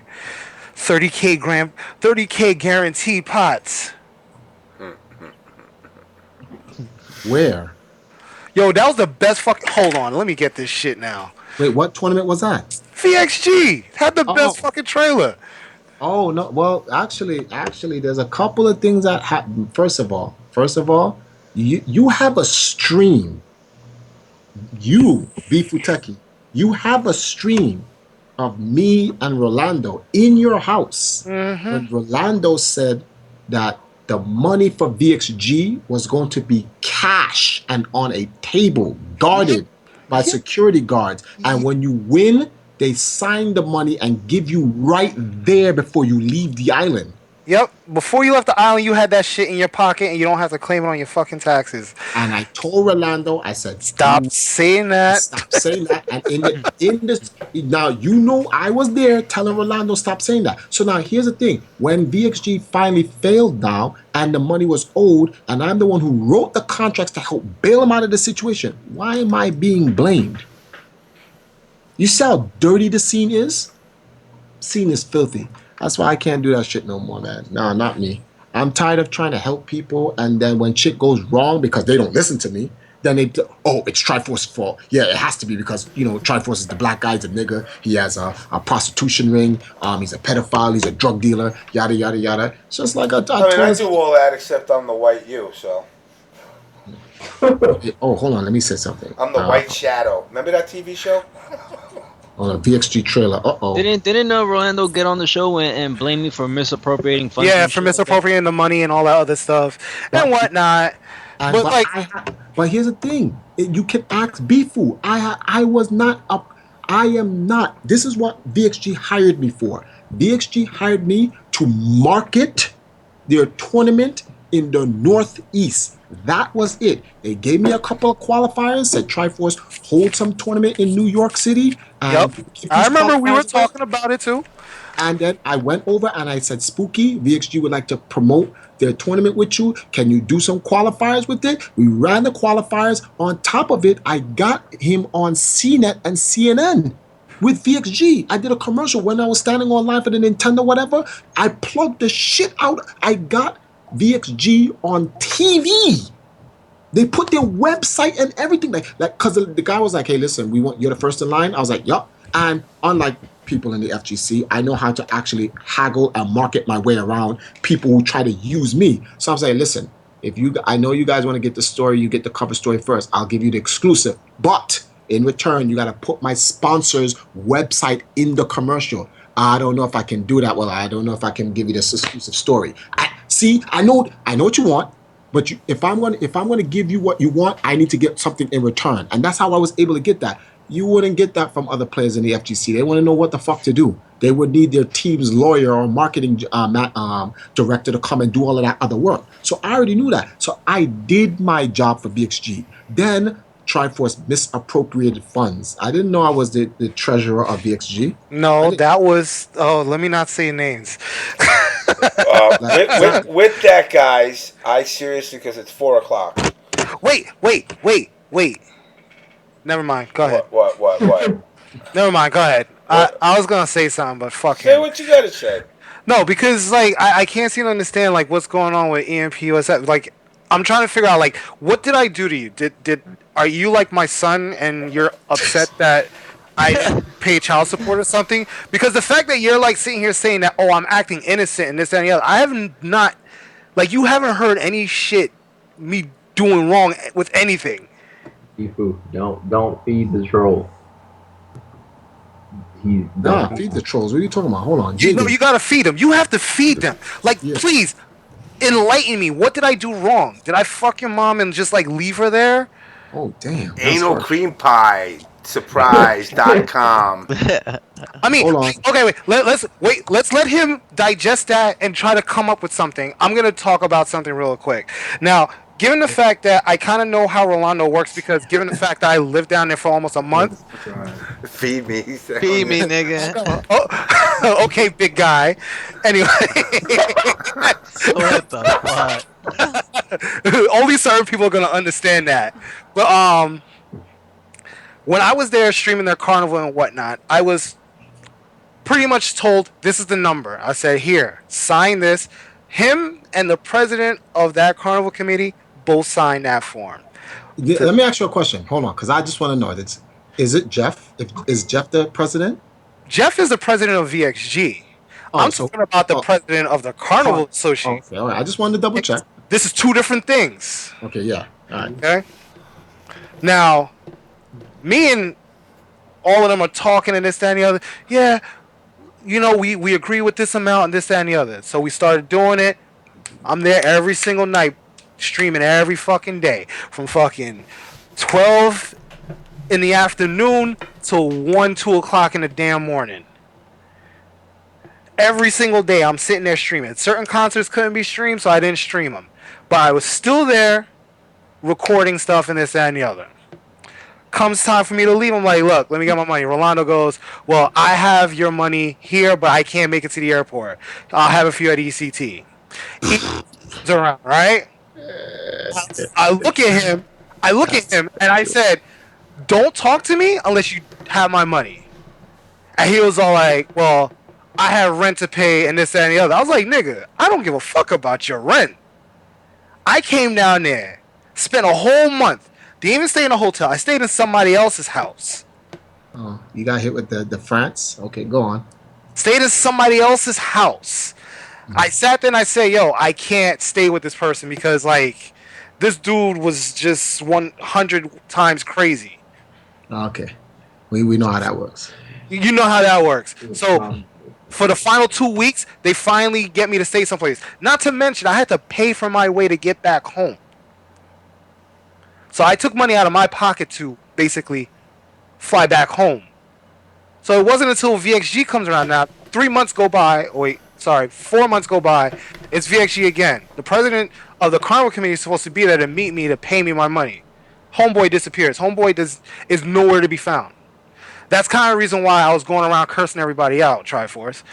Oh no, you don't have to tell me. I know exactly what happened and how. You're not the only person who got put in that position with the money. See now, the question here is this, right? Here's a question. Put you in two situations. How did Triforce misappropriate the funds for VXG, but then funds got misappropriated for Carnival? It's, I guess, because you were involved with it. But I wasn't involved in Carnival. No, I know, but he'll say that you were involved with it because, wait, here goes a conversation that me and Rolando had right there on the stage during one of the events. Okay? Yeah. He basically said, oh, Triforce wants to get a fucking van to go up to fucking Canada and this and the other. I can't be paying for that shit. And I'm like, why are you telling me all of this? But here's a funny thing. The money that I wanted to get the van to go into Canada is the money he owed me for the work I did for him. Oh, and I know, but that's the thing. He's sitting there trying to make it seem like you're asking for extra money. Yeah, no, I'm just asking for the money I worked for. He was supposed to pay me 20 grand. With 20 grand then got pushed down to 15. Okay, fine. We'll take the 15. And in his defense, for the fact he has paid me 13,000 of the 15 grand. He has paid me. That's why in 2013 EMP was all over the place. Exactly. That's why you guys were able to go to every single tournament. But now watch the funny thing. Like, so now people go, oh, but Triforce didn't pay for anyone at EMP in 2013. And this is exactly what I'm talking about. This is the bullshit I'm talking about. Now, watch this. I'm not a sponsor. I did the work for the 15 grand, not EMP. Well, okay, EMP through an extension of me, but the players didn't do any work. That's my money. Mm-hmm. I took my money and I burnt it on the entire team. Sucker!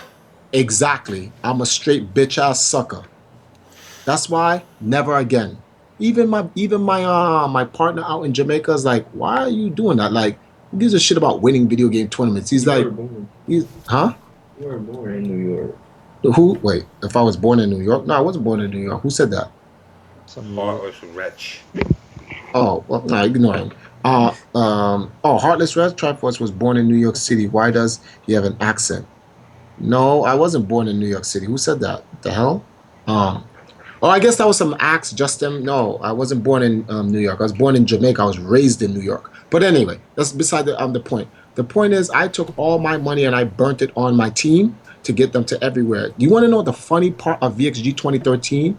Did you know that myself, KDZ, and Mewtwo King was flown to VXG by KDZ? No, I know.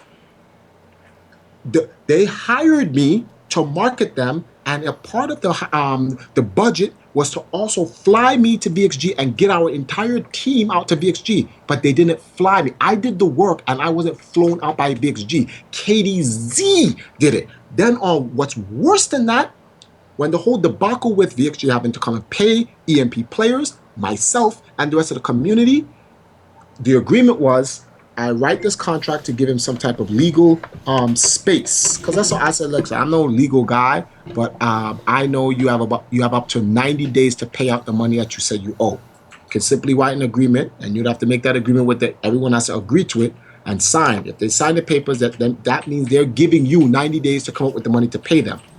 90 days came and went. 90 days came and went, they didn't pay it, and then I still got blamed for that, which got nothing to do with me, because they're the one with the money. I'm not the one with the money. It's not my sponsors. Heineken. Let's drop it. We can open up. I'm cutting my wrist right now so I can get like. No, hold on. There's a point to this that overlines the whole thing. Yeah, the point I'm trying to make.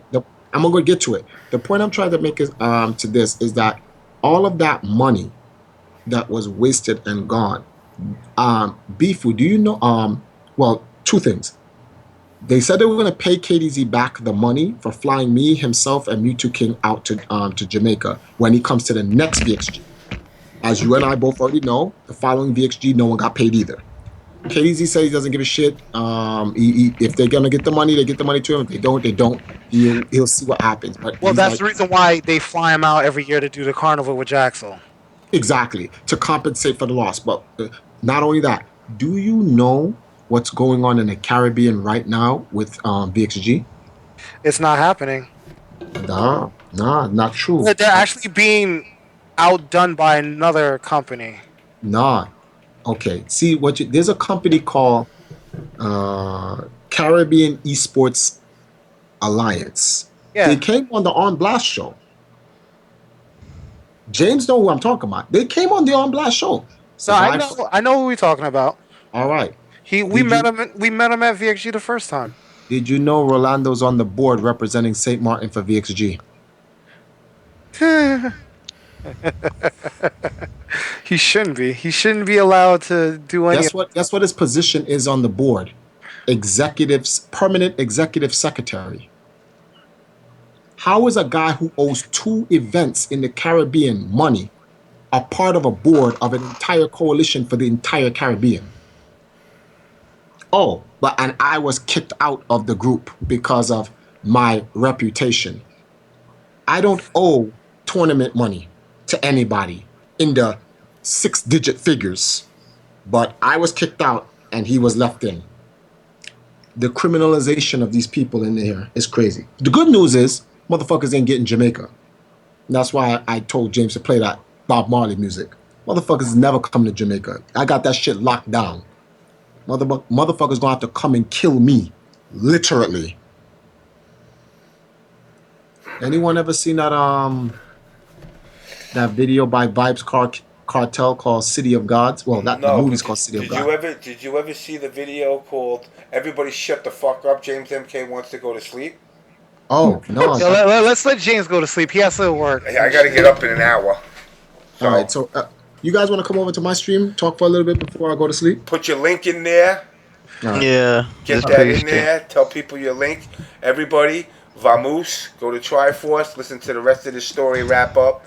I'll be back next week. This was supposed to be fucking only a 3-hour show today, but it went a little longer. And I'll have the video archive up probably in a couple hours. All right. I'm going to be in the stream, guys. I'll see y'all there. So, all right, James, take it easy. All your shout outs, I'll say them for you. Peace, we're out. Yeah, later, bye. Later, bye, guys. All right, guys, I got to split. I got to get a little sleep. I need sleep. Peace.